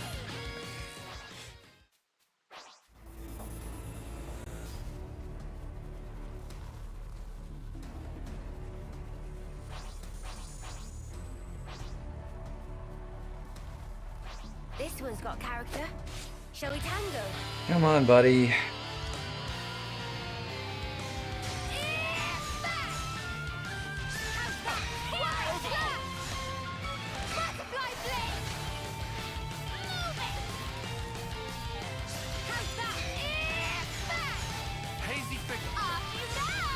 Imagine fighting that, what fighting that guy with the full party would look like. I think it would be very, very easy.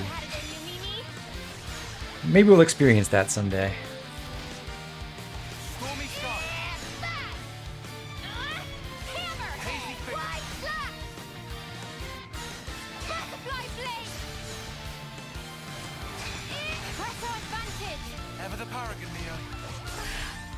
I'm sorry, everyone. Working on it. I'm still okay. I can help you. Kalina, yeah, the advantage of blocking as opposed to evasion is that you get that interrupt from their animations for doing it.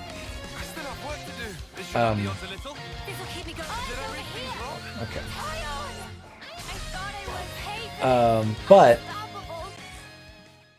conversely, if you evade enemy attacks, one way you lose aggro is by letting enemies damage you. So if you evade, you don't lose aggro that way. Whereas if you block, they do deal half damage still. Look over here. Eyes over here. Ever the paragon, Neo. I couldn't keep them in check. Eyes over here. Wow, thanks. Why slash? Off you go. Hammerhead. Hazy figure. Giant swing. Overfall. I can help you. Stormy Sky. Okay, I'm gonna try to hold Gemini Strike. Yeah, okay. Love to see it. Overfall. I'm way out of your league. Knew you had it in you, Mimi. Big impact. Hazy figure. Keep piling on the damage. Efficient healing is also crucial. Love to see it. Overfall. I'm way out of your league. Ever the paragon, Neo. I'm still okay. Stay back for now. The Hazy enemy figure. seems angry. Butterfly flame. Tidal wave. And Tidal Wave is good. Good healing. Go. Butterfly flame. Stormy Sky. Oh my god, did that not heal me? Was I somehow too far away from Stormy Skies? I'm sorry, everyone. Working on it. This isn't like this in the face. How could I? Tired. They'll pay for this, you guys. No. We're supposed to protect you.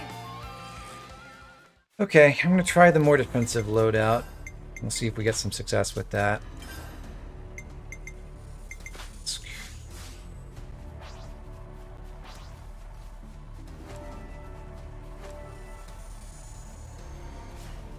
It's actually one of the worst experiences I've had with this UM. Wish we'd gotten them the second time when we pulled that second Volt by accident.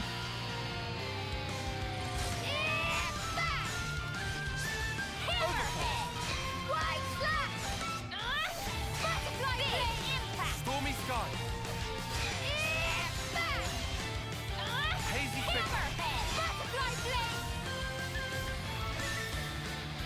Don't you look away from me.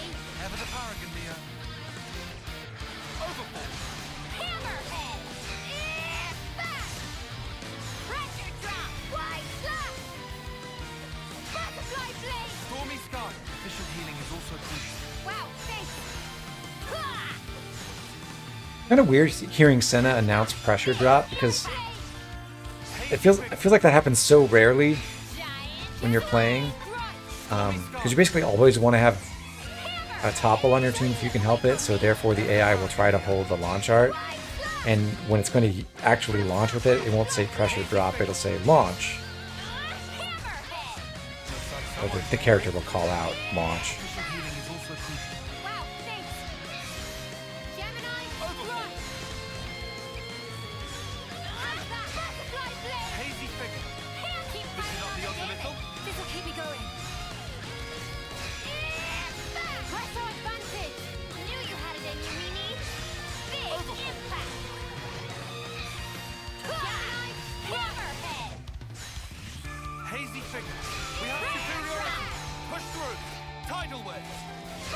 Well, it looks like putting faith in our... Okay. Tyon used Tidal Wave and he missed. And because he missed, it didn't heal anyone. Sad. But it looks like this time putting faith in our evasion actually worked, which is... I mean, it's not uncommon, it's just in my experience with this fight, it's never seemed like it's been particularly effective.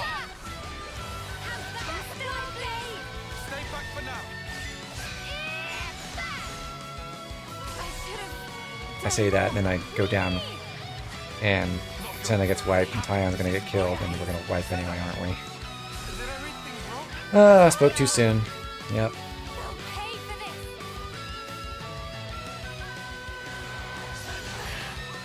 I'm sorry, everyone.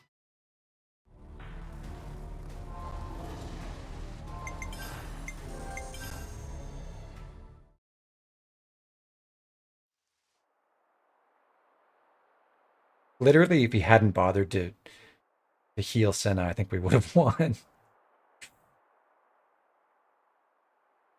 Just let me handle it, Tyon. But nothing we can do about that. This will be the final fight of the stream, I think, by the way. I do plan to do... So we'll end chapter 1, and then I do plan to do chapter 2 tomorrow. I think that's doable. Hey, look over here. Eyes over here. Ever the paragon, Mio. Overhaul. Wide slash, hammerhead, butterfly blade.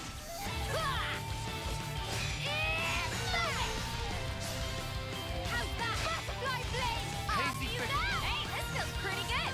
Senna, love to see it.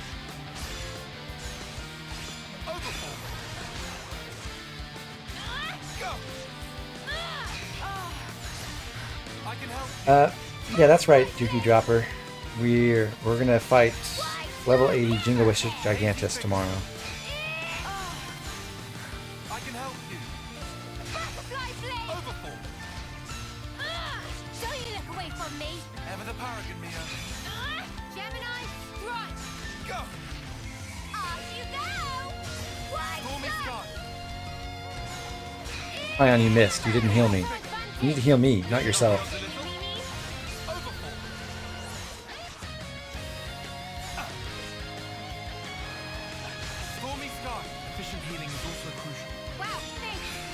I agree, Tyon. Efficient healing is also crucial. Let's see some more of that. Ever the paragon, Mio. Wide slash, hammerhead. Butterfly blade. Wouldn't it be funny if there was some kind of cheese strat to beat the monkey during chapter 2? I mean, beyond ludicrous grinding, anyway.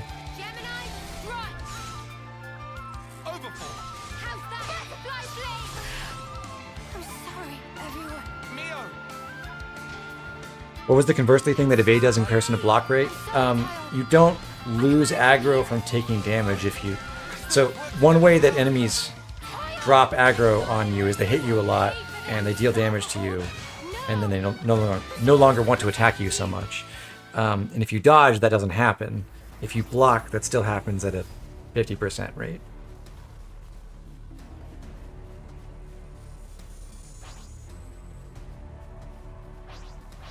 Come on now. What's funny is the healers are kind of remarkably bad at using their arts properly and healing the right people in Chapter 1. But that problem mostly goes away next chapter. It's just, when you only have one of them, it's just so crucial that they act properly, and when they don't, it hurts.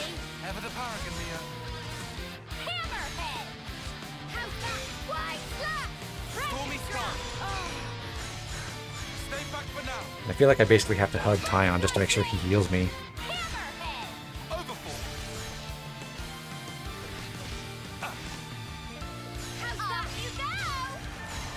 Yeah, that's basically right. Evade is better for aggro retention. And also, the evasion arts are better for just negating crucial attacks from enemies. But yes, overall, blocking is more consistent at reducing the damage you take. I'm gonna lose again.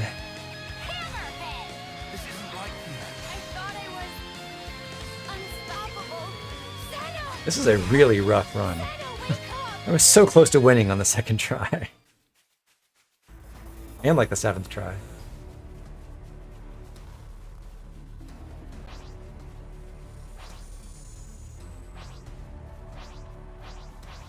To be clear, there is nothing crucial about killing Lapdog Beasts right now. You can't come back later immediately. This area gets cut off for a while, but there's no real downside to just doing this later. But we're in it for the content, right?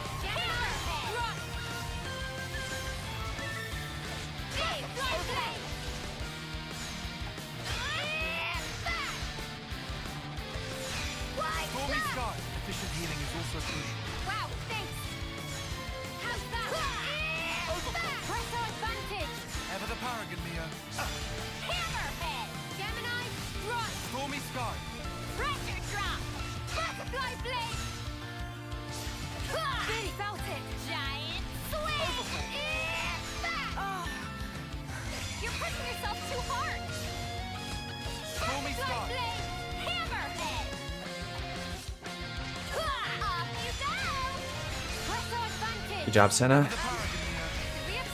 But too little too late, maybe?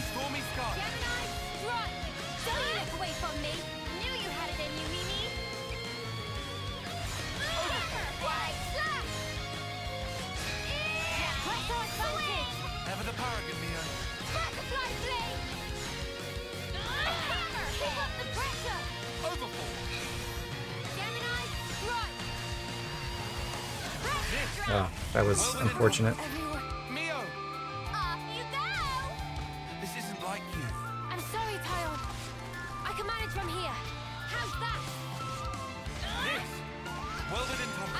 Are you okay? Keep the team. Half of everyone's attacks are missing. Actually, that's one of the biggest problems with Senna. She has really good attack power, but her dexterity is rock bottom. And her class's dexterity is also rock bottom, so ogres miss a lot.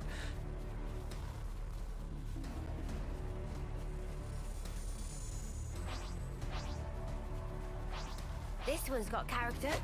Shall we tango? Eyes over here! Knew you had it in you, Mimi! Butterfly blade! Impact! Stormy Sky! Really felt it! Hammerhead! Overfall! White slash! Hazy figure! Butterfly blade! Hammerhead! Don't Stormy look Sky! away from me! Ever the paragon, Mia! Overfall! See, I think the trouble with saving arts, or saving evasions for the arts in this fight is even the regular attacks can do like 120 damage, 105 there. And the arts do more than that, but there's a certain advantage to just spamming your evasion whenever it's available, just to dodge whatever might be coming. So it's hard to tell really if it's strictly optimal to hold those arts for the Visa's arts or not. You do that. Hazy figure. And Gemini Strike has a nice long animation where it may just work anyway. Stormy sky. Hazy figure. This should up the odds a little. This'll keep me going. We have superiority. Push through. Ever the paragon here. Stormy sky. Hazy figure. Okay, we dodged that. We're looking good, hopefully. Stormy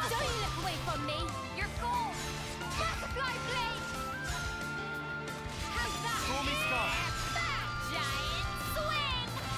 Hazy figure. And we have done it. Hooray! Hammerhead! I think it was pretty decent as a workout.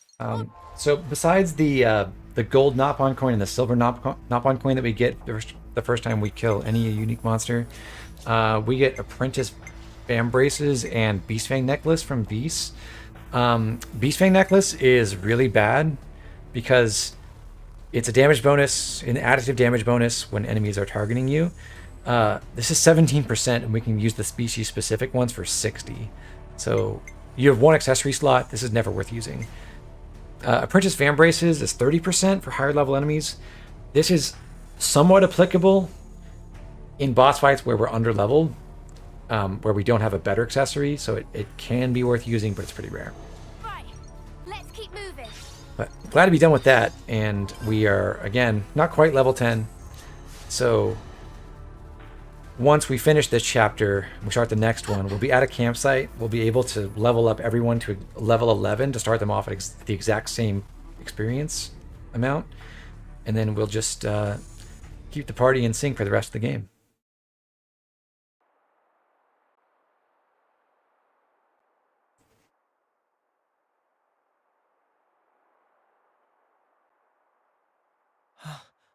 What?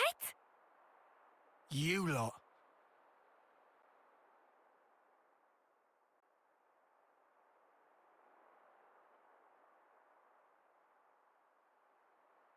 Much as I love a friendly reunion, what exactly I think are something we about doing the 60 here? FPS mod made that beats really me. weird. I'm starting to get antsy here. What he said. And how do you suppose we feel? Tyon, don't be like this. Reel it in a little. Really? Like that normally? You guys, you want to survive? Live on? Hold the torch? Good question. What? Guys, let's live. Let's survive. What kind of pep talk is that? Of course we're gonna survive. Well then, we know where to go. The city. The sit? What are you even... In the eyes of the world at large, we're outlaws now. We can't go back to the colony.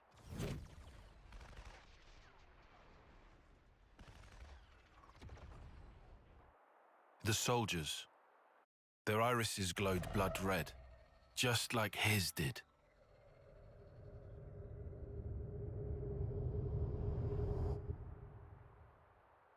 Right. I remember. This is just conjecture, but what if those soldiers are perceiving us as enemies? Because of the red irises? Correct. What gave you that idea? They're perceiving you as enemies, Tyon? No kidding. Freak do that? How? We don't know the method, but it's logical to think he did something. That's exactly right. That's it. So instead of going off our separate ways, we stand a better chance if we all work together. Right? I suppose I can't deny that. If we are going to be running, we might as well have some kind of aim, right? People on opposite sides, working together. Do you see? You're saying we can survive that way? Dude, what are we doing about the homecoming? Lance, are you being serious? Come on. You have to understand. If you still want to go after all this, I won't stop you.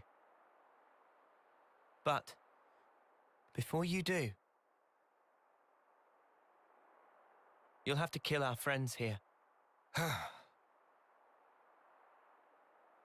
Is that even how our lives are supposed to go? Remember that ceremony long ago? But after our homecoming, One thing I do find what's awkward left? about the dub is how often there are just They got up there, weird pauses up on that shining platform. that I don't think To me, any it was like a pillar of English speaker would husks. naturally have. Terrible altar, built upon countless lives. And I say that as someone You who want hesitates that in their as speech your all the legacy? time, but like You're really okay with that? in scripted media, Well, what do you want me to do? I can't answer that for you. I don't know everything. But we need answers. I say we go out and find them. I want to know, why were we entrusted with these powers? What did he mean by the real enemy? So, the city. Yeah, What did he say? A land pierced by a great sword? Oh, right. That sword. You know, that massive one way down south. Defeat the real enemy and restore the world to order. Well then, I guess you can count me in. Mio? I think I'd like to trust that man. Besides, how can we even fight anymore? After all we've been through. They're the enemy. they really are filthy right now. They were the enemy. No wonder everyone wants to change clothes.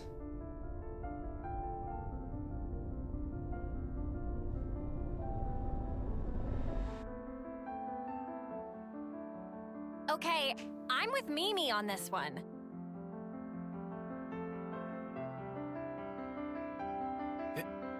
It may be to our advantage. I'll admit that, at least.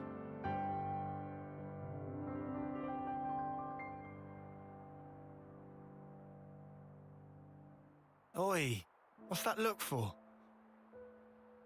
Don't just stare at me. It's creepy. we're gonna need an answer soon. Do I even have a choice?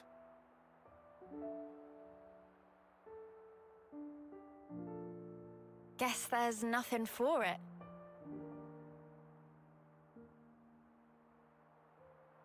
Good. My name's Noah. Colony 9, Special Forces Unit. As you know, I'm an officer. These three, Lance, Uni, and Riku, are my long-term friends. Oh, and this is my passion.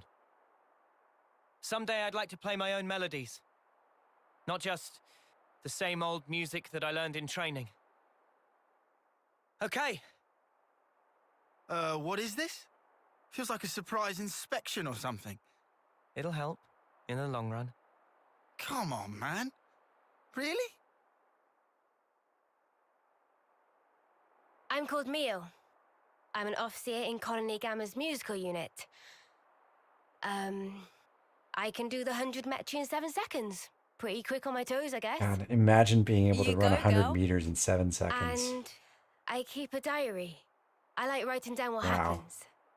I never miss a single day. Uni's the name. Special Forces Unit, Colony 9. We act as Noah's escort. Cartoon critic, Me on and the the boys, topic of giving Mio inseparable since we focus, left I the really like My special that she's the move's one with the Group diary Heal. It's great at healing my and that we allies get all some at once. insight into her perspective My through hobby. that. Collecting fortune clovers, I guess. And I'm Senna. I've been Mio's roomie, ever since I was posted to Colony Gamma. My special move... I'm just crazy strong, I guess. I don't look it, but I can lift far more than my own weight. My hobby is... lifting. Oh, there you go, Lance. Got a muscle buddy.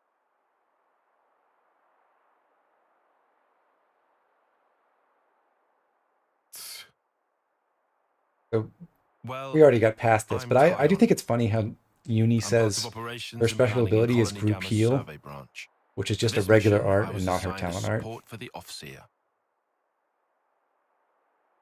And go on. Your special move? I don't have a special move. What's the point? Why share details like that? I don't have hobbies. Wow, colony dull. Riku.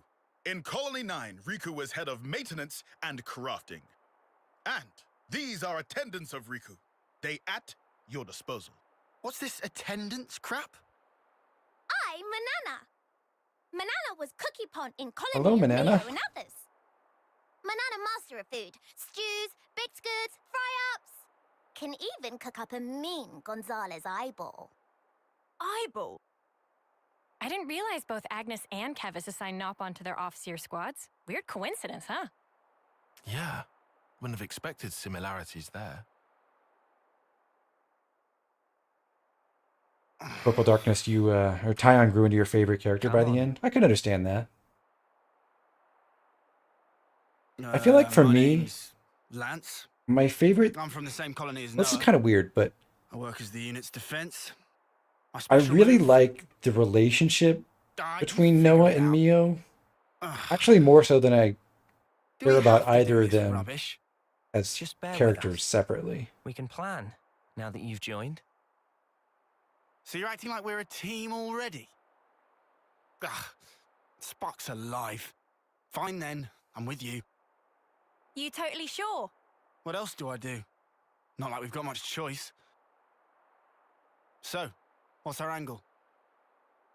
We have made some distance. But I don't feel like I have but a we're still in the particular colony's search zone. favorite individual Luckily, character. we don't have The any kind of colony aspects I south like of here. from all the And you? guys and all the girls, We shouldn't have any but there's colonies no one of them that mobilized has either. like So we go south then. everything Yeah. great or whatever. What are you doing there? Well, our clothes are pretty filthy. Just wondered if there was anything to change into. Oh. Fashion and utility. I need a change of clothes too. 'Cause these are, yeah. Don't stop at clothes. Have a look around. Take anything that could come in useful.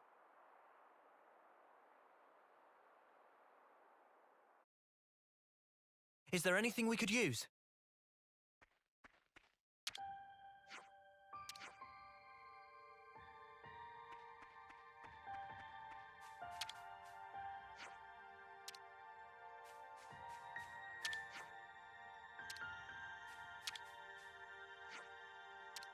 There is a little scene you can activate over here that you might miss, and it's kind of strange to me that it's optional, actually.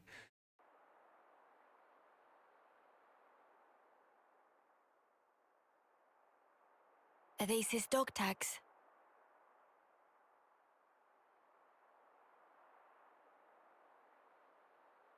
Guernica Vandam. I guess that's his name.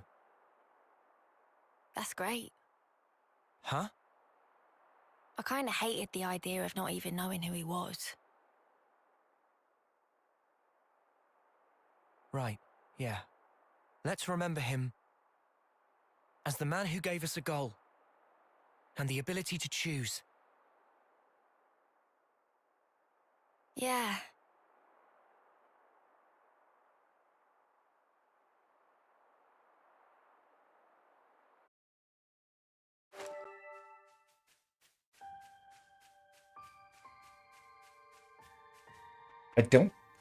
I don't think that cutscene has any impact on anything that happens later, but it'd be kind of cool if it did affect a later cutscene, I guess.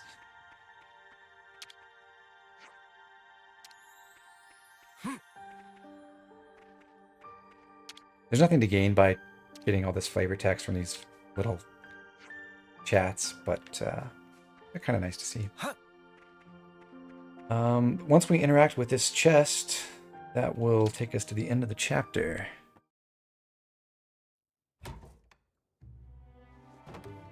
Hey, These are all clothing containers. And for the most part, I do like the outfits that are on the default classes. But I think my one complaint about it is that Lance's new outfit is too similar to his military uniform. What's with the frown? Have they got nothing in your size? Well, this fabric is awfully thin. Everyone else looks like, Doesn't you know, they're seem picking very some kind of new look You and can't style for expect themselves, and luxury, Lance can just like, you? Bound same to be old, same better old. than nothing. Unless you're happy with what you have now? No, I'll wear it. We all have to make sacrifices. Ooh, you know, I might be able to rock this jacket. I don't love the Zephyr Maybe I'll go for this one. jacket, I like the though. colours. Not exactly the I think it's kind of boring, and Maybe it's on the I don't old like the way side, Mio wears it but there's no either. tears. Eh.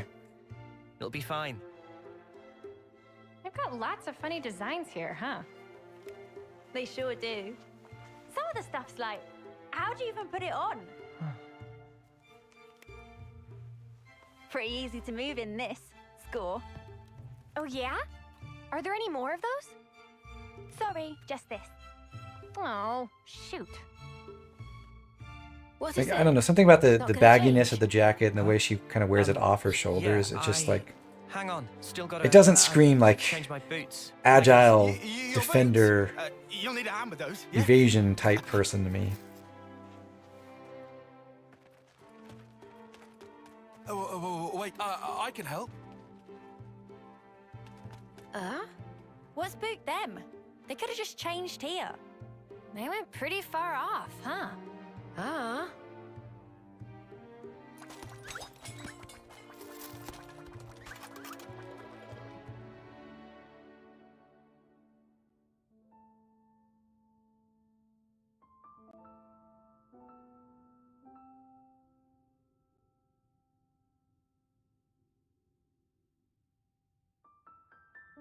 So if we're keeping track, it was nighttime in the mission to Alfeto Valley, and then dawn was breaking as we defeated the Mobius enemy.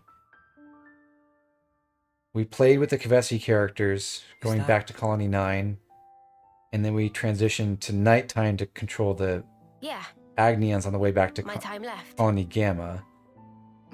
Think about it. Wouldn't And wanna then lose we track of showed, time and just we run out. reunited at Guraflava, Today it's exactly 3 months. and the cutscene 3 showed more months. the sun rising and then setting, and then then it I'll was be the gone next from this day, and world. they had the conversation. So we just spent like 3 days I've thought about this a lot. About what I can out of achieve, Mio's 90 or so. what I'll leave behind. I've sent off so many who felt the same.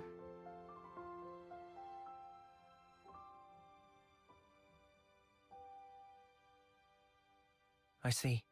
So that's why you trusted that guy. You hope to live more. I don't know. Doesn't matter. But you and me, just talking like this, I think that's kind of amazing. And if there really is hope in that place that the man mentioned, Is that what you'd want for a legacy? You ever think about how weird it would be to weird see question. an otherwise human person who didn't have ears at the usual spot? Like, what does the side of Mio's Those head who look can leave like their legacy. Are they content under at the end? hair? Huh? And the ones left behind, can they really come to terms with that? That's food for thought. Huh? I think about it all the time. What we leave when we're gone. What that connection truly means. Connection. Eh? Heavy stuff. Yeah. That's life, I guess.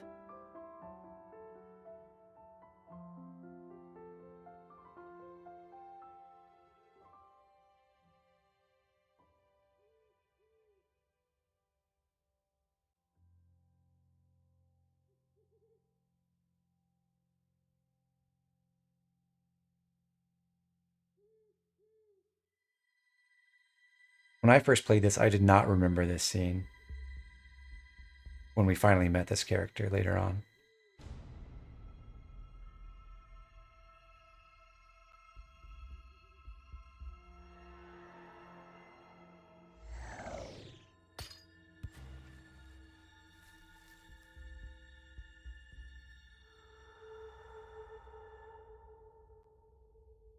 Anyway, that's the end of the chapter. We met the entire party. We're all together, and when we get to chapter 2, we'll be able to actually run all 6 characters, and we'll learn about class changing and chain attacks and everything, and should be pretty fun. So I'll see you guys next time. Thanks for participating and watching. Had a ton of participation, which has been really nice. Lots of great comments in the chat, and you guys have really stuck around. I think I've been running for basically 50 plus viewers concurrently for almost this entire stream, all like 5 hours of it. So just thank you so much for coming back and being part of this with me. I really appreciate the support. And I'm looking forward to doing some more. So have a good night, everyone.